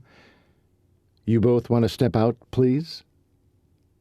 "Oh," she said. Colt grasped her hand and pulled her from the stall. Once on the other side of the gate, rather than release her, Colt's big hand wrapped more tightly around hers. She didn't dare speak or move, in case any interruption would remind him he was still holding onto her. But when she started to feel dizzy, and her fingertips tingled, she realized she'd stopped breathing. Slowly she inhaled, then again, until her regular breathing returned, though her heart was still beating too hard. They stood that way, watching the doctor check Meg from her eyes to her tail. The mare was surprisingly still, even when Warren stood at her backside and wrapped her tail with something that looked like an ace bandage. "Tie her into the corner, Colt, nice and snug. Then hand me my bag." Colt let loose of Riley to do the doctor's bidding, while Riley retrieved his medical bag for him. She started to hand it to him, but he stopped her. "Open it and hand me the rubber glove and the jar of Vaseline." Riley did as he asked, concerned about what Warren was checking for. The long rubber glove reached his shoulder. She watched him smear it with Vaseline. Meg fidgeted, but did not spook as Warren returned to her back end and pushed his gloved hand slowly into her rectum. He pulled out a fistful of stool and dropped it behind him, then returned for another. Once he'd cleared the channel, he took a wee bit longer feeling around. Interesting what a veterinarian had to do to check animals. But Riley was curious why he was checking her rectum. Was he concerned she had a blockage or some other intestinal problem? It would certainly explain her sullen moods these days. Before long, the doctor backed up, pulling his arm out. Moving toward her and Colt while tugging off the glove, he let himself out of the stall and looked from one to the other and back again. "How long ago did the stallion cover her?" Riley blinked. A quick glance at Colt told her he was just as stunned. What was Warren suggesting? "About 6 weeks ago, wasn't it?" she asked Colt. He looked down at her, his brows in a confused frown. Their hands had found each other and reclasped as if to draw courage from one another. They squeezed in tandem. 7, maybe?" Colt said. They both stared back at Warren. "What are you saying?" Colt said. "Meg is pregnant." He waited to let the news sink in, but must have seen their bewilderment, so he went on. "Gestation is 11 to 12 months, so likely sometime in September of next year you'll have a new foal." He grinned then. "Guess your stallion's dose of loco weed didn't render him sterile after all. Congratulations, Colt." Riley swung her gaze to Colt, and he did the same with her. They gaped in shock at first, but soon Colt's lips slid into an enormous smile, one that nearly knocked her socks off. She returned his smile, then squealed and leaped into his arms. Her arms and legs wrapped around his solid body as he caught her to him. It felt as if it was she and Colt getting news of their own first child. She leaned back from his neck and grinned into his face. He looked dazed. Thinking he was enjoying her exuberance, Riley bent forward and pressed her lips to his. Under her lips, she felt Colt stiffen. Then still. What is going on? She leaned back and looked into his crystal blue eyes. They were a shade darker than usual and completely closed off to her. It was rejection, pure and simple. Tears stung the back of her eyes. His stern face said it all. "I don't want you in my arms, freckled redhead. I don't want to kiss you. I don't want to rejoice with you." While she watched in stunned silence, the muscles around Colt's mouth went slack, causing his mouth to part. His eyes began to soften in apology as he exhaled. She knew that sound. It meant bad news was coming next. "No, Colt, don't shred me." Instead of letting him speak, she loosened her legs and arms and tried to escape. Colt clearly thought she was falling and caught her back to him. Their eyes met, and she blinked back tears of humiliation. It was the hardest thing she'd ever done, but she kept her focus on him and calmly said, "Let me go." Hearing those words aloud made her realize they came straight from her heart and meant more than they seemed. Her heart howled in agony as it tore in two. Finally, he opened his mouth to speak, but changed his mind and lowered her to the ground. No reaction, no sound, just release. That's all she needed to know. When her feet touched down, she turned, stumbled once in her haste, then dashed out the barn door. "Riley!" he hollered after her, but it was too late. His hesitancy had spoken volumes. She raced until she reached the apartment's outer door. She shoved it hard to one side, hurried in, then slid it back in place. She flattened back against the door to catch her breath and steadied herself. As soon as her legs regained their strength, she ran for the bedroom and catapulted herself face down onto the quilt. She squeezed her eyes so tight she saw stars, until her tears pushed through the lids anyway. As her body crumpled in on itself, her heart beat erratically until it seemed to slow to a stop. This was the end. How would she survive it? "Riley!" Colt hollered again as he started after her. "Don't," Warren said, catching him by the bicep. Colt threw Warren's hand off. "I don't know what I did, but I have to fix it." "You don't know what you did?" Warren scoffed. "You embarrassed her. Can't you see that?" Colt couldn't remember their veterinarian ever using such a tone with him. Sure, Warren was a friend, too, but this... Colt got along with everyone. Warren no exception. He inclined his head, let Warren see his look of disapproval. "Listen, Colt. You're used to Crook County women tracking you down, clamoring all over you, and your reaction is pretty nearly the same every time." "What reaction?" "You get cool toward them. It's your defense. I get it.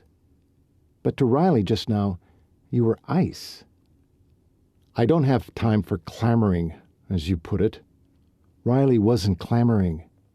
You've become so out of touch with the real world that you don't even see there are different kinds of women. He waited, let that sink in as Warren was prone to do. Riley was rejoicing with you.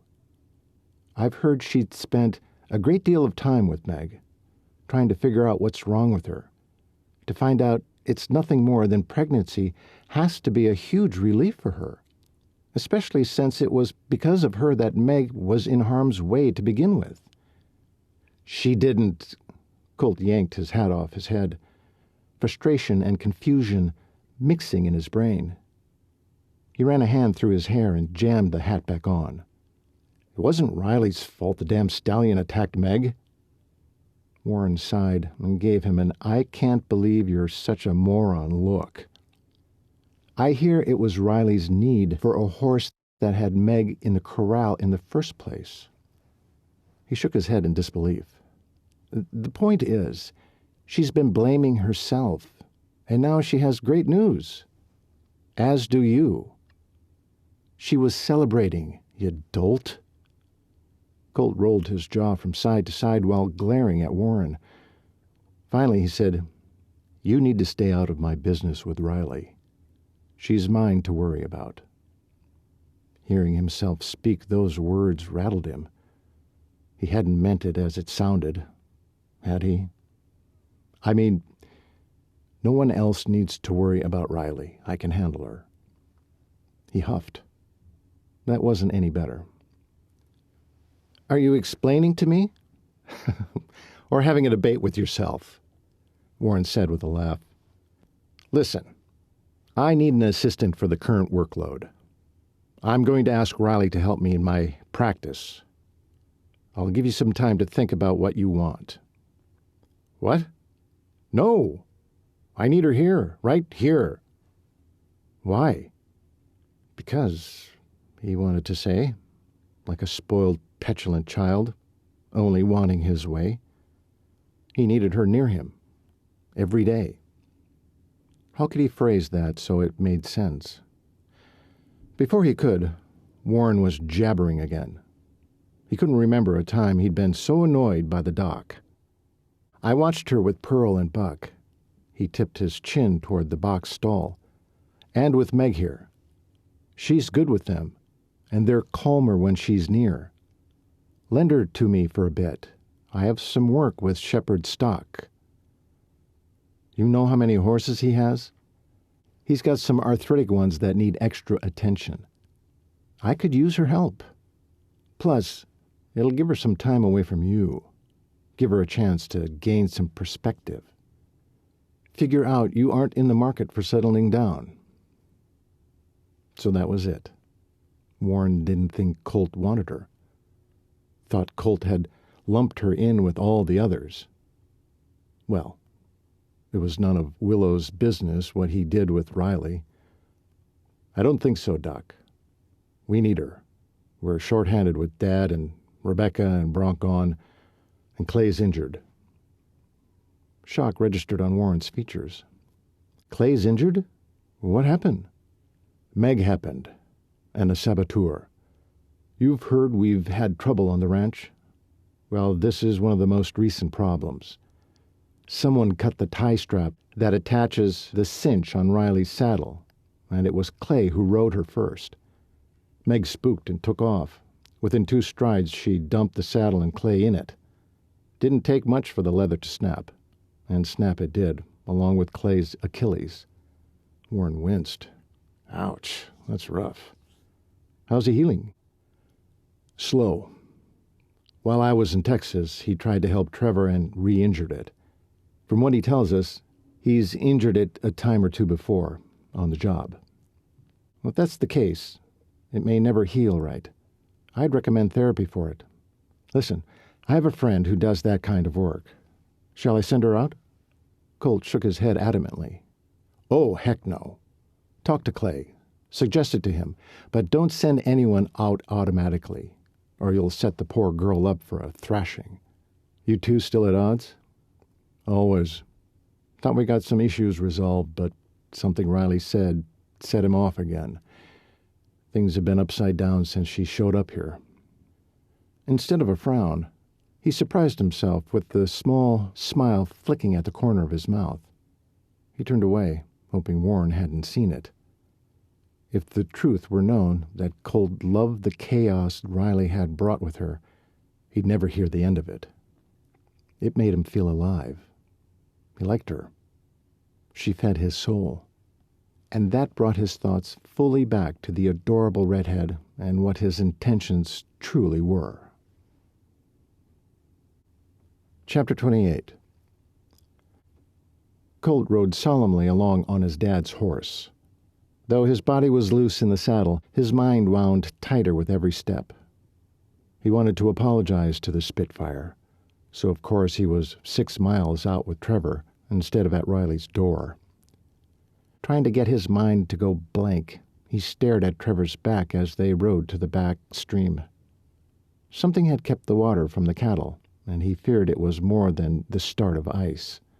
He tugged his sheepskin collar higher up on his neck, the biting wind making his eyes water and nose drip. There'd been a time when Colt hadn't been bothered by mindless ranch duties. Now he felt split in 2, strangled by the hold this place had on him, and harried by his uncertainty over Riley. One thing was certain. This self-inflicted avoidance was only hurting him. He needed to make up his danged mind about her. Men decided what to do, then did it. None of this wishy-washy attitude that was currently making him want to slit his own throat. Time to get on with it. Talk to her. Decide once and for all what to do about her. At least he'd made one decision. He wasn't going to let the good doctor shower attention on Riley again. That was for sure and for certain. Colt trotted up next to Trevor, adjusting his hat down so as not to catch the wind. "How long's the water stop flowing into the pond?" Trevor jerked his head toward Colt. 2 days. "How is it you don't know this?" "Been busy," Trev scoffed. "Pfft, is that what you call it?" Colt clamped down on his back teeth. He knew it was Riley who was changing him, making him wake up, see life in a new way. It wasn't in his nature to work endlessly as Trevor did. But Colt couldn't have Trevor's early grave on his conscience either. He had too much guilt already. Riley showed him life was worth living. The trick was figuring out how to break free and still be the kind of man he wanted to be. "Yeah, busy, like I said." Trev scowled at him, but then turned his head back to the trail in silence. For as long as he'd worked with his brother, they'd never followed a conversation to the end.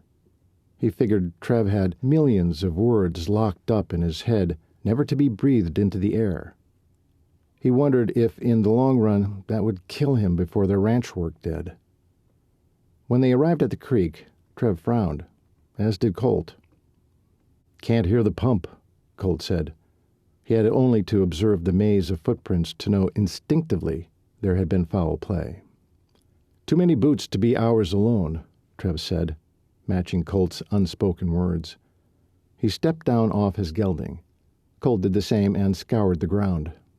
There'd been way more activity than usual around the diesel pump house, which, Colt now saw, had a gaping opening where the south wall had been. The pine studs and slats lay in one piece on the ground 8 feet away. Whoever did this was completely unconcerned about being found out. With a shake of his head, Trevor unlocked the pointless padlock and let himself in the door, where he planted one knee in the soft dirt next to the pump, checking it over. Colt had gone around the back to do the same. When they found nothing, they moved to the auxiliary diesel tank standing tall next to it. Trev removed the cap to the diesel, found the dowel, and stuck it. When he lifted the stick, they both groaned. No fuel. Colt went back around the tank while Trev searched the front, looking for a reason the diesel was gone. "Here," Colt said, running his hand over the hole at the bottom of the tank. His brother was now at his back as they both studied the damage. Trevor felt the hole with a fingertip. "Bullet?" Colt shook his head. "No, it wasn't all that did this. Must have drained the diesel into a can. Otherwise we'd smell it. Guess we got our answer then. Saboteurs and thieves." Trevor straightened and paced away from the tank. He threw off his hat. It bounced once and landed in the brush surrounding the wooden house, shocking Colt. Trevor never mistreated his hat, or his clothes, his boots, his saddle, his horse, nothing but himself. It had been a bad year. They were short-handed. Trev just might be at his end. Colt rose slowly to his feet.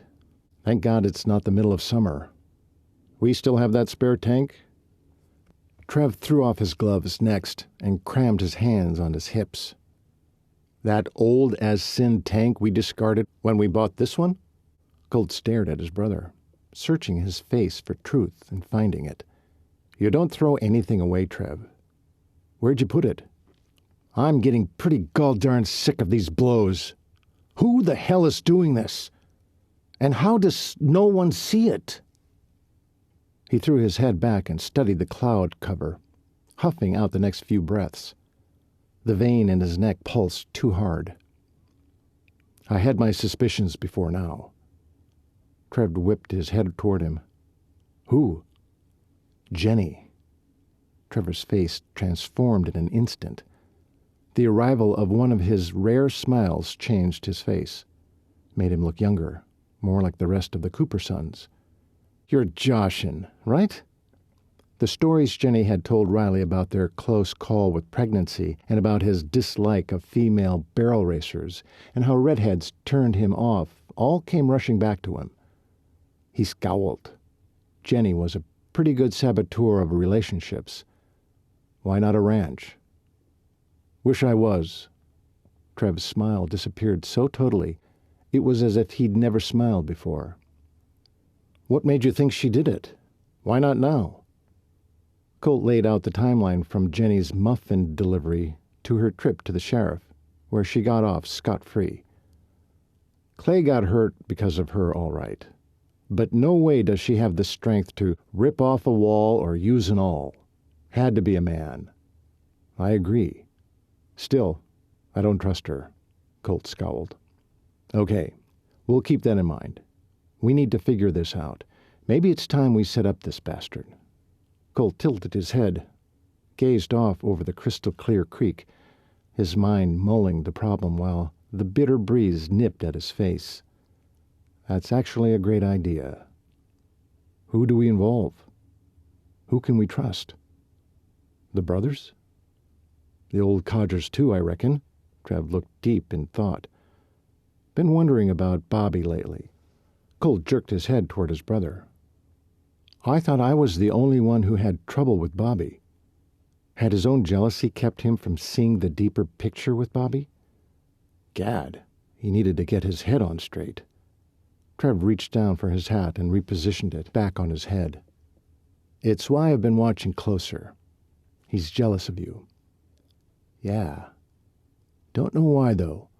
He does fine with the ladies. But the ladies seek you out. He has to go find his. Colt blew out a puff of air. So what?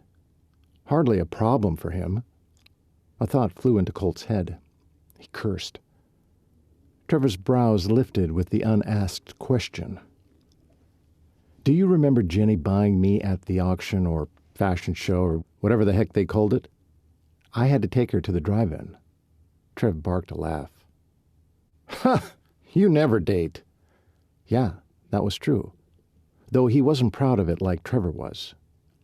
Bobby and some of the crew came with Riley that same night, parked right next to us. Trev's face showed no reaction, so he went on. I thought they'd come to give me a bad time. Maybe I was wrong. What if Bobby was really after a date with Riley? He took her to the concession stand to get eats, walked her to the restroom later. Was attentive, you know? Trev stared for several seconds before he finally spoke. Your point? Riley and I have gotten close. Did he now need to change that assessment to past tense? He ground his teeth at how careless he'd been with her. Close? Ah, crap. Why couldn't Trevor take anything said at face value? Now wasn't the time to try to explain his relationship with Riley. Didn't think he could anyway. You know, we work closely together with the rescues. Trevor turned away from Colt and fetched the horses. He handed him the reins to Trapper before sidling up to his own horse and mounting. Yep, another conversation unfinished. But when Trev stopped his gelding and looked down into Colt's eyes, he shocked him with a final question. You in love with her? Colt stared at Trev, his first reaction to give an emphatic no. The second, he'd never admit to his brother. Maybe. Probably, yes. If it was the latter, he'd never act on it. He was trapped on this cattle ranch, taking care of the crew, his dad, his brothers. Though he couldn't fathom life without the adorable redhead, what kind of a man would he be if he trapped her here with him? Wouldn't that be a punishment for her, too? Since when had he started thinking of this as punishment? Trev smiled that Cooper smile for the second time in less than an hour. Had to be a record. He turned his horse and gave him a kick in the side. The gelding took off across the pasture, heading in the direction of home. Colt mounted Trapper and slowly followed after Trev, allowing his mind to explore the possibility. How did he feel about fencing Riley in at the Bar 6? The answer better come soon, seeing as how he couldn't concentrate on anything else. Just when stopping the saboteur needed to be his priority, forcing his mind off his freckle-faced fixation and onto the problem at hand, Colt jabbed the gelding in the flank and took off for home. An hour later, as he rode toward the gate, he caught sight of Warren's truck backing away from the barn. Just before the doctor pulled away, Colt caught sight of the red ponytail in the passenger seat. No, no, no, no! With a leap off his horse, he ran to the gate and flung himself over. He landed and took off after the truck. "Wait!" he hollered at the retreating vehicle. "Warren! Riley!" Waving his hands over his head, he ran until his legs burned. Finally stopping in front of the house, he bent over, squeezing his knees and panting. "No," he whispered to the ground. Warren must have convinced Riley to be his assistant. How could she leave without giving him a chance to talk her out of it? A slap came to his back. "Looking for the redhead gal?" Stogie said. Colt turned his head to one side. "You talk to her, Stogue?" His voice sounded pinched, desperate. "You okay there, son?" Stogie grabbed him by the shoulder and hauled him upright. "Stand up straight, boy. What's wrong with you?" Willie, in his feeder hat and moth-eaten overcoat, came ambling up to them. "Leave the boy alone. Can't you see he's done smitten?" Willie's big paunch jiggled as he laughed. "Anybody worth their salt could see that, old man." "You're saying I'm not worth my salt? And who's the old man around here?" "You, that's who." Stogie poked a gnarled finger into Willie's chest. Colt watched as the two badgered each other. Their argument was almost calming, and a needed reminder that the Bar Six still had a lighter side, even with so much bleakness around. "Okay, enough you two. Got a question for you both." The two shut up and faced him like he'd flipped their power switch off, comical and familiar. Colt couldn't help but leak out a smile. Before he could get a word out, Stogie started in again. "She went with the doc. I heard him ask her if she'd work for him, as his helper." "Yeah," Willie said. "Irish flew out of the barn and got her stuff out of that there apartment place faster than a mink in heat." Colt's heart and stomach traded places. Did she want Warren? But he'd thought, "You embarrassed her. Can't you see that?" Warren's words came back to him, frank and honest. Colt had humiliated her, and he didn't know why he'd done it. The only thing he could figure was they were in public, and it had been out of habit. He pressed his lips together as his teeth clenched. Nah, that wasn't it. The truth was, he never let any of those women get close. Not even Jenny, when it came right down to it. But Riley was different. So, what could he do to fix this? Willie snapped his fingers, a sure sign he'd forgotten to tell him something. "She said to tell you she'd be back to help you with their rescues when Doc was done with her." Colt winced at the double meaning. Stogie flicked Willie's hat off his head. "Why in Hades didn't you say that afore, you old codger?" "Hey!" Willie barked back, then took the next several seconds trying to retrieve his hat from the ground. Colt was glad Stogie had reprimanded him. His first inclination had been to punch the old man, but he'd never do. "Criminy, Willie! Anything else?" He snatched Willie's hat off the ground and handed it to him. Willie took the proffered hat and scratched at his scalp, then smoothed the flag of gray hair back into place before placing his lid carefully over it. "Yup." "And that is," Colt said, losing patience. "Think, Willie." His eyes wandered off as he pondered.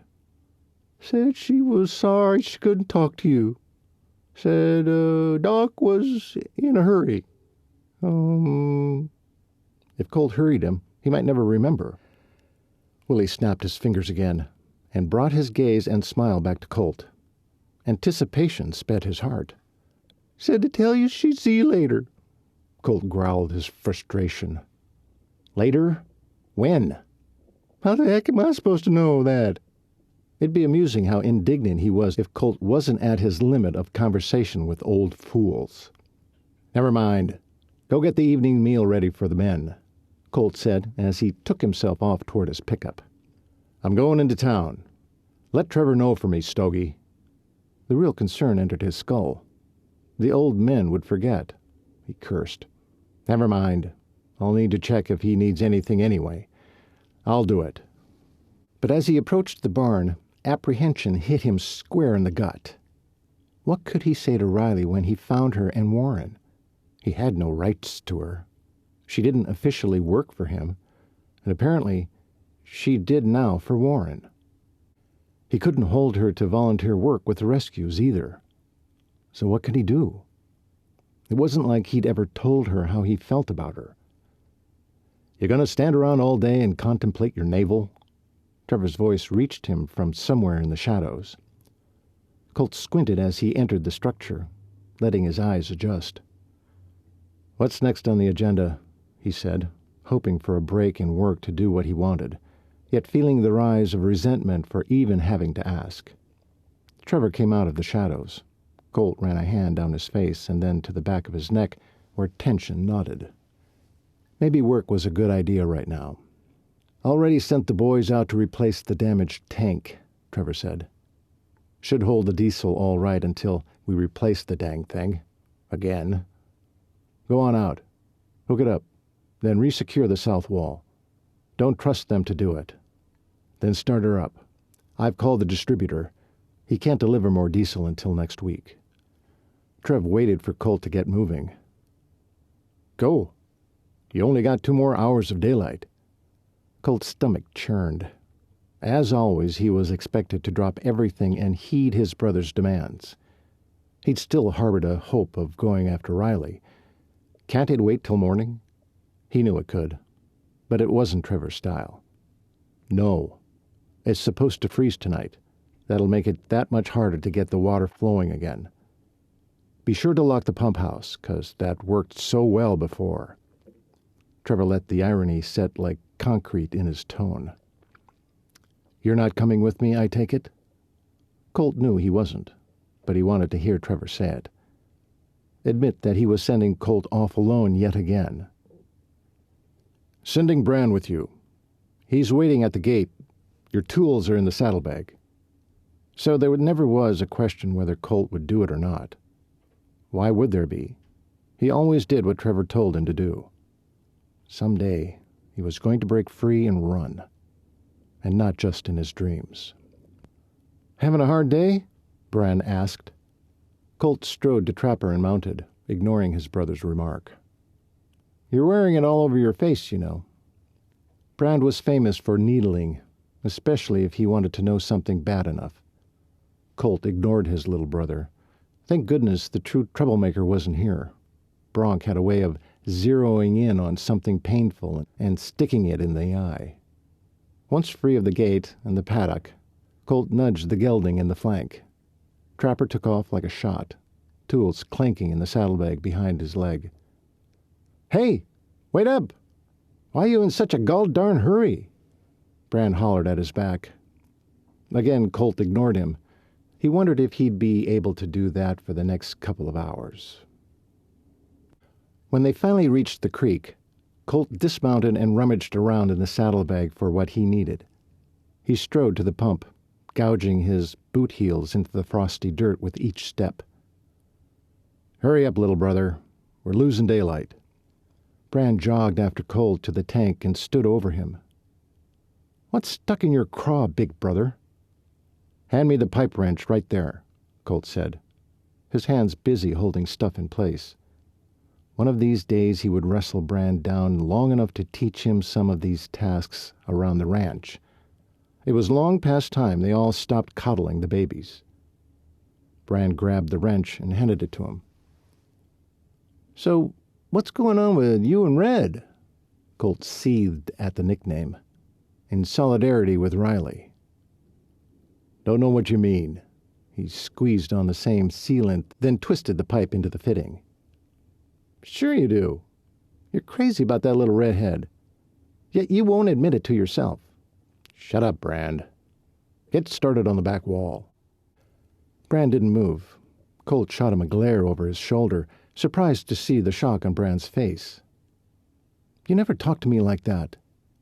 In all seriousness, what's going on? You can tell me."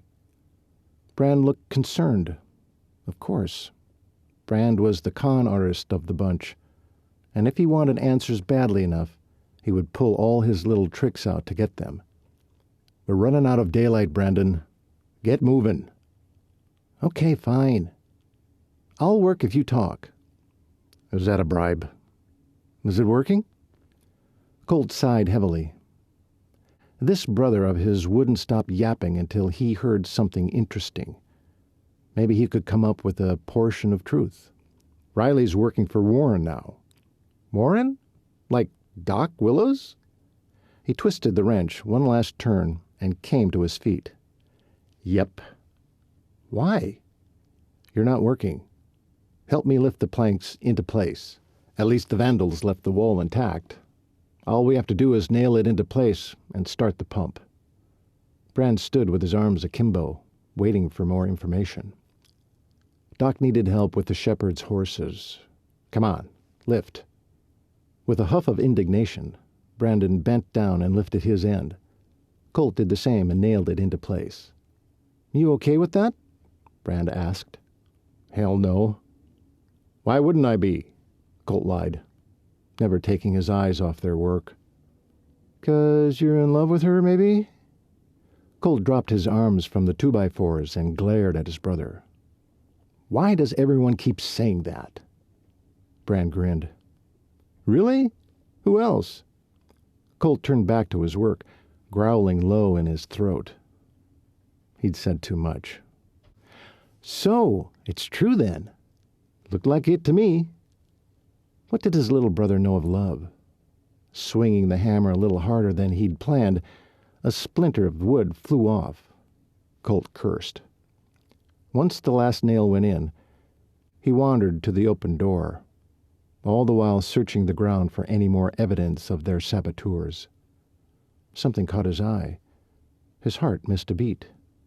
Reaching down, he rummaged through the weeds to the crushed red box. Pall Malls. He hated the repulsive cigarette habit, so even picking up the empty pack disgusted him. He stared at the box that was in too good of shape to have been there long and contemplated who smoked Pall Malls. "What'd you find?" Brand said, coming up behind him, peering over his shoulder at his find. Colt turned his head, and their eyes met.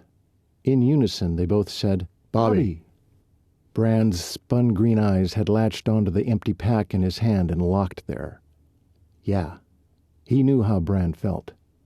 Crushing the pack a little more in his grip, he tramped over to his saddlebag and stuffed it inside, alongside the tools he used. In silent fury, he went back and primed the pump, then started it. They watched for a bit to make sure the water ran freely from creek to ditch, then locked the door. He mounted Trapper. "Let's go." It wasn't often Colt saw sternness on their charming brother's face. But as he watched Brand climb into the saddle, a silent rage made the twin look more like their eldest brother. Before they filled Trevor and Clay in on what they'd found, he almost considered warning Bobby before he found himself beaten by 8 Cooper fists, with the sheriff helpless to save him. Almost. Chapter 29. Riley dragged herself into the animal clinic and slogged to the nearest exam room. Plopping down on the chair, she winced when her bottom hit the cold metal, but stayed put. The white walls and pristine environment gave her a sense of rightness, but she shivered from weariness and the bleak sensation of seeing a world drained of color somehow. This thing with the veterinarian wasn't working out. She didn't just miss Colt. She ached for him, deep in her bones. Or was that just the bitter cold? Hers and Warren's 7th day together had been punishing. The 2 arthritic geldings had tied up most of their time. Warren's effort at re-educating the shepherds on how to care for their older animals was akin to banging his head against the wall. But he kept at it. But when Riley caught sight of a skin-and-bones mare in a far pasture, Warren switched gears altogether. Who accidentally left an animal acres away from the ranch hub for weeks on end? Who knew what kind of forage she could find this close to winter? What about water with no snow on the ground yet? He didn't swallow any excuse the old geezer made, and Riley was glad. She was still amazed she'd seen the roan in the distance. Was it coincidence? Providence? She no longer cared. Because at last she could see Colt again, now that they had the mare. Warren had the last say in that. And Shepard didn't argue. She'd heard Warren on the telephone with Colt the minute they'd returned, letting him know he needed to pick up his latest rescue. Her heart raced, and just as quickly filled with resentment, because he wouldn't be coming to rescue her. He was coming for the horse, but he was just as culpable of neglect as Shepard. Had she not been handed over from neglect too? He'd never once checked on her or requested her help with the rescues. He knew she had no way of getting back to the ranch without a vehicle. She would never have left her ride in Texas if she realized then how truly on her own she would be. Admittedly, she hoped Colt would have brought a ranch truck to her, if not to see her, then to at least take pity on her for being without transportation. But Colt never showed. Had she been so wrong to think he cared about her? "Riley?" Warren called from the hallway as he wandered closer to her hiding place. She wanted to tuck herself in a corner and not face Warren just yet. Emotions didn't usually plague her, but ever since she'd met Colt, it seemed the holes in her heart were filling with them. Knowing she had nowhere to go, she relented. "I'm in here." Warren tucked his head around the corner and smiled. The look warmed her some, but not like the thought of seeing Colt again. "You hiding from me?" She gave Warren a wan smile. "Just tired and looking for a place to sit and ponder." "Ponder?" He came through the doorway and half sat, half leaned on the exam table. One hand overlapped the other on his thigh. "Want to talk about it?" Did he substitute as the town's psychiatrist, too? About what? Didn't matter he was a doctor. He was a man also. A young, handsome man. "About what's troubling you?"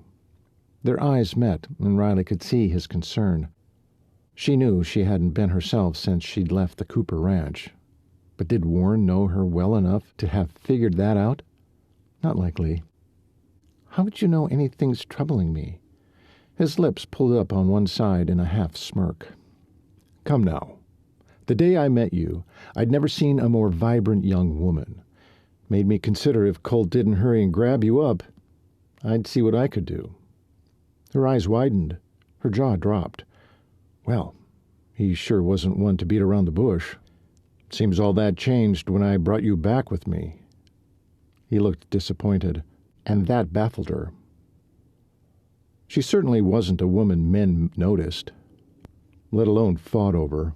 But then, Colt wasn't fighting over her, was he? Changed? Have I worn you out? Or is my assumption right and you're missing Colt? What could she say? The truth was, she pined for Colt like half of her was missing, but she couldn't tell Warren that. "I'm tired mostly, and cold. It's warmer this time of year where I'm from." She knew she sounded pathetic. Would he buy her tale? "The cold seeps into your bones in Wyoming. Come on, let's get you warmed up." He straightened and reached a hand out for her. What did he have in mind? She stood, not taking his proffered hand. The last thing she needed was to give the good doctor the wrong idea about their relationship. It was strictly professional, so that's all he'd get from her. "Where are we off to?" He dropped his hand, looking resigned at her final rebuff. "The waiting room. It's warmer there. Colt should be here any minute." As if their conversation had invited him in, the front door whooshed open and banged shut. "Warren?" Colt's voice resonated in her ears, relaxing her every tense muscle one by one. It was as if her body knew the sound of her soulmate and could finally rest. Warren noticed and sighed before heading out of the long hallway and disappearing around the corner to greet their visitor. She followed and heard the men's rumbling voice in conversation. Just as she rounded the same corner and her eyes landed on the magnificent rancher beside the doctor, it was as if she'd seen Colt for the first time. Wrapped in a heavy coat with a sheepskin collar, an old felt hat, and mud-spattered jeans, He made the air stutter in her lungs, and when his gaze left Warren for her breath ceased altogether. Had his eyes gotten bluer, his face more captivating, his draw more powerful in only a week? Her knees turned to jelly. Colt's eyes sharpened on hers. His uncanny way of reading her made Riley uncomfortable, yet thirsty for more. Was she giving away everything in just one look? Did he see it? Maybe not. His half-smile seemed as unsure as she felt. He pulled his shoulders back, his spine ramrod stiff. He opened his mouth to address her, and she couldn't wait to hear the perfect sound of his voice.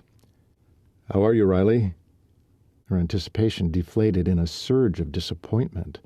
His words had been so cold, so proper. It wouldn't have surprised her if he'd called her Elizabeth. The air was so glacial, the greeting so rigid. Her heart sank. All she wanted to do was run to him and leap into open arms, when all he seemed capable of was a frosty hello. Well, she wouldn't match his heartbreaking reception. She couldn't do that to him. "It's good to see you, Colt." Okay, so maybe her voice had been a wee chilly. Her welcome so formal, she may as well have called him Mr. Cooper. Goodness, where did they go from here? Tears bit the back of her eyes. Her ache for this man was reaching epic proportions, and yet he stood stiff and unyielding. Her heart hurt. She rubbed her chest, trying to soothe the fragile organ. His thick brows rose up in the center.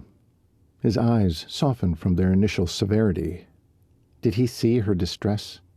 Did he care? And what of his thoughts about her? Did he want her? Did he love her? Was there a future in store for them? So many questions, yet not one of them could she ask.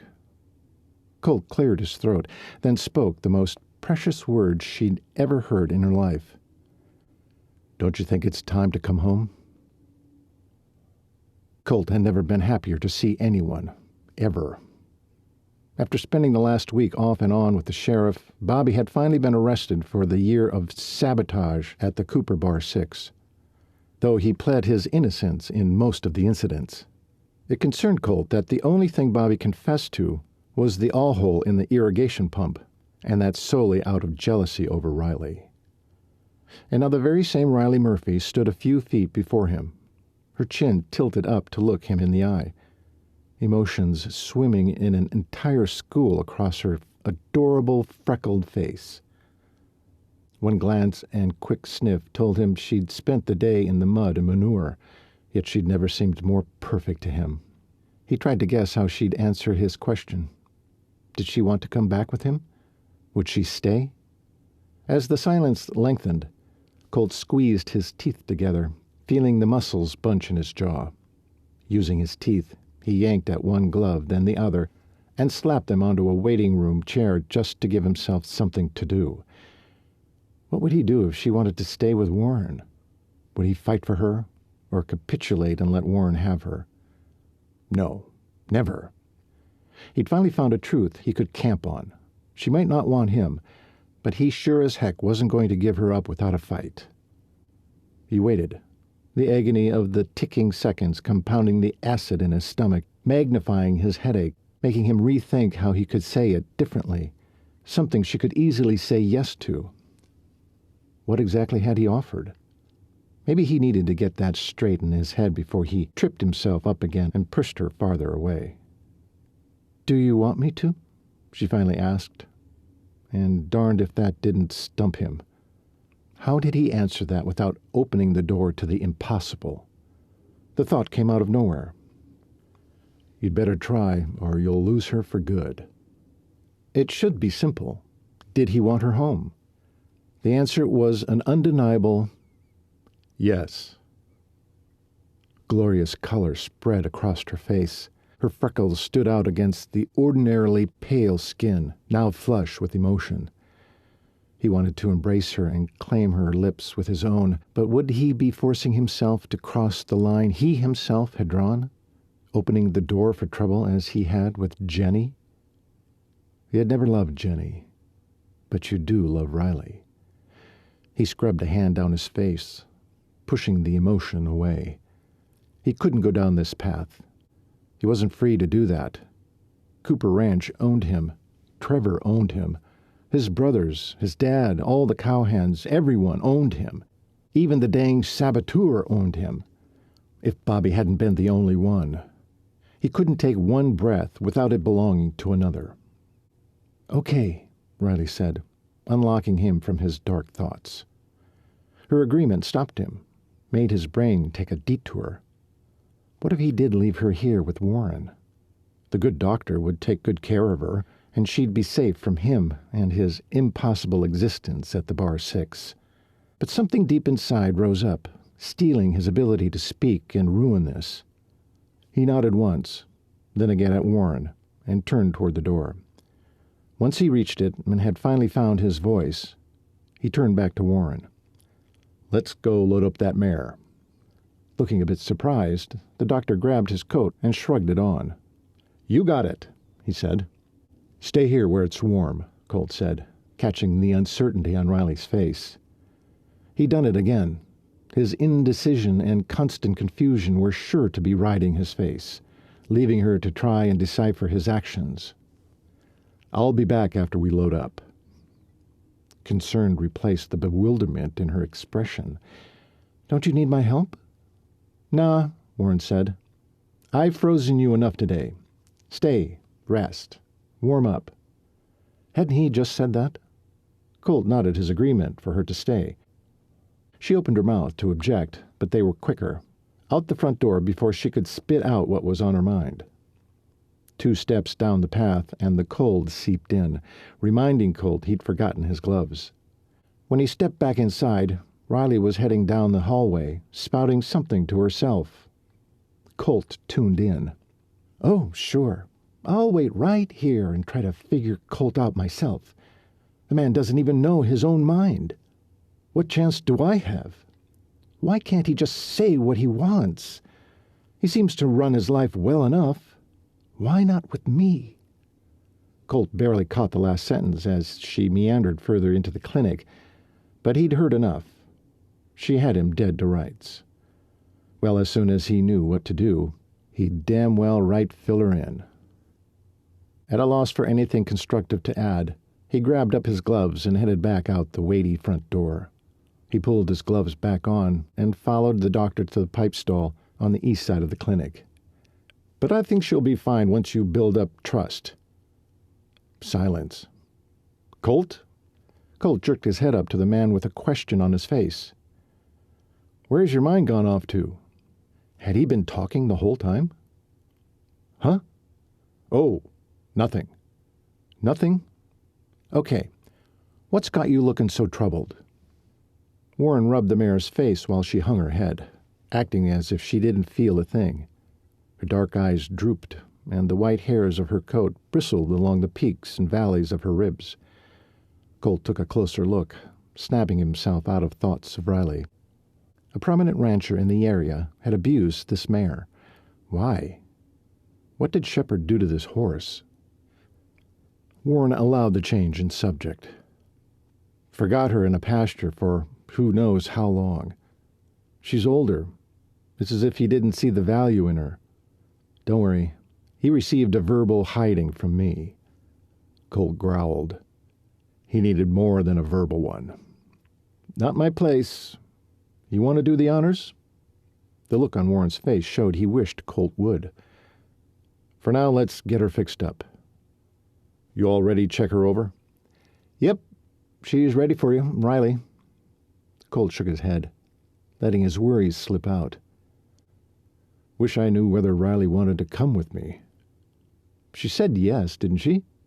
But if you don't want her, I'll keep her."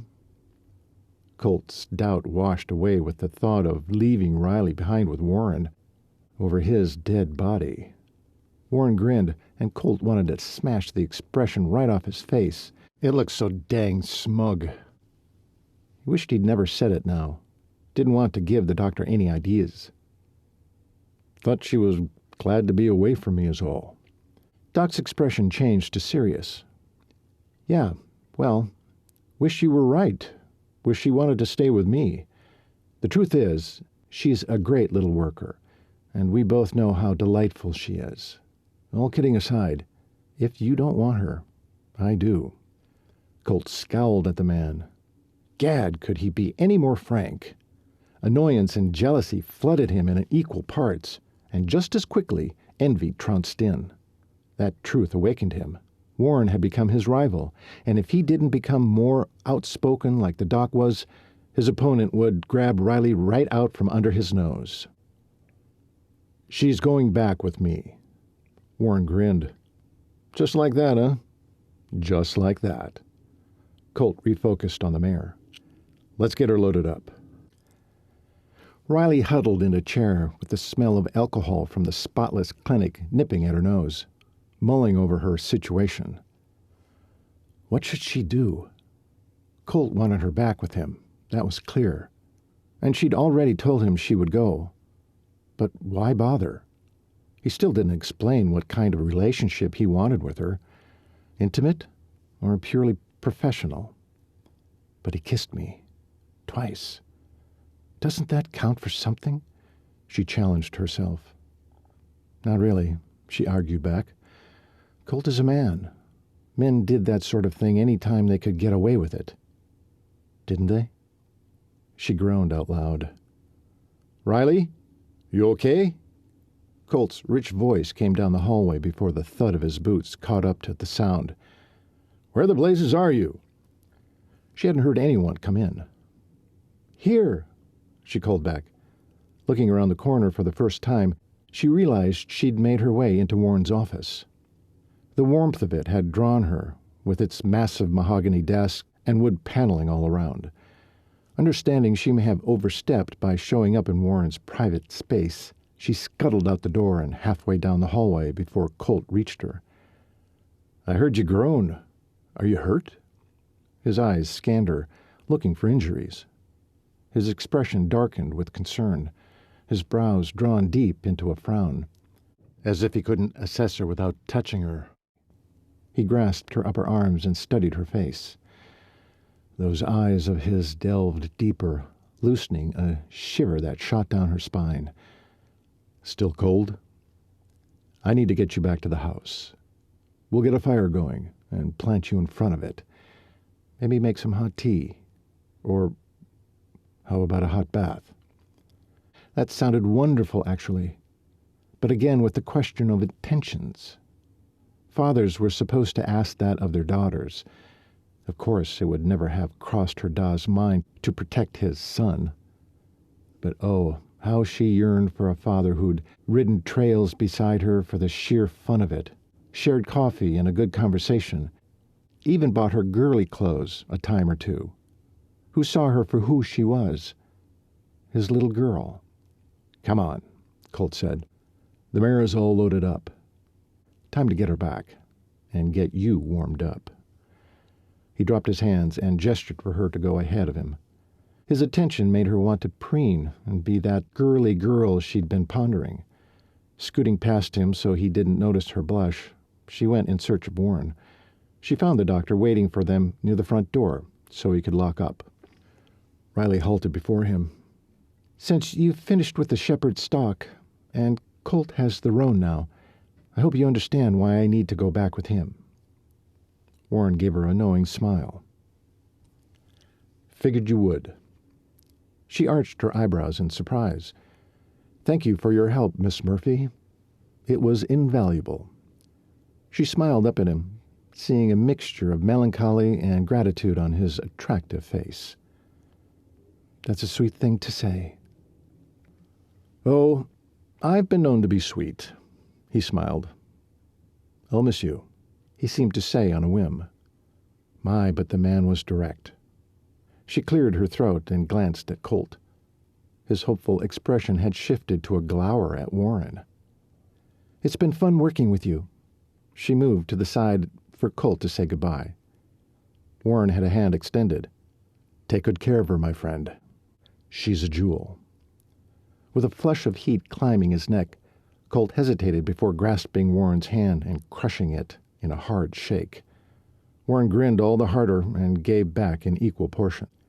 She knew why he'd made that comment. to make Colt face who Riley was to him. She didn't know if Warren's intervention was good or bad. All she knew was a patch of sweat broke out low on her back in spite of the winter cold. Chapter 30. The ride home was silent, Colt's brain spinning while his mouth was stuck in neutral. He wanted Riley at his side forever, but he didn't know how that looked. Not yet. "We're here," he said, stating the obvious.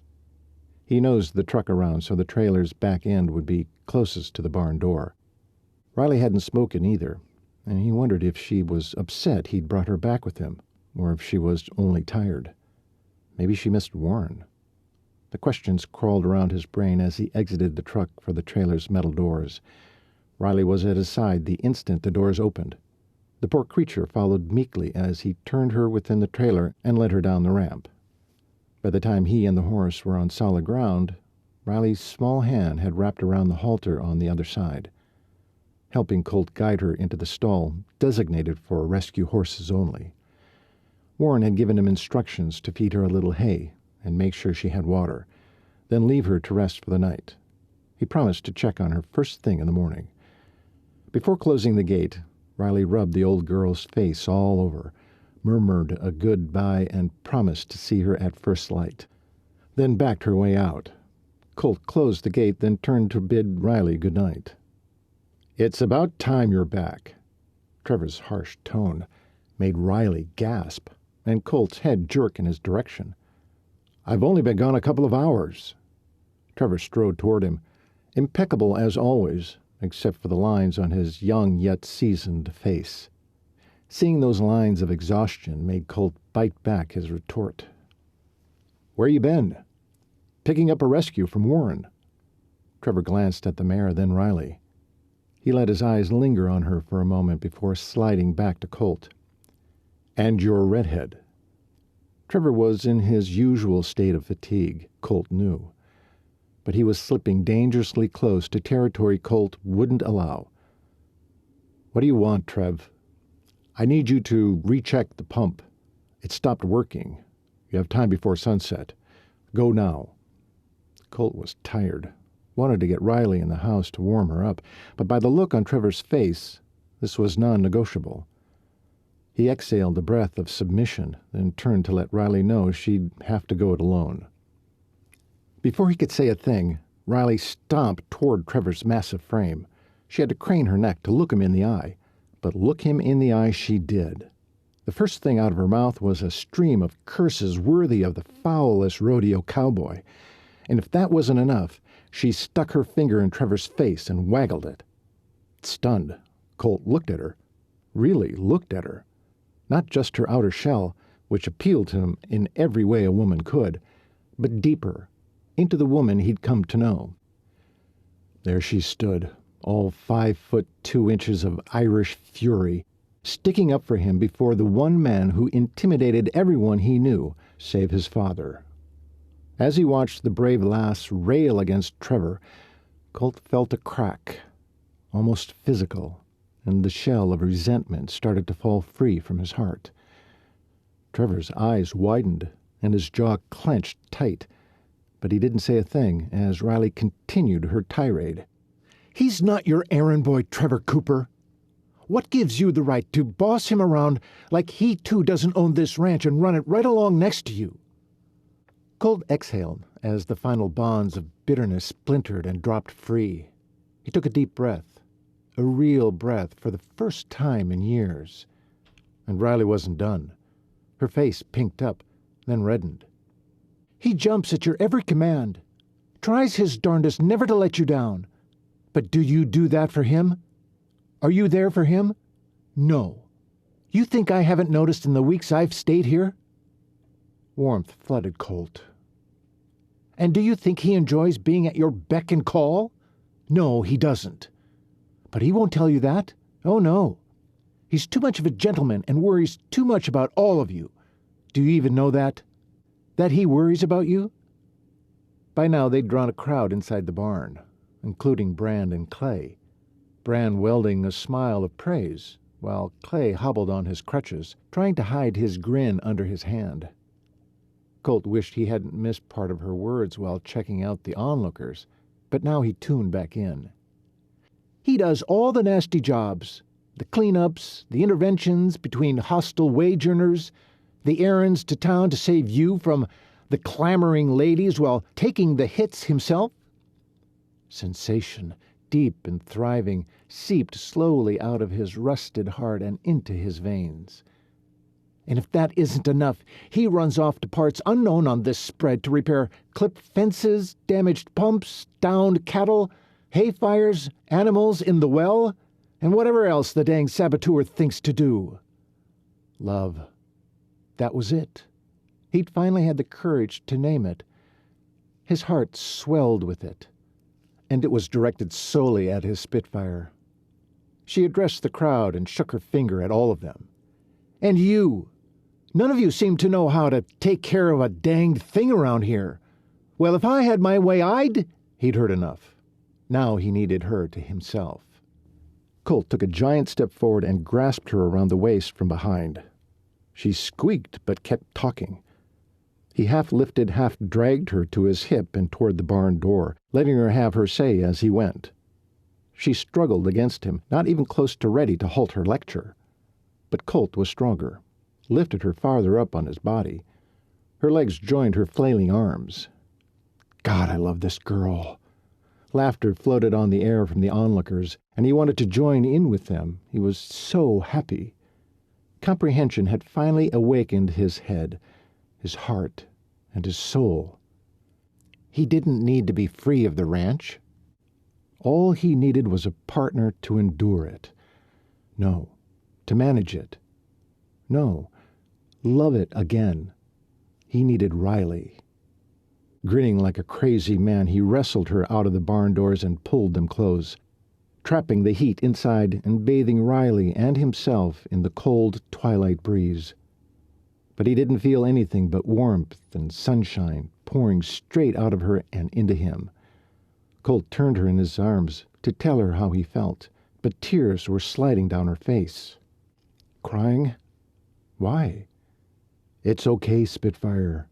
You did good. He wiped the tears away with his thumbs, then pulled her into a deep hug. He kissed the top of her head, then spoke into it. I'm so proud of you.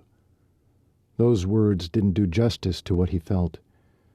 If only he had better ones, ones that made a lasting impression.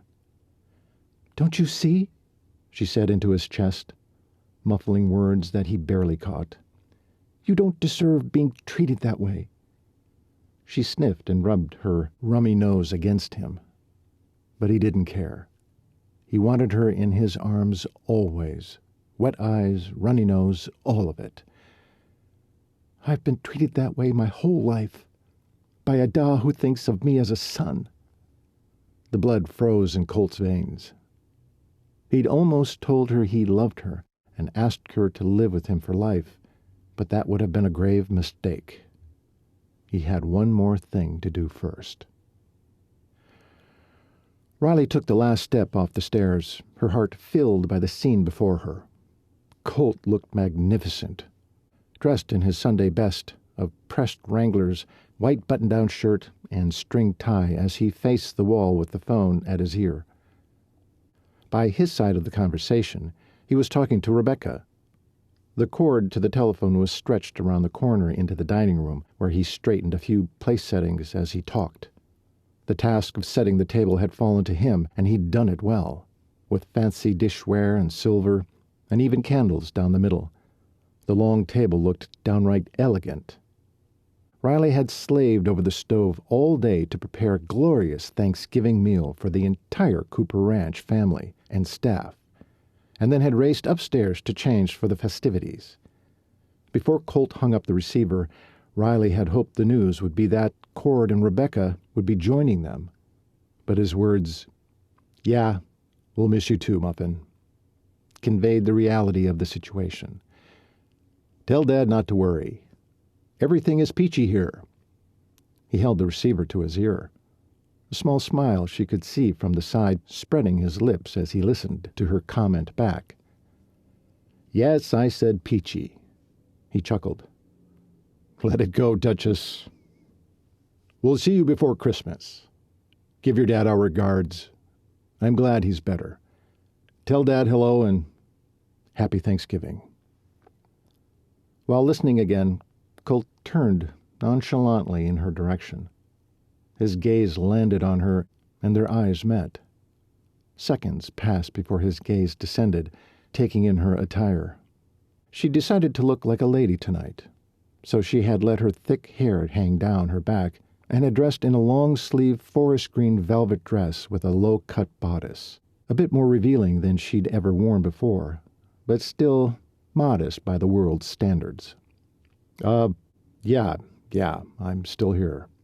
Colt turned his face away from her, trying his best to end the conversation without stuttering. She wanted to laugh out loud with the joy that brought. "Sure, I'll tell her." Silence. "Yeah, I'll tell them too. You have a good Thanksgiving.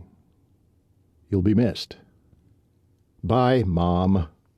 He laughed at something Rebecca said, then strode around the corner and hung up the phone.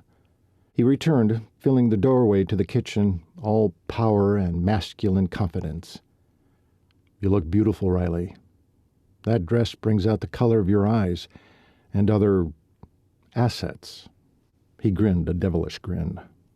Stunned, Riley's blush started at her neck and exploded into her face. Heat so intense the top of her scalp tingled. She'd expected to please him, but this... Clearing her throat, she eventually found her voice. "Thank you. You look pretty, too." His face contorted. "Pretty?" "Well, no, not pretty. Sorry. I meant handsome, striking. Oh, you know what I mean." There went the heat in her cheeks again. Colt's eyes swept over her face before he grinned again. Goodness, he must be sick of seeing freckles riding the constant wave of scarlet. She grimaced. Ugh, she hated being a redhead. Colt chuckled. "Your blushes match your nickname, Spitfire. I love them." He loved her blushes? He seemed so light-hearted tonight. More than she'd seen him in a while. Actually, no. More than she'd ever seen him. She smiled back, unable to help herself. They stared at one another until the back door slammed open and the sound of dropped boots preceded the parade of cowboys. Riley dashed to the kitchen and carried in the stuffed turkey and green beans, while Colt filled the center of the table with bowls of Jell-O salad, mashed potatoes, gravy, and fresh rolls. Before they sat, each of them oogled her state of dress, then fumbled to get seated under Colt's searing stare. Stogie and Willie were the last two to come through the door. Willie stopped in front of Riley, eyes wide as saucers. "Whoo-wee, young lady! You look mighty fetching this evening. Yes, sir." Stogie elbowed Wiley, whose thin gray hair flopped in his face. He pressed it back into place as Stogie reprimanded him. "Stop your gawking, old man. You're going to give her the shakes where the likes of you staring your eyes are going to pop out." "Leastwise, I know when a lady looks good, and say so." Riley smiled and was about to praise him for it when Stogie went on. "Well, then, just say she looks good and stop staring like you're stripped her bare." Whoa, enough, you two," Colt reprimanded. "Get your minds out of the manure pile. You're in a lady's presence." A heavy rap sounded on the front door. "I'll get it," Riley said. Colt caught her arm. "No, you stay right here. It's a surprise for you." "A surprise? What kind of surprise knocked at front doors?" Colt returned with a mammoth smile on his face and stepped aside to reveal the person trailing at his back. Riley wobbled in place. "Da? What are you doing here?" Even as she said it, she realized how rude that sounded, but couldn't think of how to correct it. He stepped toward her, taking in her dress. loose hair, and street shoes as he did so. She could almost hear his thoughts. No boots, no jeans, no ponytail. Where's my son? But that wasn't what he said. Hello, daughter. Blood drained from her face. Her heart sped, so much so she thought it might burst from her chest. Daughter? Colt jumped in then, saving her from embarrassing herself further. Come on in, Patrick. Sit right here next to your girl. Would you like something to drink? Sure. Got any Guinness? Her da handed his coat and hat off to Colt, then plopped down where he pulled out a chair. After he sat, the jabbering began, and Riley used her fingertips to swipe at the sweat that had gathered at her hairline. Well, no, Colt answered her da, but we have cider, wine, or coffee. I could put a blob of Irish whiskey in your coffee. Colt grinned at the man, and he smiled back. Actually smiled. Riley was stunned to silence. Never had she thought her dad would ever show up here, and she certainly never expected he'd call her daughter, or get along with Colt when they'd been so ill-tempered to each other in Texas. She didn't know what to say to him, and thank goodness Colt had things under control, hanging up her da's coat and hat, then fetching the coffee and whiskey.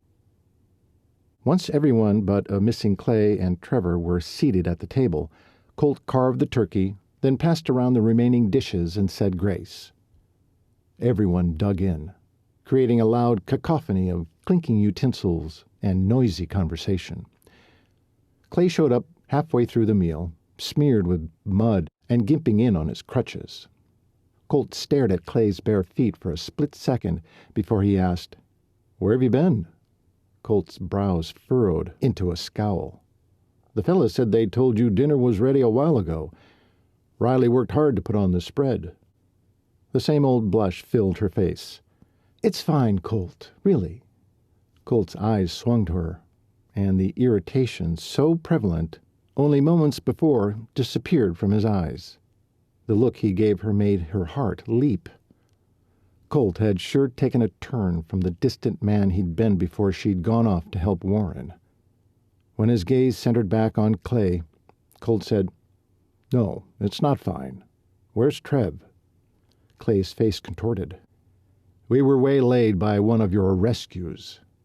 It was clear he blamed Colt for his lateness, and Trevor's. Colt's brows rose in the center with a look of concern, but he waited for Clay to finish. Trevor's still there. You might want to relieve him. Then he was off toward the stairs and, hopefully, a long shower. Which rescue? What's wrong? Colt called after Clay.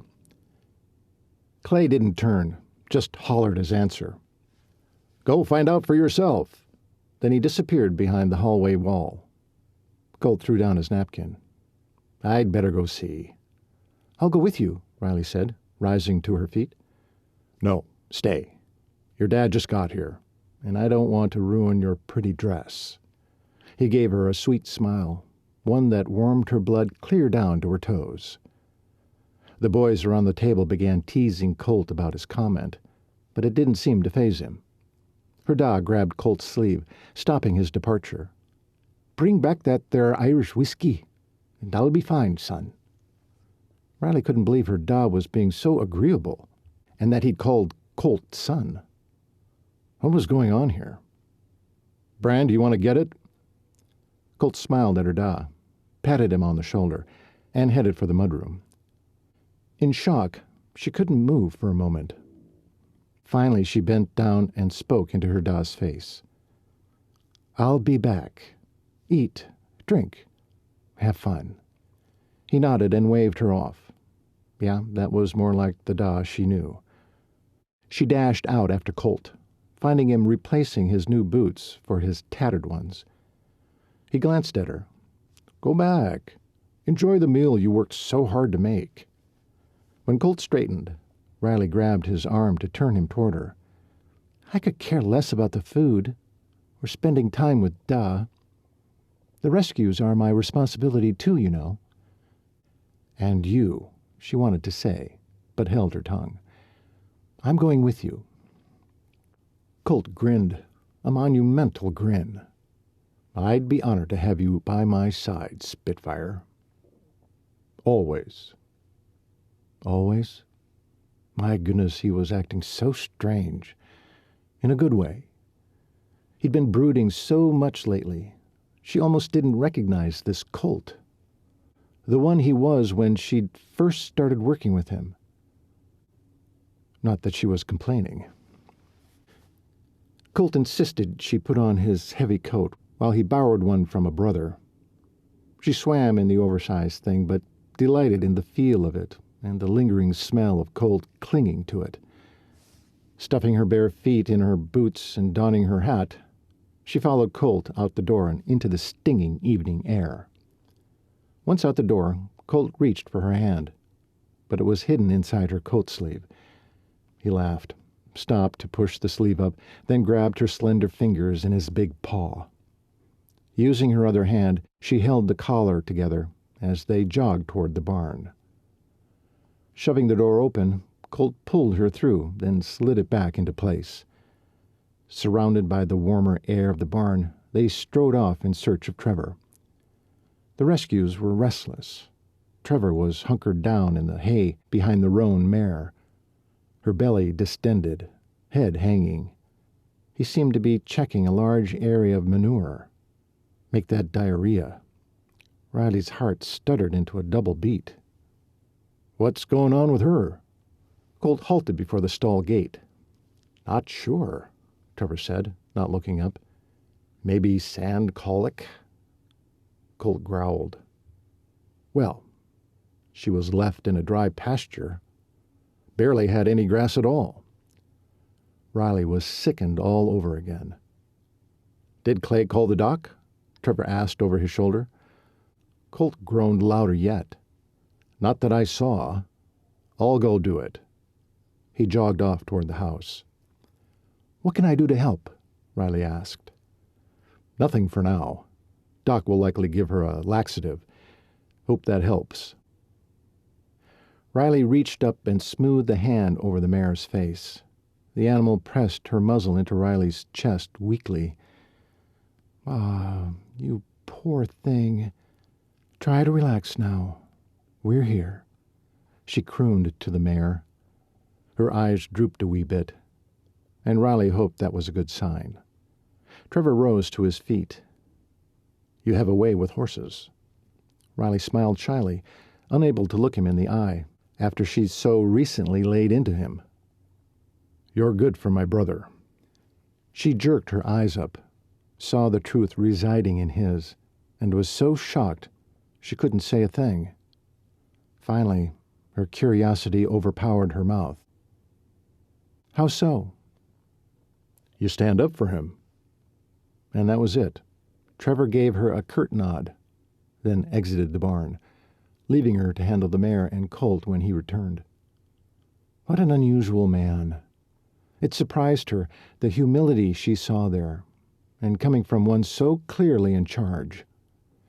Her regard for the man rose exponentially.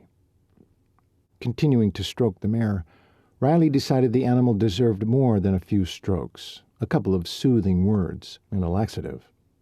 Maybe a prayer? Yes, prayer. Wasn't that what Colt would do?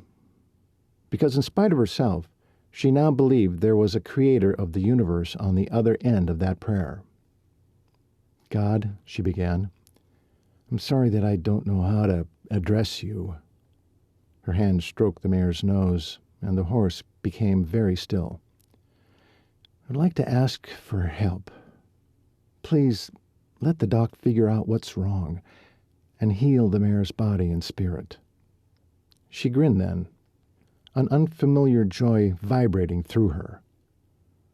It was like she'd opened a conversation that she'd never wanted to end. Could a person talk to God like this? She hoped it was all right. Goodness, she needs a name. Don't you think, Lord? A name came to her, so strong, she wondered if it could have come from God himself. She shook her head in awe, but decided the name must have come from her warped sense of humor. Okay, Calamity it is. She laughed, and the mare tossed her head. She's been through a lot, Lord. Do you think Colt will be all right with the name? I'll have to make sure he's first. He is. Colt's deep voice resonated from right behind her. Startled, she jumped and twirled at the same time, elbowing Colt in the abdomen and shoving him inadvertently backward. She grabbed his arms to steady him, but he was too heavy. Down they went, him landing with a whoomph on his back, his hat flying off. Riley's knees struck the dirt between his legs, a puff of dust particles filling the air. Finally, their chests and noses hit with a loud crunch. "Ooh! Oh, Colt! I'm so sorry! Riley freed one of her hands and smoothed it over his face.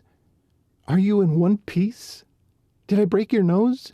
I'm so embarrassed." Her hand came away damp. Was that tears or blood? She checked her hand. Just wet. She had to have hurt him real bad for tears to appear. With her other hand, she tried to push off his chest, intent on checking him more for injuries. He slipped his arms around her back, holding her to him. "Don't move." Had she broken him? "Oh, Colt, I'm so sorry. Let me up so I can see." "Stay," he whispered. She felt his warm breath against her lips. "I like you right where you are." She pulled her face back as far as his locked arms allowed. "Are you crazy, Colt Cooper? I must be hurting you more." Colt laughed. "You didn't hurt me in the first place, and you're not hurting me now. In fact, I think I may keep you right here. For good." For good? Her heart sped. She could feel its rapid beat against his chest. The heat of a blush started to fill her face. "Ah, look at that. A blush just for me." Colt raked his gaze over her face, finally landing on the freckle by her lower lip. He smoothed a palm across her temple, pushing the stray hairs back in place. "You know how much I love your hair and your freckles." He did? She shook her head. "Well, I do. Come closer, sweetheart. Let me kiss you." Flabbergasted, her mouth gaped. Taking his opportunity, Colt stretched up and pressed his lips into hers. And in that instant, she was transported straight into ecstasy. This kiss was different from the others. Whirls of emotion locked together with their mouths. He was giving her so much more than he ever had before. He was giving her himself. Chapter 31. The kiss. This paradise on earth kiss felt like nothing he'd experienced before. It was as if admitting his deep love for Riley had created something entirely new. God, how I love her. Before he lost his ability to stop, he broke the kiss and searched her face. What he saw in her dilated, glazed eyes was the same emotion he felt. Love. "Stay, Spitfire. Be mine. Never leave me." She sucked in a quick breath, as if his words had awakened something in her. "What do you say?" As he watched, mixed emotions crisscrossed her adorable face, one at a time. Shock, joy, confusion, delight, then disbelief. And finally, he couldn't explain it, but there it was. Anger. Well, she wouldn't be his Spitfire if she didn't default to anger, he reminded himself. But why now?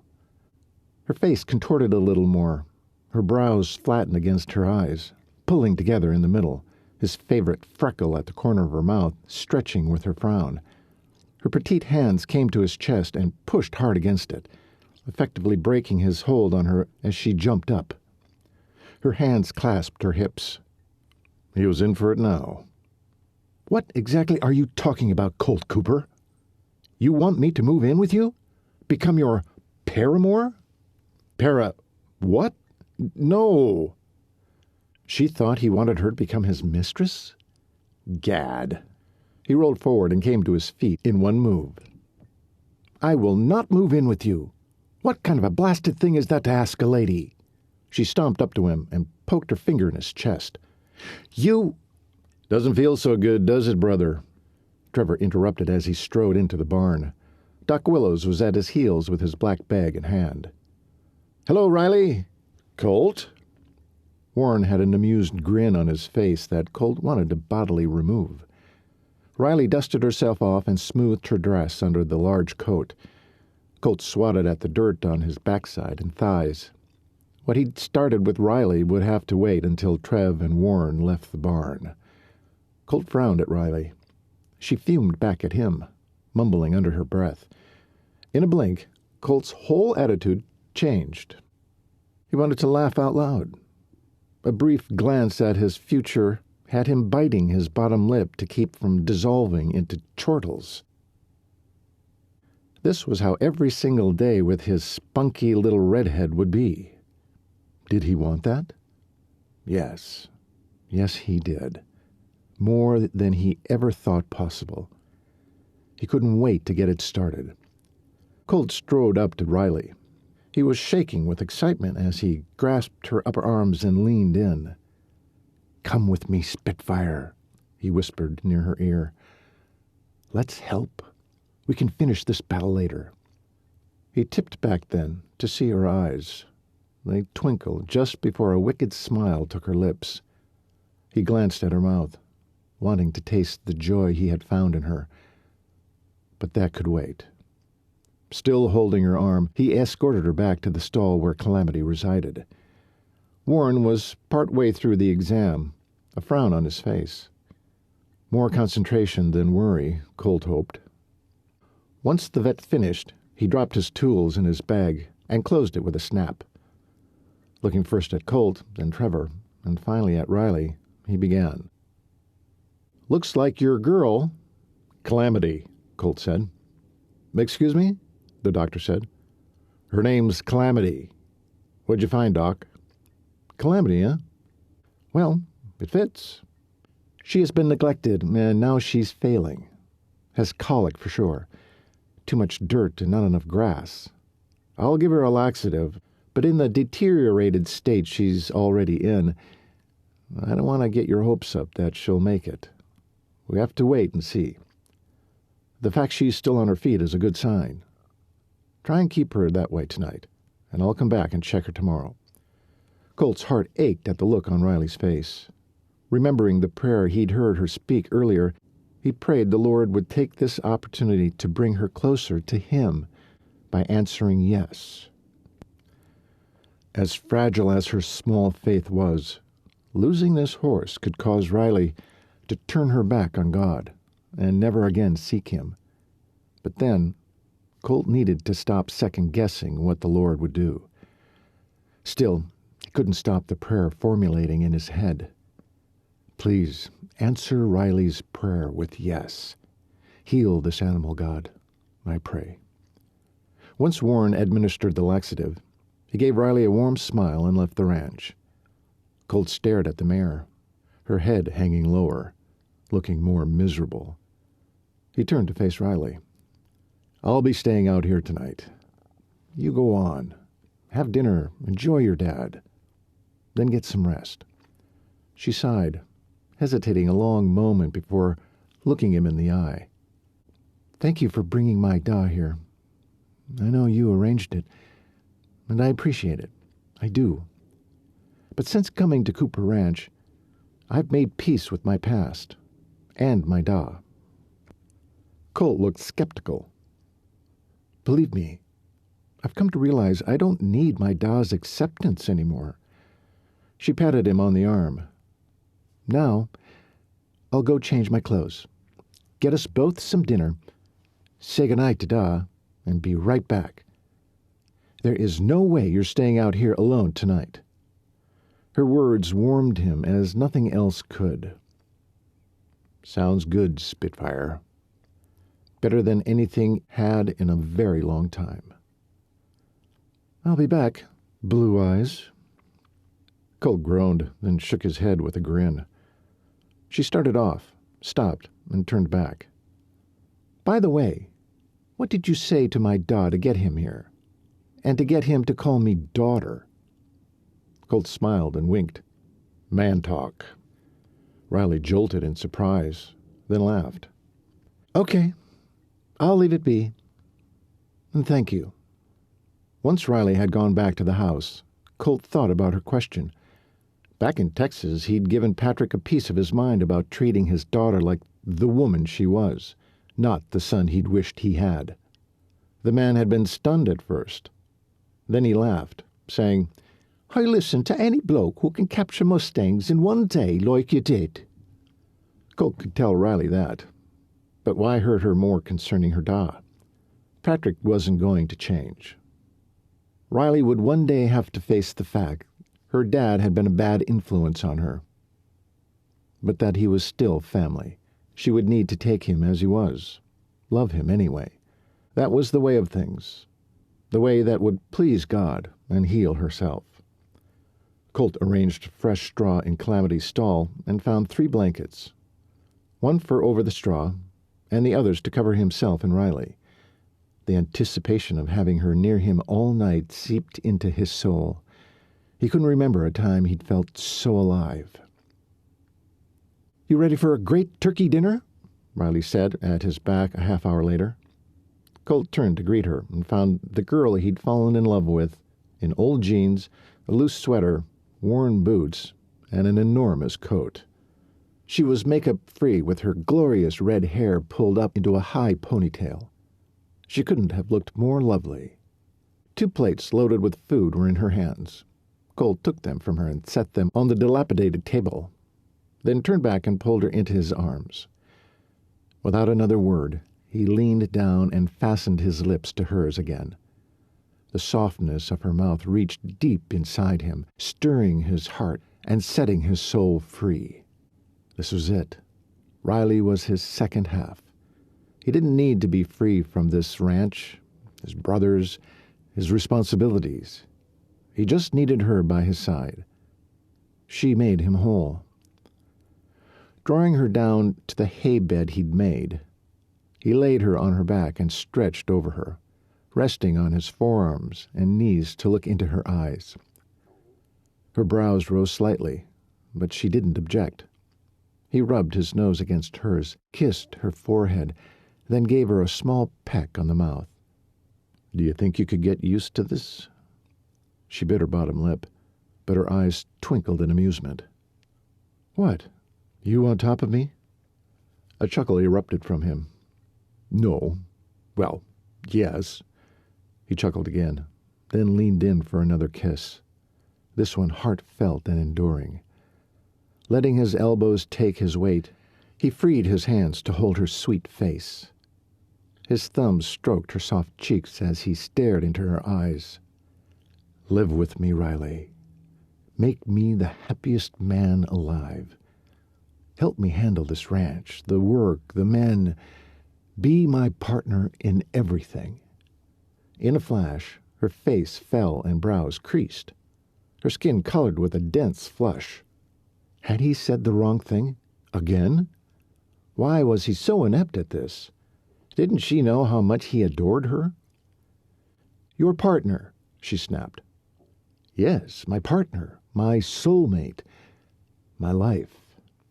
Her expression shifted to slightly more positive. She angled her head to the side and scrutinized him. "That sounds like—" Watching her full lips as she talked, he couldn't resist kissing her again.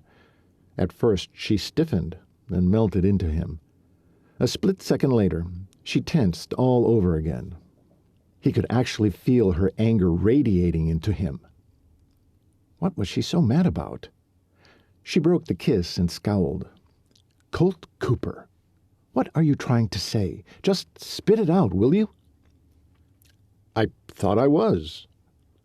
I think I just figured out why the ladies follow you around. They think you're playing hard to get, but it's only you not saying what you mean. For someone who usually states the obvious." She wriggled against him. "Trying to get him off? Oh, no, you don't. I'm not letting you up until you say yes." She was fuming now. "Say yes to what?" "Being mine, living with me, staying with me, to—" Just then Calamity shifted her weight and stepped sideways, her back legs striking the ground entirely too close to Colt's thigh. Colt reached up and shoved her leg, forcing her back. "Get up, Colt. She's going to step on us." "No, she's not. And no, I'm not moving.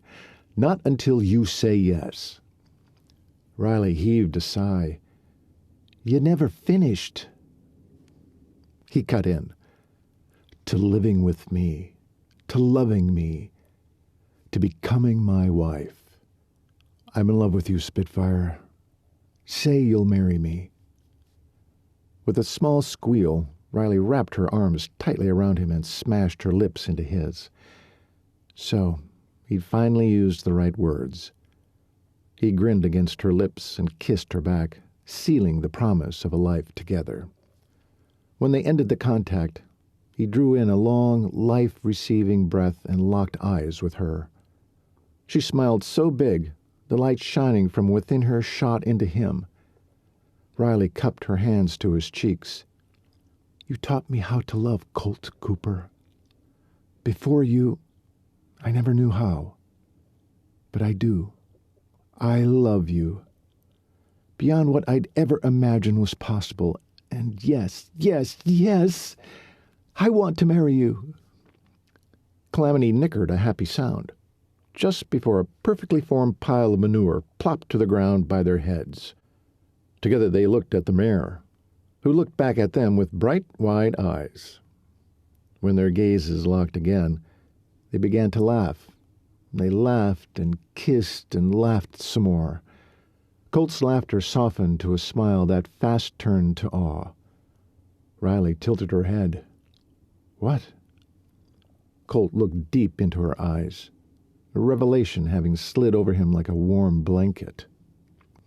"All this time I've felt trapped, by the ranch, by my brothers, Jenny, and then you came along and showed me it wasn't my circumstances that kept me from running free. It was the way I saw them. I was only breathing, not living, because my heart was missing. You are my heart, Riley Murphy. My Irish meadow. With you I'm whole." He looked from her to the mare and back again. "Here I thought I was supposed to be the rescuer, but it was you all along." Riley's brows drew together in gentle disagreement, but instead of an argument, she gave him her version of the truth. "You have no idea how you've rescued me, do you, Colt? But it's been us, one for the other, all along, and it will always be us." The end. Thank you for listening to Let Yourself Run Free Again by Janith Hooper, narrated by Dannul Dailey. Did you enjoy Colt and Riley's story? We hope so. Would you take a moment to leave a review and ratings from where you purchased your audiobook? Thank you.